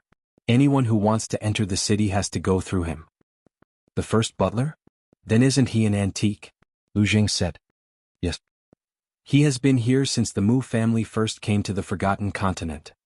Although he is only the butler of the Mu family, he has great prestige in the Mu family. Even the patriarchs of the family are very polite to him. Moreover, his cultivation is extremely terrifying. He is at the peak of the 9-star combat emperor realm. When I first snuck in here, he was the one who almost discovered me. Gong Sun Bei said in a deep voice. The peak of the 9-star combat emperor realm. Then he is a difficult opponent. Qin Feiyang muttered. Suddenly he turned his head to look at Gong Sun Bei and said, the Mu family is so heavily guarded. How did you manage to sneak in here? I'm really curious. How did you do it? Why do you have to expose a secret that no one wants to talk about? Gong Sun Bei laughed and said. I was rude. Qin Feiyang smiled apologetically. He turned his head to look at Mu Yuan on the screen. His eyes flickered. Suddenly, he turned his head to look at Viper and said with a smile, it seems that I need you to enter the city. Viper was stunned. He stood up and said, young master, please tell me. Qin Feiyang said, your cultivation is the same as Mu Xing and Mu Sheng. You are all 3-star combat emperors. You can disguise yourself as one of them and sneak in. Okay. Viper nodded. He took an illusion pill and disguised himself as Mu Xing. Then he found a set of clothes similar to Mu Xing's and put it on. This method won't work. However, at this moment, Gong Sun Bei shook his head and said, what? Qin Feiyang was suspicious. Because Mu Yuan is a very cautious person. Even if the Chief Tower Lord came to visit the Mu family, or if the Mu family's people came back from running errands, they would first use the Heaven's Eye Stone to verify their identity. Gong Sun Bei said. Qin Feiyang couldn't help but feel angry. There were 3 layers of illusions outside. Was there a need to be so cautious? It can be said that for the past 10,000 years, the Mu family's base has never been discovered. It is all because of this Mu Yuan. Gong Sun Bei sighed. This is really a difficult problem. Qin Feiyang rubbed his forehead. If there was no divine force barrier, it wouldn't be a problem. He could easily sneak in. But now, even the ancient castle couldn't be used. What should he do? Lu Zheng's eyes flickered. He suddenly said, I think we can only take a risk now. What risk? Qin Feiyang and Gong Sun Bei looked at him suspiciously. Lu Zheng pointed to Viper and said, he will use the identity of Mu Xing to tell Mu Yuan that Mu Dahue is missing. Qin Feiyang was stunned. He nodded and said, this method is feasible. Immediately, he looked at Viper and the others who were suspicious and said, think about it. When Mu Yuan learns that Mu Dahue is missing, how will he react? Viper thought for a moment and said, he will definitely be shocked and immediately go to the top of the mountain to check. That's right. When such a thing happens, the first thing he will think of is to check the situation, not to verify your identity. And if he wants to go to the top of the mountain, he will first have to open the divine force barrier, and I can take the opportunity to control the ancient castle and sneak into the city. But this way there will be a big problem. Qin Feiyang frowned. What problem? Viper asked. When we leave the city it will be troublesome. And during the time we enter the city you can't go with us. Because when Mu Yuan confirms that Mu Dahue is missing, he will definitely ask you about the situation. And if he can't find you he will definitely be suspicious. So, this is a very dangerous thing for you. Qin Feiyang said in a deep voice. Viper pondered for a moment, gritted his teeth and said, I'm not afraid. I believe that I can deal with it. Are you sure? Qin Feiyang frowned. Although Viper had not been with him as long as White-Eyed Wolf and Fatso, he had long regarded Viper as a family.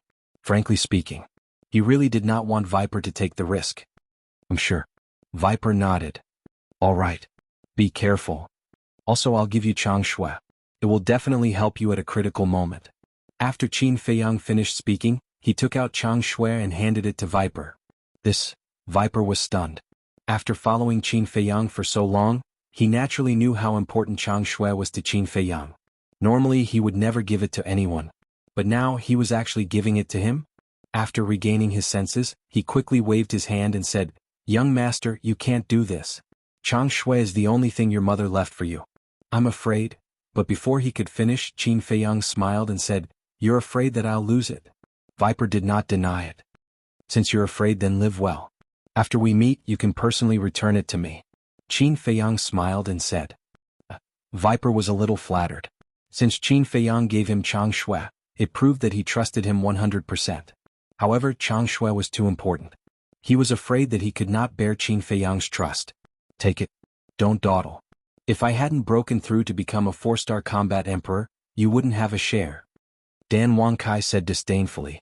Ever since the time rule in the ancient castle changed, Dan Wangkai and Viper had been cultivating. Hence, their cultivation had undergone a huge change. Phew. Viper glanced at Dan Wangkai and took a deep breath. He knelt on one knee and received Chang Shui with both hands. He said solemnly, "Young master, don't worry. I will protect Chang Shui with my life." Qin Feiyang shook his head and smiled. Then he drove the ancient castle back the way he came. Chapter 13:13. Soon. The castle arrived at the entrance of the canyon. Be careful. Qin Feiyang warned again.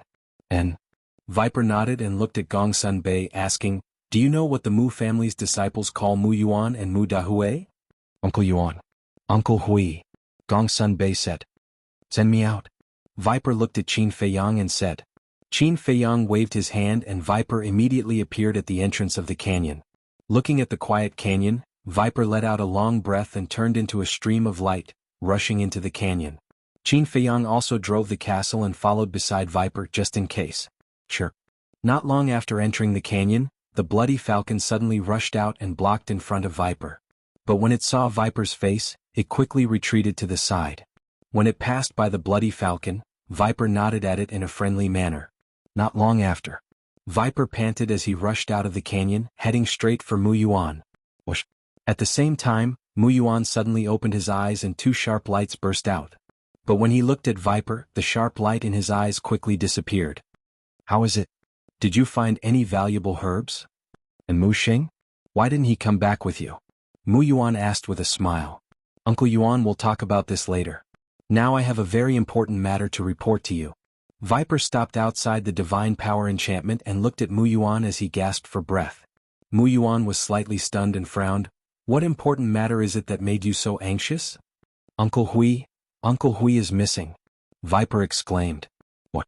Mu Yuan's face immediately changed and he stood up, saying, What happened? Tell me. Not long ago Mu Sheng and I were looking for herbs, but we suddenly heard the sound of fighting at the entrance.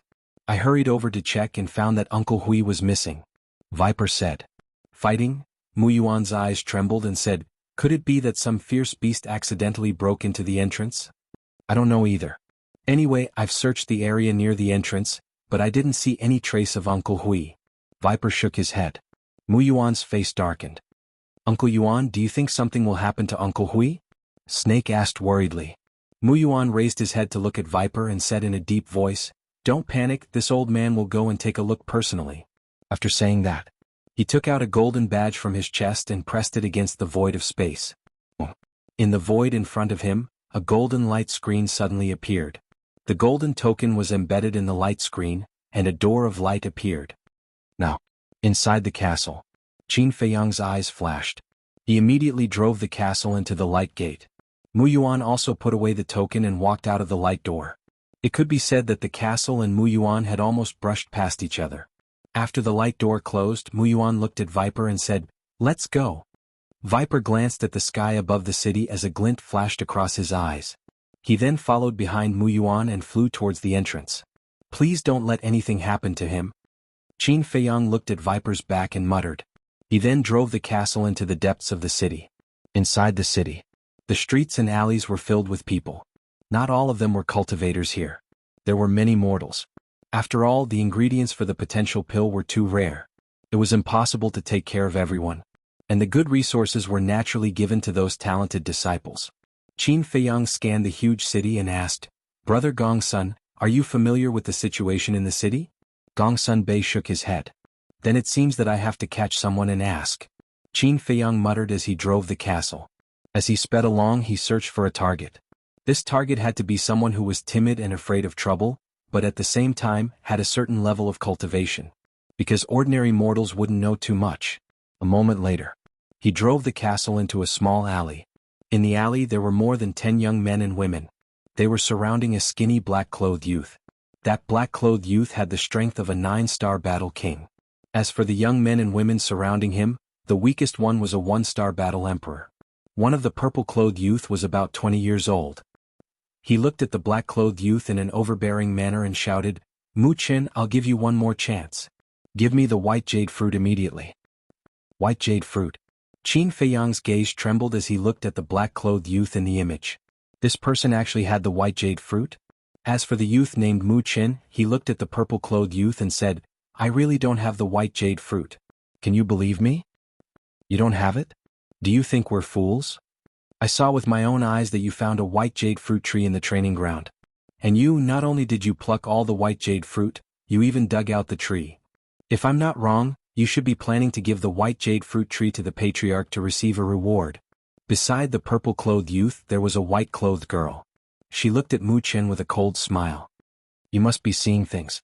During this period of time, I didn't even go to the training ground." Mu Qin hurriedly said, but he looked a little flustered. Obviously he was lying. "Stubborn. Beat him up. I'll take responsibility for his death or disability," the purple-clothed youth roared. Hearing this, a few young men at the side immediately stepped forward and started to punch and kick Mu Qin. "Stop beating me. I'll give it to you. I'll give it to you." Mu Qin wailed. "Stop." The purple-clothed youth waved his hand. "Trash. You should have handed it over earlier. Why did you have to force us to beat you?" The youths looked at Mu Qin with disdain and retreated to the side. One of them was even more outrageous. He even spat on Mu Qin's face. Mu Qin awkwardly got up. He glanced at the group of people and took out the Cosmos bag. "Give me the Cosmos bag." The purple-clothed youth stretched out his hand in front of Mu Qin. His attitude was very domineering. Mu Qin's face immediately turned pale. In the Cosmos bag there were not only the white jade fruit tree and the white jade fruit tree, but also all his belongings. "Didn't you hear? Give it to me now," the purple-clothed youth shouted. Mu Qin's gaze trembled. He quickly handed the Cosmos bag to the purple-clothed youth with both hands. The purple-clothed youth smiled proudly. He grabbed the Cosmos bag and looked at Mu Qin with disdain. "You want to fight with me? You're really overestimating yourself. Continue to beat him. Let him know the price of angering me." As soon as he finished speaking, the youths next to him swarmed up and beat Mu Qin crazily. "You can't do this. I've already given you the Cosmos bag. What else do you want?" Mu Qin roared again and again. His face was distorted by the pain. The purple-clothed youth looked at him contemptuously and lowered his head to check the Cosmos bag. Soon his eyes were full of greed. He looked at the white-clothed woman next to him and smiled. "The white jade fruit tree and the white jade fruit tree are really inside." Hearing this, the white-clothed woman immediately beamed with joy. Whoosh. However, at this moment, the group of people only saw a blur in front of them. The next moment, they were shocked to find that they had appeared in a strange stone room. "What's going on? Where is this? How did we get in?" The group of people turned pale with fright. Hearing the voices of the purple-clothed youth and the others, Mu Qin raised his head suspiciously. His face was suddenly full of surprise. "Welcome to my castle." A hearty laugh suddenly sounded from behind them. The group of people suddenly quivered and quickly turned around. They saw a white-clothed youth with his hands behind his back, looking at them with ridicule. "You are?" The purple-clothed youth looked at the white-clothed youth in surprise. Suddenly, as if he had thought of something, his face suddenly changed and he said in surprise, "You're Qin Feiyang. It seems that I'm quite popular in your Mu family. Otherwise not everyone would know me." Qin Feiyang said playfully. "It's really Qin Feiyang? Why are you here?" The group of people suddenly panicked. Mu Qin curled up in a ball and trembled. Why was he so unlucky today? First, his Cosmos bag was stolen. Now he met this fiend, Qin Feiyang. Who in the world didn't know of this lawless and terrifying existence? Who didn't know of it? Encountering him was equivalent to encountering the Grim Reaper. Qin Feiyang glanced at the group of people and then looked at Mu Qin. Finally, his eyes locked on the purple-clothed youth and he said, "You looked quite impressive just now." Plop. The purple-clothed youth's legs went soft. He directly knelt on the ground and begged, "Qin Dage, you and I have no enmity. Please don't kill me." The others also quickly knelt down in fear. He knelt down just like that? Humph, what a trash who bullies the weak and fears the strong. Lu Jing despised. Isn't this the kind of person we're looking for? Qin Feiyang chuckled and looked at the purple-clothed youth and said, "I can spare your life, but it depends on your performance." "Speak." "As long as I know, I will tell you everything I know without reserve." The purple-clothed youth nodded repeatedly. First, give me Mu Chen's Cosmos bag, Qin Feiyang said. Yes, yes, yes. The purple-clothed youth hurriedly handed it over. Qin Feiyang grabbed it in his hand and threw it to Dan Wangkai, saying, see if there are any white jade fruits. After Dan Wangkai caught the Cosmos bag, he immediately lowered his head to check. His eyes shone with green light. Dan Wangkai looked up at Qin Feiyang and nodded. There are 3 white jade fruits and a white jade fruit tree inside. Very good. Qin Feiyang smiled happily. Not only did he get a stalk of shenin grass, but he also got 3 white jade fruits. More importantly, there was a white jade fruit tree. With this white jade fruit tree, it meant that he would have an inexhaustible supply of white jade fruits in the future. This trip to the Mu family was really a big gain. Qin Feiyang looked down at the purple-clothed youth and said, now answer me, how many false gods do you have? How many 9-star combat emperors? The purple-clothed youth's expression stiffened and he smiled bitterly. I'm just a 2-star combat emperor, how would I know these things? Qin Feiyang looked at the others.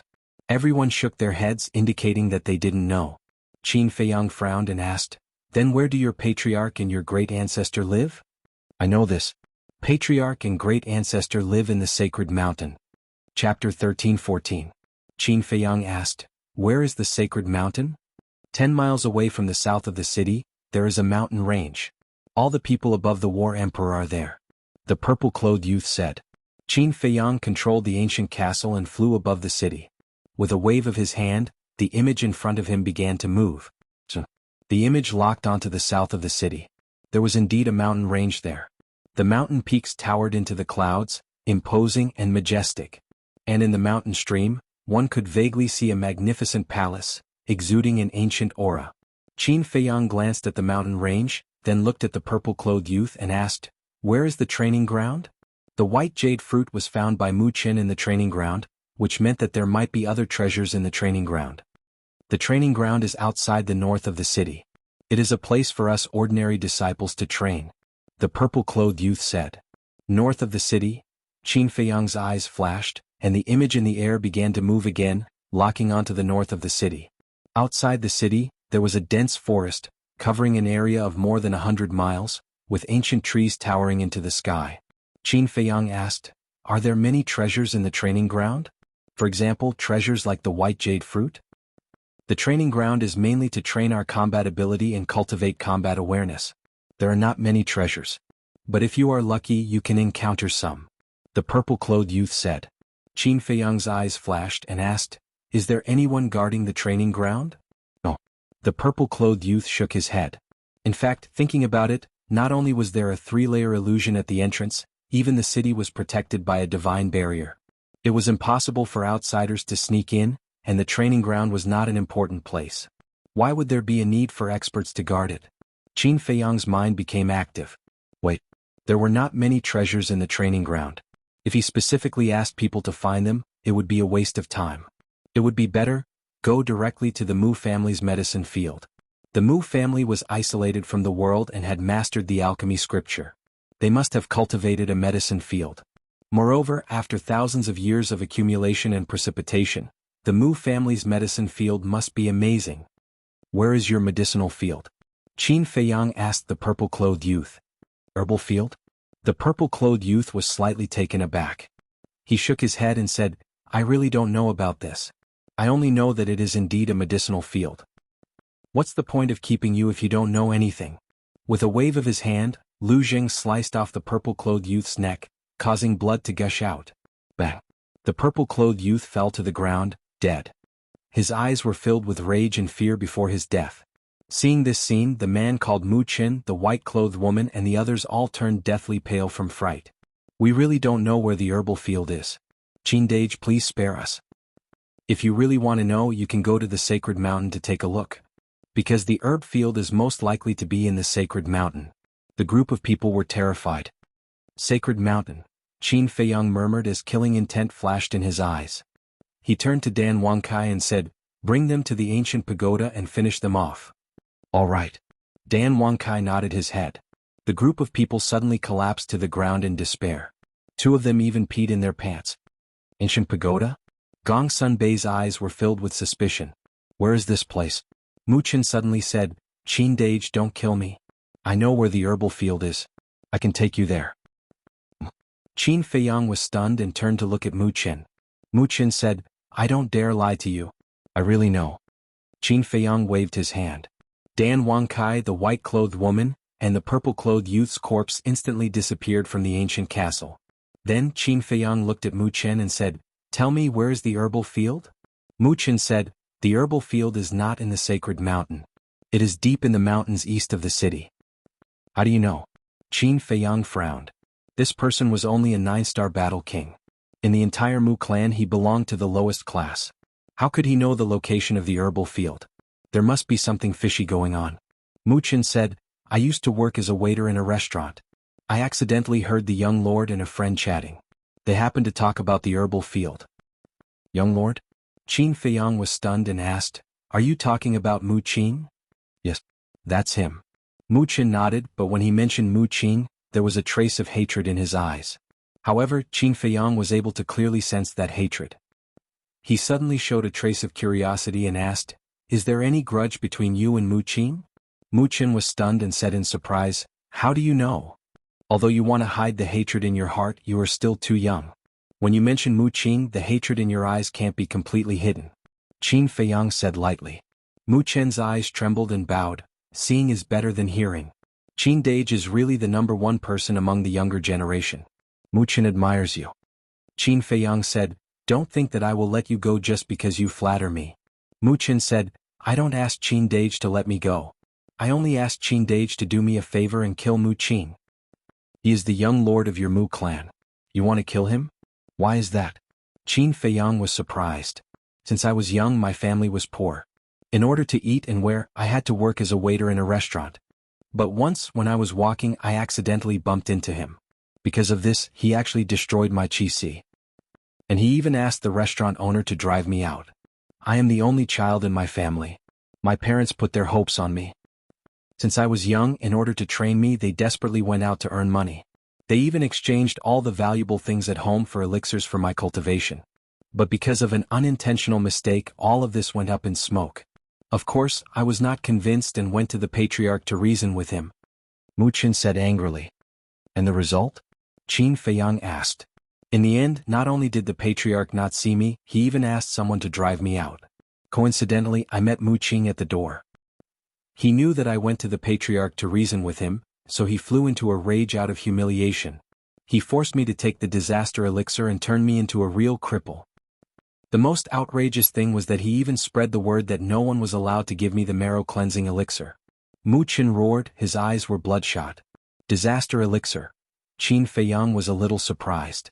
Interesting, he said, continue. Later, when my parents learned about this, it was like a bolt from the blue. They were depressed all day. Not long after, they both died. I lost my cultivation and my parents. During that time, I drowned my sorrows in alcohol, feeling that there was no hope in life. In the end, I chose to kill myself. I went to the training ground because there were many fierce beasts there. For a cripple like me who had no cultivation, once I stepped into the training ground, it was like stepping into hell. But when I entered the training ground and was ready to die, a miracle happened. When Mu Qin said this, a bright light burst out from his eyes. What miracle? Lu Zheng was curious. I suddenly heard the sound of fighting nearby, so I curiously ran over to have a look. In the end, I found 2 3-star combat emperors fighting over a purple spirit flower. Mu Qin said. Purple spirit flower. Qin Feiyang was surprised. Not only was there the white jade fruit, but there was also the purple spirit flower. It seemed like the Mu family's nest was a big treasure. Lu Jing glanced at Qin Feiyang, then looked at Mu Qin and said, Let me guess what happened next. The 2 3-star combat emperors fought over the purple spirit flower, and in the end you got the purple spirit flower. And you took the purple spirit flower and exchanged it with someone for a marrow cleansing pill. From then on, you started your cultivation journey again. Lu Jing said. You guessed the first part correctly. They did die together, and I also got the purple spirit flower. But I also got their Qinghuan pouches. And in their Qinghuan pouches, there were a lot of qi gathering pills, body tempering pills, battle qi pills, 2 marrow cleansing pills, and 3 potential pills. At that time, I knew that the heavens didn't want me to die, so I immediately used the marrow cleansing pill to expel the poison of the spiritual disaster pill. Later, I used these pills to cultivate desperately, and now I have finally recovered the cultivation of a 9-star combat emperor. Mu Qin said. Qin Feiyang asked, what was your cultivation before you were crippled? 8-star combat emperor. Mu Qin said. Not bad. Qin Feiyang smiled in surprise and said, what about the purple spirit flower? With the purple spirit flower, he could prepare to refine the great creation pill. This was because he had the most important herbs, the fruit of fortune, white jade fruit, dark yin grass, and dark yang grass. He only lacked the purple spirit flower. As for the other herbs, they were all ready-made. I gave the purple spirit flower to Mu Qing. Although Mu Qing and I have a deep hatred, I know that I can only be reborn by pleasing him. Mu Qin said. You're quite smart. As the young master of the Mu family, Mu Qing has a high position and power. Even if you got the marrow cleansing pill, he could force you to take the spiritual disaster pill again. Qin Feiyang said.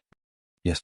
When I gave him the purple spirit flower, he was very happy and never came to find trouble with me again. He even took care of me. On the surface, I also flattered him and said that I had forgotten my hatred, but secretly, I had been looking for opportunities. But I was too weak. In front of him I couldn't find a chance at all. Mu Qin laughed at himself. Qin Feiyang shook his head and said, I didn't expect this guy to have such a side. This is a little different from the Mu Qing I know. Speaking of which, during that time he was indeed different. In the past he was very good and rarely got angry, but during that time his temper was very bad, and he would fight without saying a word. Many of our clansmen have suffered losses at his hands, Qin Lai said. Mu Qin said. Qin Feiyang stared blankly and asked doubtfully, when? It seems to be, Mu Qin thought carefully and said, yes, it was the time when Demon Child Ancestor died. Qin Feiyang was stunned, then shook his head and smiled, saying, I understand. Of course he remembered Demon Child. At that time in Yan Wei's tribe, he did evil and was finally killed by the mysterious madam. It was also at that time that Mu Qing began to have a murderous intent towards him. If there was no accident, it must be because of the death of Demon Child that Mu Qing's temperament changed greatly, so he made a big fuss over such a small matter and destroyed Mu Qin's cultivation. In other words, at that time, Mu Qing was purely venting his anger on Mu Qin. Chapter 13-15. Because, if he hadn't found the mysterious lady to kill the Demon Child, then Mu Qing wouldn't have vented his anger on Mu Qin.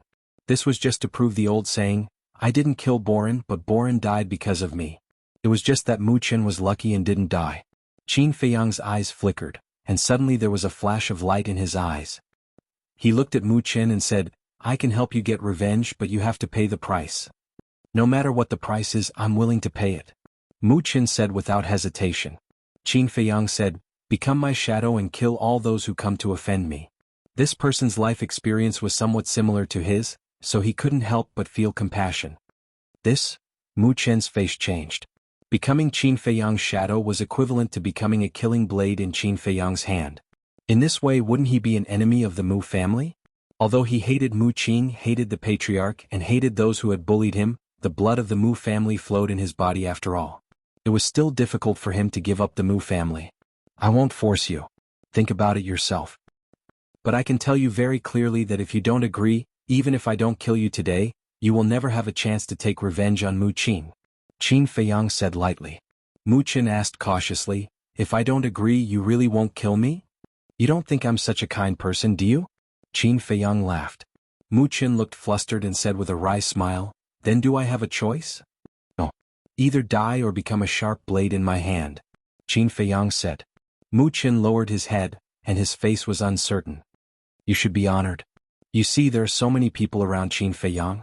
Who is qualified to be his shadow? No one. You're the first. Lu Zheng said with an evil smile. Mu Qin glanced at Lu Zheng, then looked at Qin Feiyang. Finally, he gritted his teeth and knelt on one knee respectfully saying, Mu Qin greets the Lord. Qin Feiyang smiled. What could be more interesting than using a descendant of the Mu family to deal with Mu Tianyang? I don't like the surname Mu. From now on you will change your surname to Qin. You will be called Qin Qin. Qin Feiyang formed a seal with both of his hands and an enslavement seal appeared. It entered Mu Qin's head and quickly took control of Mu Qin's soul. Mu. Qin Qin greets the Lord. Mu Qin said respectfully. That was not right. Now they were already calling him Qin Qin. Qin Feiyang nodded in satisfaction and glanced at Wang Xiaojie. Wait for me here. Suddenly, Qin Feiyang said to Lu Zheng and Gong Sun Bei. Then he led Qin Shin and Wang Xiaojie into the ancient tower and descended above the village. Wang Xiaojie looked at the village and asked suspiciously, "Master, what are you doing?" Qin Shin on the other hand looked around suspiciously. What was this place?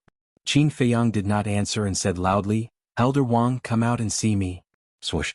Before his voice faded, Wang Yangfeng rushed out of the village like lightning and landed in front of Qin Feiyang. He bowed and said, "Greetings, young master." Qin Feiyang pointed at Qin Shin and Wang Xiaojie and said with a smile, "These two people, I will leave them to you now." Wang Yangfeng looked at the two of them suspiciously and asked, "Why are you leaving them to me?" "To train them. Just like how the Grand Valley Master and Grand Valley Master trained you. I want to see them reborn in the shortest time possible. Even if they know that they are going to die, they will not hesitate at all." Qin Feiyang said. This, Wang Xiaojie's expression changed. He grabbed Qin Feiyang's hand and said, "Master, there is no need for this disciple to do this." Qin Feiyang said expressionlessly, "It is because you are my disciple that I have to let you suffer more. Because I don't want to collect your corpse in the future." Wang Xiaojie immediately drooped his head, looking sullen. Qin Feiyang glanced at him and said to Wang Yangfeng, "Torture them as much as you want. Don't show mercy." Wang Yangfeng shook his head and smiled. He cupped his hands and said, "This old man obeys." Whoosh. At this time, Dan Wankai rushed out from the mountain stream below and came in front of Qin Feiyang. He looked at Wang Xiaojie and Qin Shin and asked in confusion, "Why did you bring them here?" Qin Feiyang did not answer and asked, "Have you dealt with it?" "Don't leave a single one alive. Kill them all." Dan Wankai nodded. "Then let's go." Qin Feiyang waved his hand and brought Dan Wankai back to the castle. "Qin Shin, once a subject, always a subject. Little cousin, you are ambitious." As soon as he saw Qin Feiyang appear, Lu Jing said meaningfully. Qin Feiyang was stunned and said suspiciously, "What ambition can I have? Still pretending? What does this subject represent?" "It represents the subject." "You changed Mu Chen's name to Qin Shin. Doesn't it show that you are still interested in the throne of the great Qin Empire?" Lu Jing joked. The corner of Qin Feiyang's mouth twitched. This guy's imagination was really rich. He had never thought about the throne of the great Qin Empire. And he changed Mu Chen's name to Qin Shin purely because the pronunciation of Qin was similar. He was too lazy to think about other names. However, he was too lazy to explain. Whoosh. He drove the castle and flew to the mountains east of the city. Mu Chen? Qin Shin? Dan Wankai heard the conversation between the two and was stunned. Then he went to the side of the black dragon snake and whispered, "When I left just now, did something happen?" "Boss Qin has recruited another subordinate," the black dragon snake secretly said. "There are more and more people under the young master. You have to work hard. Otherwise, in the future your status in front of the young master will be lower and lower." Dan Wankai secretly laughed. "Aren't you the same?" The black dragon snake rolled his eyes. "Meh." Dan Wankai was stunned and secretly laughed. "I am different from you. Because I am an alchemist, I am only responsible for alchemy. Killing the enemy is your responsibility." After saying that, Dan Wankai turned and walked to the front of the furnace and continued to refine pills. The black dragon snake and the other beasts looked at each other and felt great pressure. Qin Feiyang grew too fast. They really couldn't keep up with him. Not long after, the ancient castle flew out of the city and entered the mountains. Lu Zheng looked at the scene in front of him and frowned. "You don't want to rob the medicine field now, do you?" "Of course not now. Going to the medicine field now is just to find out the situation first. When we leave, we can find an opportunity to make a move," Qin Feiyang said. Lu Jing said, "I think the medicine field is such an important place. There must be someone guarding it. Maybe there is even a fake god." "A fake god is not invulnerable. We can always find an opportunity." Qin Feiyang smiled confidently. Listening to the calm conversation between the two, Gong Sun Bei's heart was surging. These two brats are too scary. They didn't even let go of the Mu family's medicine field. The ancient castle moved as fast as lightning. About 500 to 600 breaths passed. Finally, in the scene in front of them, a vast plain appeared. The plain was vast and boundless. And on the plain, the medicinal herbs swayed in the wind, exuding a hazy glow. Qin Feiyang was extremely excited. Lu Zheng's face was also filled with excitement. And Dan Wankai was so excited that he almost couldn't breathe. At a glance, it was all medicinal herbs. It was impossible to count them. Moreover, most of the medicinal herbs seen so far were 10,000 years old. However, the medicinal herbs on the periphery of the medicine field were basically some ordinary medicinal herbs. Qin Feiyang drove the ancient castle and flew into the depths of the medicine field. And as they went deeper, such as blood ginseng, fire ginseng, nine suns flower, dragon saliva fruit, red fire glass pill, these more precious medicinal herbs also entered their sight one by one. Unknowingly, they had already gone dozens of miles into the medicine field.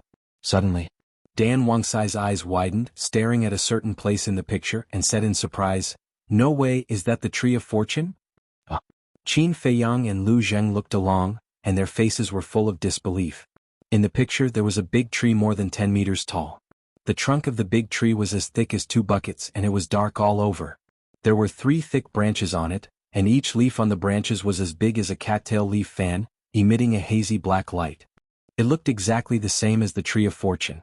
"Zoom in," Dan Wangkai shouted. Qin Feiyang quivered and came back to his senses. With a wave of his hand the picture kept zooming in.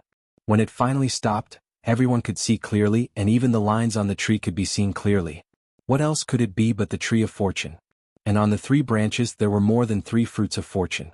5, 15, 30, oh my God, there are a total of 30 fruits of fortune. Dan Wangkai stared at the Tree of Fortune, and the greed and desire in his eyes were undisguised. For him, nothing was more important than medicinal herbs, especially such rare treasures of heaven and earth. "Young master, I beg you, you must get it, you must." He suddenly turned his head to look at Qin Feiyang. His hands were clenched tightly together, and his breathing was rapid as he enunciated each word. "I will." Qin Feiyang nodded. Putting aside the value of the fruits of fortune, this Tree of Fortune was more than 10 times bigger than the one in the ancient pagoda. One could imagine how terrifying the energy emitted by this Tree of Fortune was. If it could be transplanted to the ancient pagoda, the villagers would benefit even more. Because the energy emitted by the Tree of Fortune could change a person's physique and talent. Wait. Look at the back of the Tree of Fortune. There seems to be a person? Lu Jing frowned. A person? Qin Feiyang was slightly taken aback. He looked over and seemed to be able to see the silhouette of a person, but because the Tree of Fortune was too thick, he could not see everything. He steered the ancient castle toward the other side of the Tree of Fortune. As expected, an old man sat cross-legged under the Tree of Fortune. He was wearing a snow-white robe. His body was hunched and his hair was white. However, he wore a mask on his face so his true appearance could not be seen. His aura was as unfathomable as the ocean. "It's him." Gong Sun Bei's expression changed. "Oh, is he very strong?" Lu Jing was surprised. Qin Feiyang's expression also darkened. "Very strong. It is said that he has stepped into the peak of the false god realm." He was no stranger to this white-robed old man, because this was the person who had chased him to the glacier forest, and the snow python had snatched the real space-time gate from this person. Chapter 13:16. The peak of the false god realm. Lu Jing was dumbfounded. Didn't this mean that this person was only one step away from stepping into the true war god realm? Gong Sun Bei shook his head and smiled. "With him here, it's impossible for you to rob the herb field." "There's nothing impossible in this world," Qin Feiyang murmured. "There's a purple spirit flower." Dan Wangkai suddenly roared again. He was so excited that his hands and feet were dancing. Calm down, calm down." Qin Feiyang patted Dan Wangsai's shoulder. There were indeed many precious herbs around the Tree of Fortune. For example, the various herbs of the Great Creation Pill and the various herbs of the Spirit Congealing Pill. However, most of the herbs were ranked at the bottom. There were not many rare herbs like the purple spirit flower and the spiritual infant fruit that were ranked at the top. But even so, it was still very shocking. "Let's go to the sacred mountain." Qin Feiyang glanced at the old man in the white robe, then drove the castle back the way it came and rushed towards the south of the city. The most important thing now was to figure out the Mu family's background.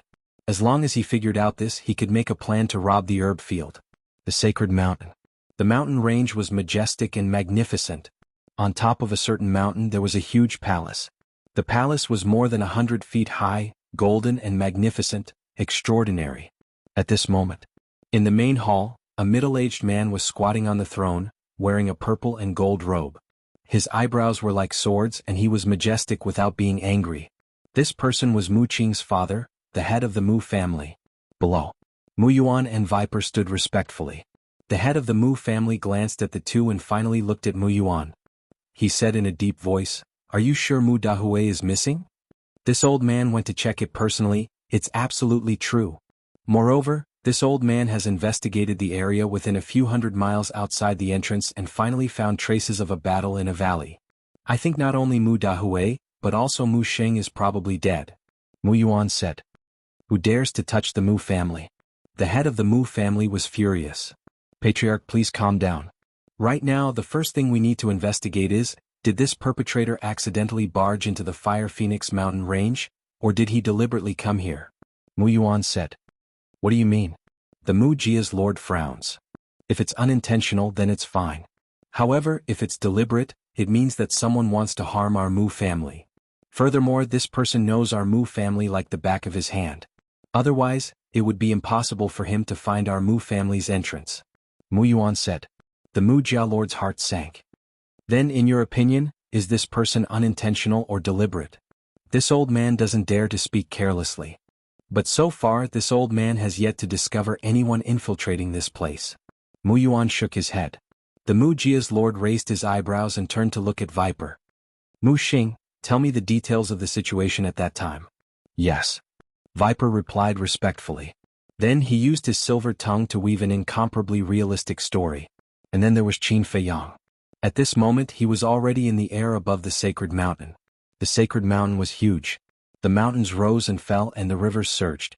There were also many ferocious beasts in the mountain streams. Among them there were 10 giant peaks that were particularly eye-catching. The 10 giant peaks were like 2 giant hands standing in the middle of the sacred mountain. The lowest one was 50 to 60,000 feet high, and it was magnificent.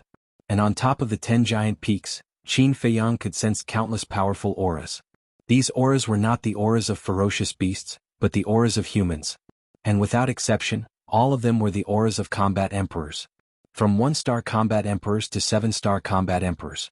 At the top of each of the 10 mountains, there was an ancient stone tower. These 10 stone towers had 10 floors and they were completely black. There was no sense of luxury, but they were like 10 ancient giant beasts lying on top of the mountain, giving people a heart-palpitating aura. Lu Zheng glanced at the 10 stone towers and frowned. They don't look like divine weapons. Gong Sunbei, do you know what's inside the 10 stone towers? Gong Sunbei shook his head. The 10 giant peaks can only sense the auras of 1-star combat emperors and 7-star combat emperors. Then where are the Mu family's 8-star combat emperors, 9-star combat emperors, and false gods? Lu Jing frowned. Suddenly, his body shook and he looked at the 10 stone towers again. He said in surprise, they can't be inside, right? It's possible. Qin Feiyang thought. Lu Jing said, let's go and take a look. Qin Feiyang controlled the ancient castle, cut through the sky, and landed in front of one of the ancient towers. There were no carvings or patterns on the ancient tower, and it was very simple. The tower door was closed and there was no one guarding in front of it. There was not even a shadow nearby and it was very quiet. I'll go out and take a look. Qin Feiyang's eyes flickered and he suddenly said, don't. Hearing Qin Feiyang's words, Lu Zheng and Gong Sunbei quickly grabbed him. One had to know. This was the Mu family's sacred mountain. All the experts of the Mu family were here. What if they were discovered? At that time, they were afraid that the saying would come true, and even the heavens would not be able to save them. Lu Jing thought for a moment and suggested, let the Spirit Snake Emperor go out. It can be invisible so it's relatively safe. Qin Feiyang turned to look at the Spirit Snake Emperor. But the Spirit Snake Emperor pretended not to hear. What a joke. Only a fool would go for such a dangerous thing. Ahem.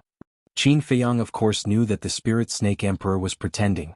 He clenched his fist, put it to his mouth and said with a smile, don't worry, I will come to your rescue.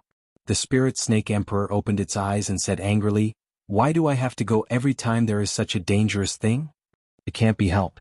Who asked you to be so strong? Only you can do it. Qin Feiyang laughed. The Spirit Snake Emperor said angrily, so, according to you, being strong is also a kind of fault? No, no, no. Being strong means that you are powerful. Capable people do more work. Don't worry, I will be here to help you at any time. I guarantee that you will not be hurt. Qin Feiyang said solemnly. My head hurts. The Spirit Snake Emperor shook its head and got up reluctantly. It rolled its eyes at Qin Feiyang and said, send me out. Thanks. Qin Feiyang waved his hand, and the Spirit Snake Emperor immediately appeared in front of the pagoda door. The color of its skin changed immediately, and it merged with the ground in an instant. Lu Zheng was amazed and said enviously, "How good would it be if I had such an ability? Then you should quickly go and report to the underworld. When you reincarnate, give the King of Hell some benefits. He will definitely satisfy you." Wolf King joked. "Get lost." Lu Zheng's face darkened. Wasn't this cursing him to die early? Then he looked at the spirit snake emperor. It slowly approached the door of the pagoda, then raised its tail and tried to push the door. However, just as the spirit snake emperor's tail touched the door, the entire stone pagoda buzzed and a black light screen appeared. It seemed to have triggered some kind of mechanism. Not only was the spirit snake emperor shocked, but Qin Feiyang and the others in the castle were also shocked. Qin Feiyang quickly waved his hand and prepared to help the spirit snake emperor. However, Lu Zheng suddenly stopped him and said in a low voice, "We can't let it in now.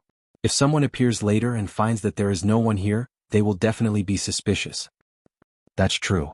Qin Feiyang muttered and said to the spirit snake emperor telepathically, "Quickly change your appearance and pretend to be a beast here and escape down the mountain." "Fuck. Didn't you say that you would help me?" The spirit snake emperor was furious, but it did not dare to hesitate.